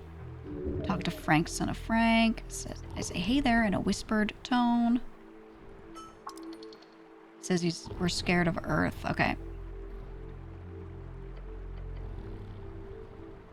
Good morning, troll. Okay. Nice day for a rest by the pillar, huh? Okay, yeah. No matter what we say, he just gets up and he's pissed.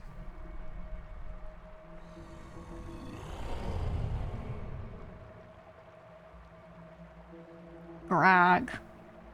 Grr. Okay, the movable rod gets him. And he's mad.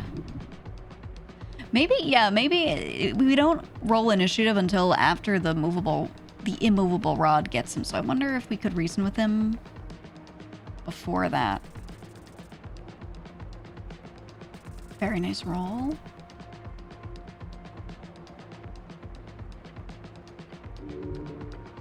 Okay. Now for my actions, I'm going to say... Ooh, I woke him up gently so I could try to calm him down. Convince him I'm just here to talk, or yell, I am Earth Return. Time to finish the job. I'll try to calm him down since I'm good at wisdom and my advantage is solid. You hold your hands up in front of you, showing him open palms. Body language first. Trolls hate humans, yes, but their hate for humans is born out of fear. Apologies. Calm. I come in peace, offering penance and apology for my forebears. A softness enters the troll's eyes for a moment. His posture relaxes. Then hardens again. He's calmer, yes, but he's still going to try to kill you. Fuck. He loads a stone into a sling and shoots it. Crunches into the troll's kneecap. Okay, your doom has come. He does this again. Ouch. Ouch. Okay. Are you hiding in that piece of wood? Oh, he's talking about my bucket head. Do not question the bucket, beast. The angel holds her blade above her head and puts her offhand in front of her. Troll. Her voice is carried in a loud telepathic wave, attracting his attention. A dazzling burst of light pops from her fingers as the troll turns his head. He winces and covers his eyes with both hands. This fight is heating up. Focus, focus. Focus, consider your best options. You're right in the death zone. Get around him. Ooh.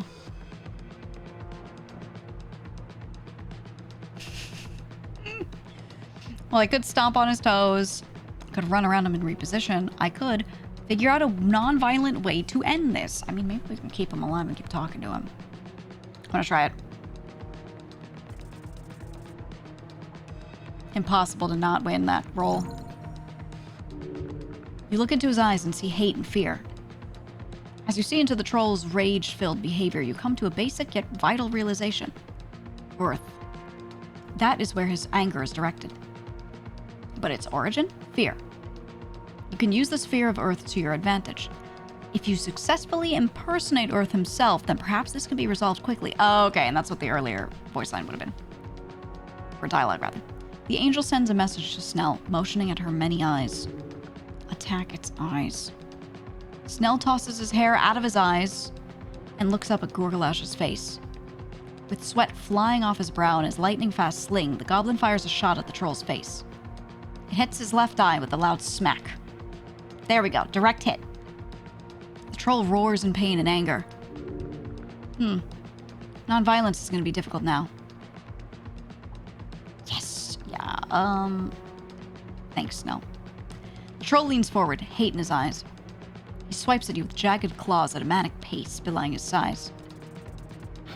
Oh my god, he does 13 damage.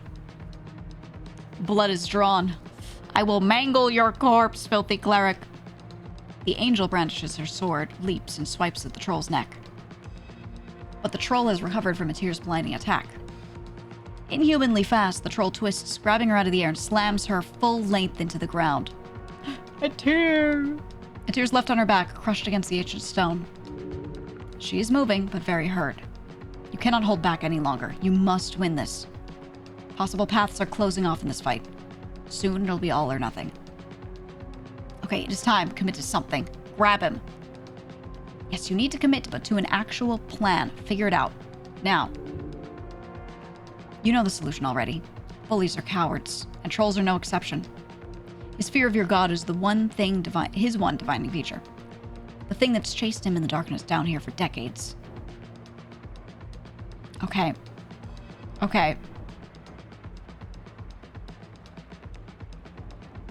I'm gonna pretend to be Earth and intimidate the troll. I've got +2. Plus a few others. Oh, easy. You pull all of your might into your posture and stand with divine grace, despite the blood caked on you. You enhance the volume of your voice and speak with a rumble that dwarfs even the troll's voice. You desperately try to hold together your meager kingdom.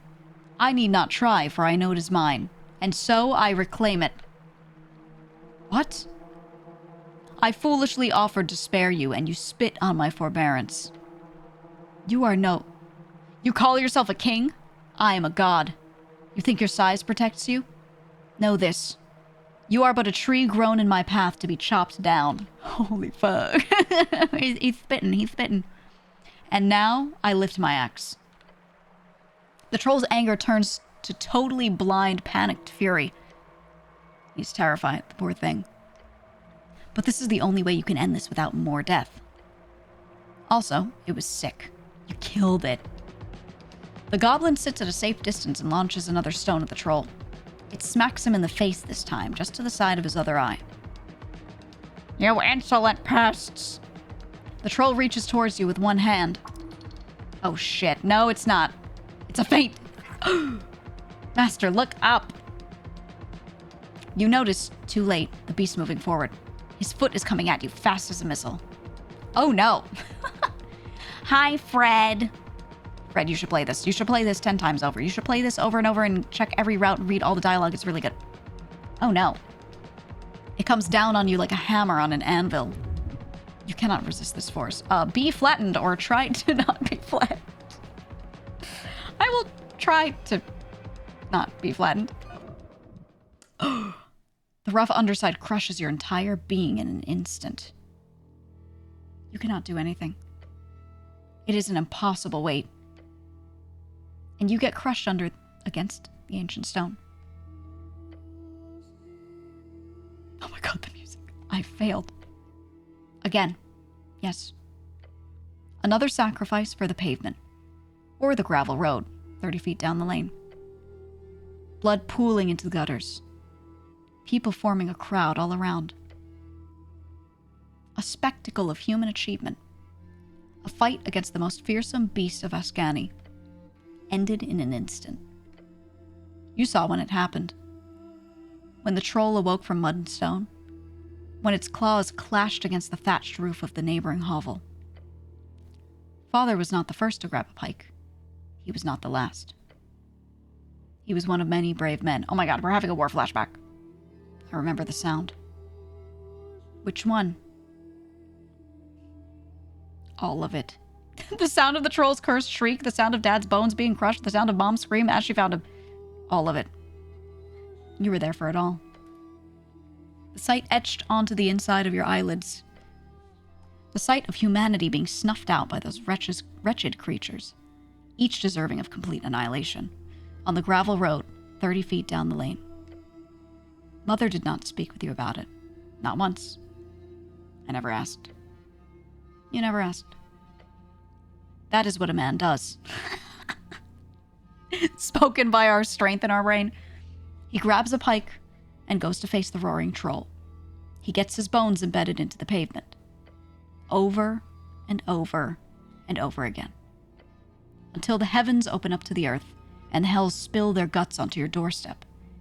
Until the last man takes his last breath on the last day of existence. Until you die, you will pick up the pike. Jolt's awake. Mangled, bruised.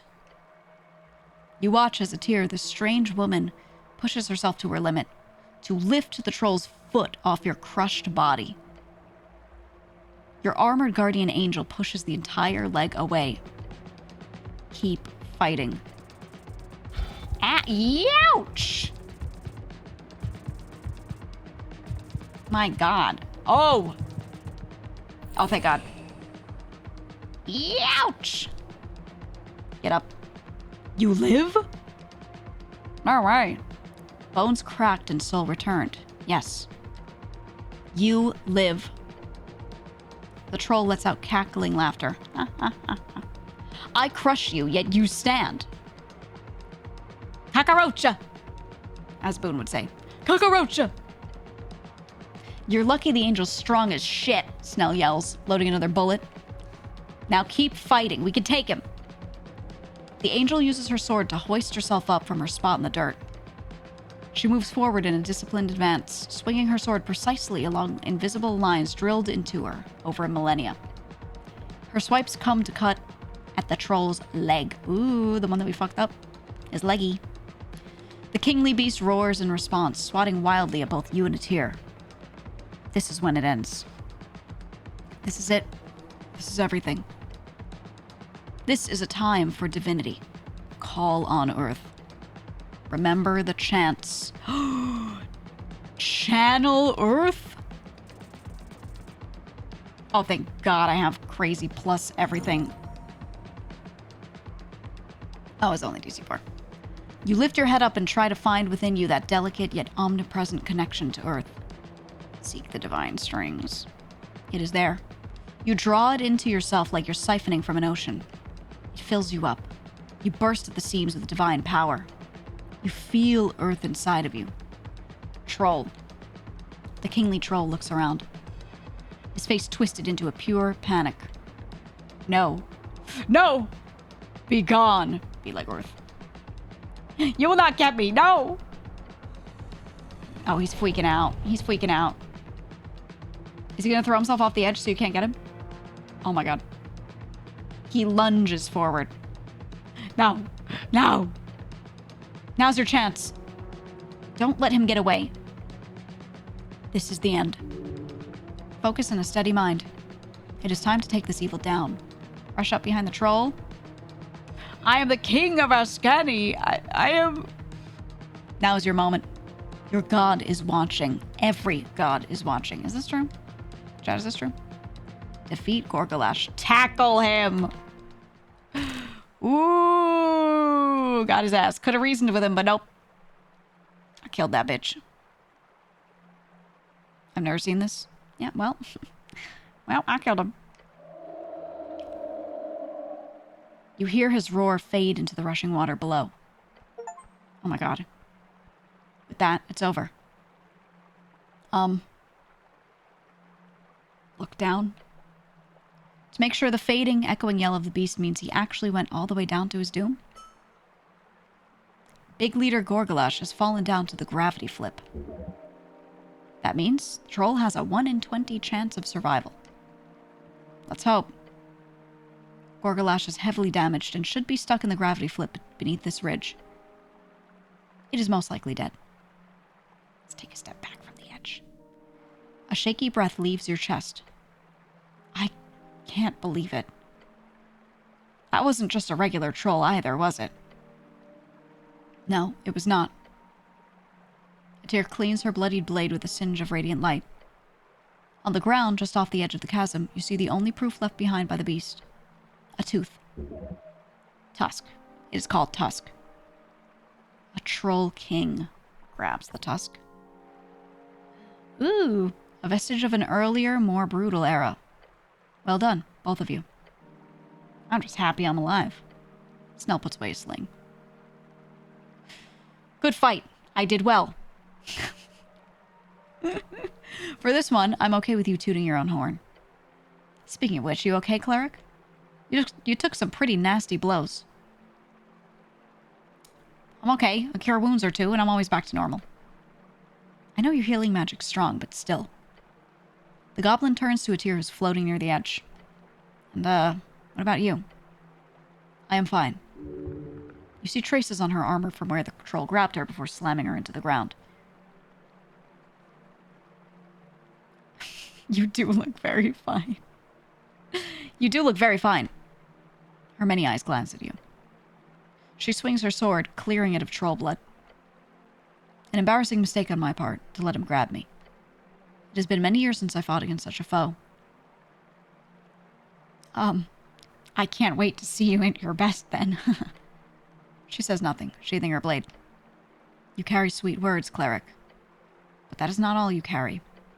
She floats closer to you. Oh my god! I'm happy you did not die. Whoa! Me too. About you. Her many eyes then move to Snell. Wonderful sling attack, Snell. Thanks. If neither of you require any more rest, I suggest we investigate the man in the cage. Okay. Okay. Well. If we can kill his ass, dude. If we can kill them.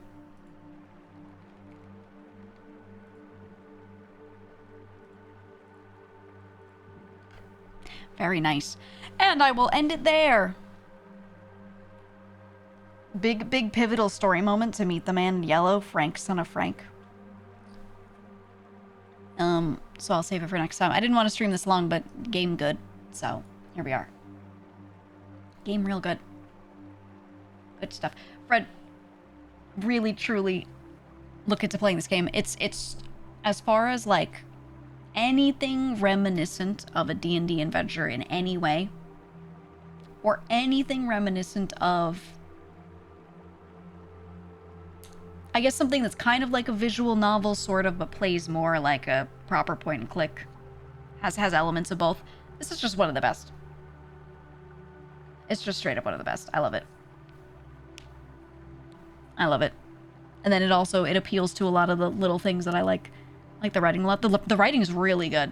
I gotta find him again, but I found the writer on Twitter. I managed to find him at one point because I was like, who wrote this? Because, like, the developer was not the main writer. The developer wrote the ideas for everything and developed the game and chose direction, but they hired a specific writer to get that all down perfectly. And it's so good. And it's really comedic. I mean, you just witnessed a more serious, dramatic version of this a little bit, but stuff like when he flashbacks to when people made fun of him and stuff, when he's like, when he almost dies, he has a flashback and completely is just thinking about kids going, apple boy, you know, like, it's the way they write these scenes is really, really, really funny. So, yeah, very good. Very good. But that is all. I'm gonna just open Twitch, see who's on, what they're doing. Pick somebody. And we'll go send you at them. But I like this. Sorry for not streaming on the main channel today, but the Mahjong tournament took a very long time. And I figured better to just push that to another day where we could start at the normal time. Next main channel stream, we're going to start 007. I think there might be some collabs lined up for this week. Definitely this year. But I have to see, you know, when we're doing what. I don't know. But after each of those, or before, or whatever, depending on schedule, we're definitely gonna be going into, that game. Okay, let's see who's on. Let's see who's on. Ooh.